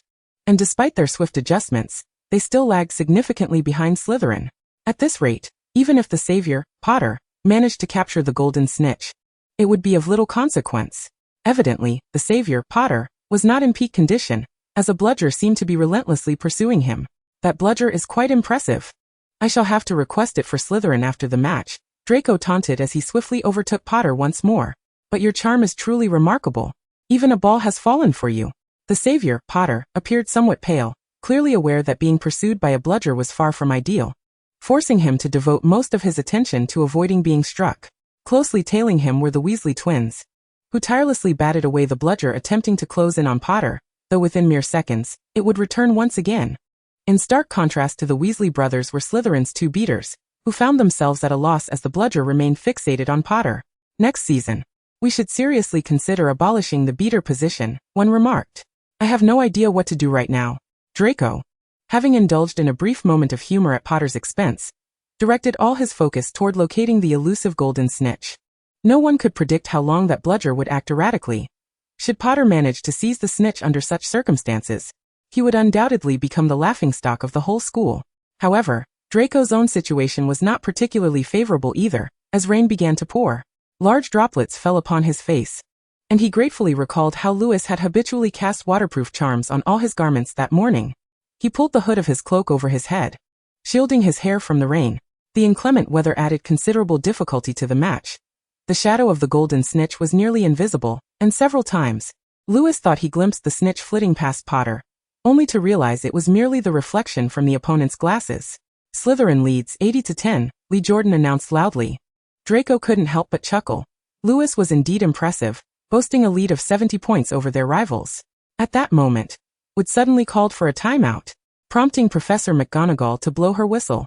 Upon hearing the sound, Lewis ceased his actions, only then realizing how fast his heart was racing and how many high-fives he had exchanged. Cold. As the Slytherin players huddled together, Lewis tapped his robe with his wand, reinforcing its waterproof properties. Draco shook his head, perhaps due to excessive exertion, his face flushed with a delicate pink hue, emanating warmth. Lewis, with a hint of concern, cast a warming charm upon the boy's robe, recalling the last time Draco had trained in the rain, and subsequently caught a cold. Draco evidently had the same thought. He flashed a somewhat ingratiating smile at Lewis, assuring him, I will be careful. Chapter 49. The match soon resumed, and the rain intensified, compelling Lewis to pause and cast a modified defensive charm upon himself. At that moment, he resembled a luminous orb, strikingly conspicuous amidst the downpour. There are over 700 foul types in Quidditch, yet Hogwarts matches are not entirely formal. Thus, as long as Lewis refrained from casting spells on others, he was not committing any infractions. Regrettably, Lewis was unable to cast the same charm for Draco. The weather was truly dreadful. The rain formed a silvery curtain, its sound a persistent cacophony in his ears. Lewis squinted through the deluge, searching for the elusive golden snitch. Once he spotted it, he swiftly soared forward, striking it into the opposing team's hoop. Visibility was severely limited. He could hardly discern anyone beyond 30 feet, the rain serving as a natural barrier, isolating him from the others. As he navigated through the curtain of rain in search of the snitch once more, he heard Professor McGonagall's whistle signaling the end of the match. Slowing his speed, he descended gently to the ground. We won. We won. Before he could steady himself, a figure dove into his embrace. The boy was drenched, resembling a waterlogged chicken, his black robe clinging to his form. Yet he seemed oblivious to this, triumphantly raising something in his hand, gripping it tightly, rendering it invisible to Lewis. Oh my God! I won! I caught it! He exclaimed repeatedly. Lewis raised his wand and cast a waterproofing and quick-drying charm. Yet it was clear that the boy's robe would not dry that swiftly. After a moment's hesitation, Lewis removed his own robe and said, "Take off your outerwear." Oh, the boy replied, momentarily taken aback, but complied. Lewis draped his robe over Draco, a comical sight indeed, as Draco appeared akin to a child who had pilfered an adult's clothing, due to Lewis's greater height. Just then, other Slytherin players gathered around, with Marcus displaying an exuberance even surpassing that of the boy. We won! He kept exclaiming. Draco proudly presented the golden snitch to Lewis, pinching it between his fingers so Lewis could see it clearly. Observing the boy's joy, Lewis felt that perhaps Quidditch was not so dull after all, and he realized his heart raced with an unprecedented sense of pride for Draco. He raised his hand to wipe the droplets from the boy's forehead, and placed the hat atop his head. "You are the most skilled seeker I have ever seen," he declared. Those words illuminated Draco's eyes, and though he appeared slightly bashful and lowered his gaze, he soon lifted his head again, retorting, "You're the most brilliant chaser I've ever seen." At that moment, they followed Marcus back to the Slytherin common room. Marcus endeavored to suppress his excitement, adopting a serious demeanor, stating, "This is just the first match. We must exert ourselves just as diligently in every subsequent game." "Yes," the Slytherin serpents chimed in unison, their enthusiasm infectious. That evening, a small celebration was held in the Slytherin common room for the team, where the boy indulged in copious amounts of drink, to the point that, by the end, he could hardly articulate his words. "Draco, are you drunk?" Pansy inquired. No, Draco mumbled, his speech slurred. "Really?" The girl laughed. At that moment, Draco and Lewis were squeezed together on his single sofa. The boy had one arm draped around Lewis's arm, resting his head against it, while clutching a goblet. "Of course I'm not," the boy replied, lifting his head. "I've specifically practiced my tolerance. I can handle much more than this. If you don't believe me, Pansy laughed heartily, clearly relishing Draco's predicament. "Oh, it seems you're not drunk. I think Lewis is the one who is intoxicated. You should take him back." Having only consumed a small bottle of stout, Lewis sat calmly on the sofa, watching Pansy tease Draco. "All right." Draco suddenly stood, evidently forgetting that his arm was still draped over Lewis, causing him to tumble back onto the sofa. "Oh, I forgot. Drunk people tend to be heavier," he muttered, then leaned in closer to Lewis's face. When their noses nearly touched, he hesitated, saying, "I'll help you stand." Pansy stifled a laugh, covering her mouth. Astoria's complexion appeared somewhat pale, her lips curling into a strained smile as her large eyes fixated on Lewis. As for Daphne, she had long since succumbed to inebriation, dancing with a boy. Most of the older students were clustered around Marcus, while the younger ones dared not approach Draco, sparing him potential embarrassment. When Draco stood once more, Lewis stood in unison. The boy swayed, colliding into Lewis's embrace, mumbling, "Don't pull me." He then struggled to rise from Lewis's grasp, who had to support the boy's arm to help him stand straight. Once upright, he said with concern, "How about this? You place your hands on my shoulders, and I can carry you back." Can you hear what I'm saying?" Lewis shot a warning glance at Pansy, which instantly stifled her laughter. "How stingy. You wouldn't even let me enjoy a good laugh," the dark-haired girl muttered under her breath. Then, Lewis lifted the boy effortlessly, who instinctively wrapped his arms around Lewis's neck. Amusingly, as he did so, he added, "If you don't want to rest on my shoulders, I can rest on yours." Meyer. Just as Lewis intended to carry the boy back to the dormitory, Astoria suddenly called out to him. He turned to look at the girl, and Draco, still cradled in his arms, also glanced up at her in confusion. The girl's face flushed crimson and she stammered, "It's nothing. Good night." "Good night," Lewis replied politely, unable to perform any extraneous gestures while holding Draco. So he merely nodded before ascending the staircase. "Hey Lewis, I feel like we're flying on a broomstick," the boy remarked, resting his head against Lewis's neck. As he spoke, his soft platinum hair brushed against Lewis's throat, prompting an involuntary cough. Draco remained oblivious, continuing to sway his head. "Maybe I've had too much to drink. How could I be on a broomstick in the common room?" Lewis arrived at the dormitory entrance, but found he could not open the door due to his lack of hands. However, the boy quickly grasped his intent, extracting one hand to twist the doorknob. "I'll open the door, you just hold steady." "Excellent," a complete misunderstanding. Lewis silently resolved that he could no longer allow Draco to indulge in such excessive drinking. He vividly recalled the last time Draco had been inebriated. It was as if his intellect had been devoured by some unseen force. If this continued, Lewis genuinely felt as though he had become Draco's house elf. He observed as he helped the boy remove his coat, then gently guided him toward the bathroom. "Hey, Lewis, are you going to take a bath?" As the water cascaded over Draco, his damp shirt clung tightly to his body, revealing the delicate pink of his skin beneath. Lewis felt it prudent to excuse himself. He was uncertain about the transformation that lingering in such proximity might invoke within him. "I want to wash, you do it instead." He placed Draco's hand on the bathtub's edge, ensuring the boy would not topple before releasing him. "Call me when you're done. I'll fetch you some clothes." "Oh," Draco replied obediently, the warmth of the water seemingly reviving him, enabling his speech to flow more coherently. After receiving the boy's response, Lewis quickly retreated a step, and then turned to exit the bathroom. Once he had somewhat steadied his emotions, Lewis approached his writing desk. In truth, he felt rather uncomfortable, having not bathed since being drenched in the rain, and he found himself unable to sit, opting instead to stand before the desk. An urge to write a letter to his parents surged within him. However, with Christmas break fast approaching, he believed that speaking to them in person would convey his sentiments more effectively than a mere letter. Before long, Draco's voice drifted from the bathroom. "Lewis." His tone was soft, tinged with fatigue, which was hardly surprising, given they had spent nearly a day traversing the skies and had attended a small Slytherin soiree that evening. Lewis snapped back to reality, raising his wand to cast a levitation charm on the clothes in the wardrobe. They obediently detached from their hangers and floated before him. He then employed a summoning charm, guiding the garments to glide through the open door. Chapter 50. It was Saturday, and although there were no classes, Lewis still made his timely appearance at the Slytherin long table. Blaise appeared somewhat lackluster. He attempted to speak several times but ultimately refrained. Pansy, unable to bear the silence, liberated the poor plate from Blaise's grasp. "Just say what you want to say." Blaise looked even more disheartened, his demeanor suggesting unease as he lowered his voice. "I have to say, the Chamber of Secrets might actually exist. Last night, a first-year Gryffindor was petrified.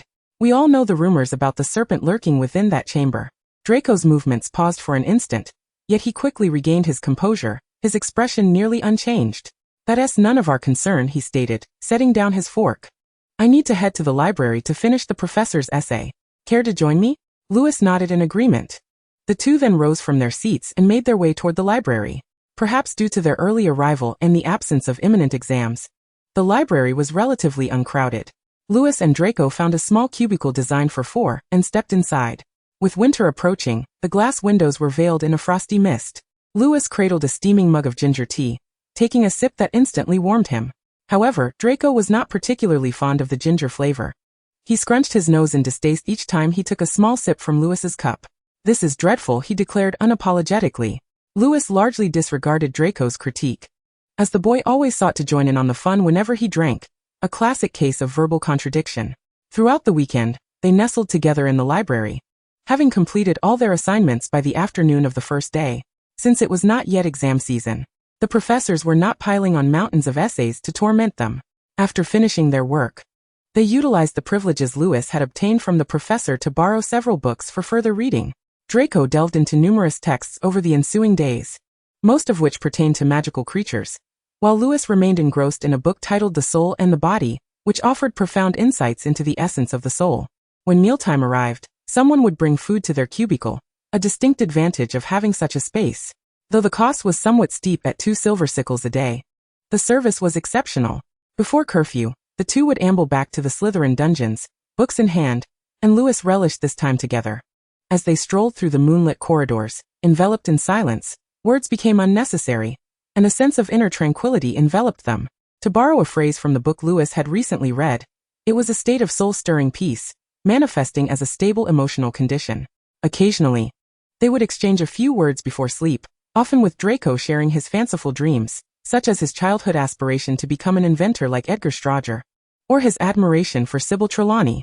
He would ramble on about his musings on potions, pondering whether the lunar phases could influence potion making, and if weather changes might create new potions. Was there a pattern to such transformations? Lewis lay beside the boy, listening quietly, often remaining silent until Draco's fatigue prompted him to pull the covers over them both and settle down for the night. Yet at times he would engage with Draco's ideas, posing questions that followed the boy's line of thought. Many of Draco's notions were quite intriguing, and Lewis realized for the first time the commonalities between charms and potions. If he had not yet submitted his essay, he believed he could easily extend it by another 10 inches. On another moonlit night, Lewis closed his eyes, only to find himself standing in a different place the moment he opened them. It was a dimly lit laboratory. Before him stood a boy of similar stature, with the same fair hair and blue eyes, busily engaged at a workbench. Lewis felt an aversion to this scene. In truth, he was not fond of darkness. Dark magic was not inherently sinister, a distinction he felt compelled to emphasize. Take the 3 unforgivable curses for instance. They were classified as dark magic solely due to their formidable magical potency, not because they corrupted the caster. Magic should not be bound by notions of good and evil. He attempted to move his limbs, finding no restraints this time, and held his wand, which lent him a semblance of security. He took 2 silent steps to the side. Yet even if he had made a sound, the boy at the workbench would likely remain oblivious, entirely absorbed in recording something. He had a pencil clenched between his teeth and donned specialized dragonhide gloves, diligently engaged in his task. Due to the distance and poor lighting, Lewis could not discern what the boy was doing. Yet, a wave of distaste surged within him, an emotion that seemed inexplicably premature. Lewis felt he ought not to hastily judge someone he had never met, but before he could contemplate further, the scene shifted. This time he stood upon the stage, surrounded by numerous figures clad in dark wizarding robes. He glanced down at his own attire, identical to theirs, adorned with a golden insignia pinned to his left breast, upon which the word Meyer was inscribed.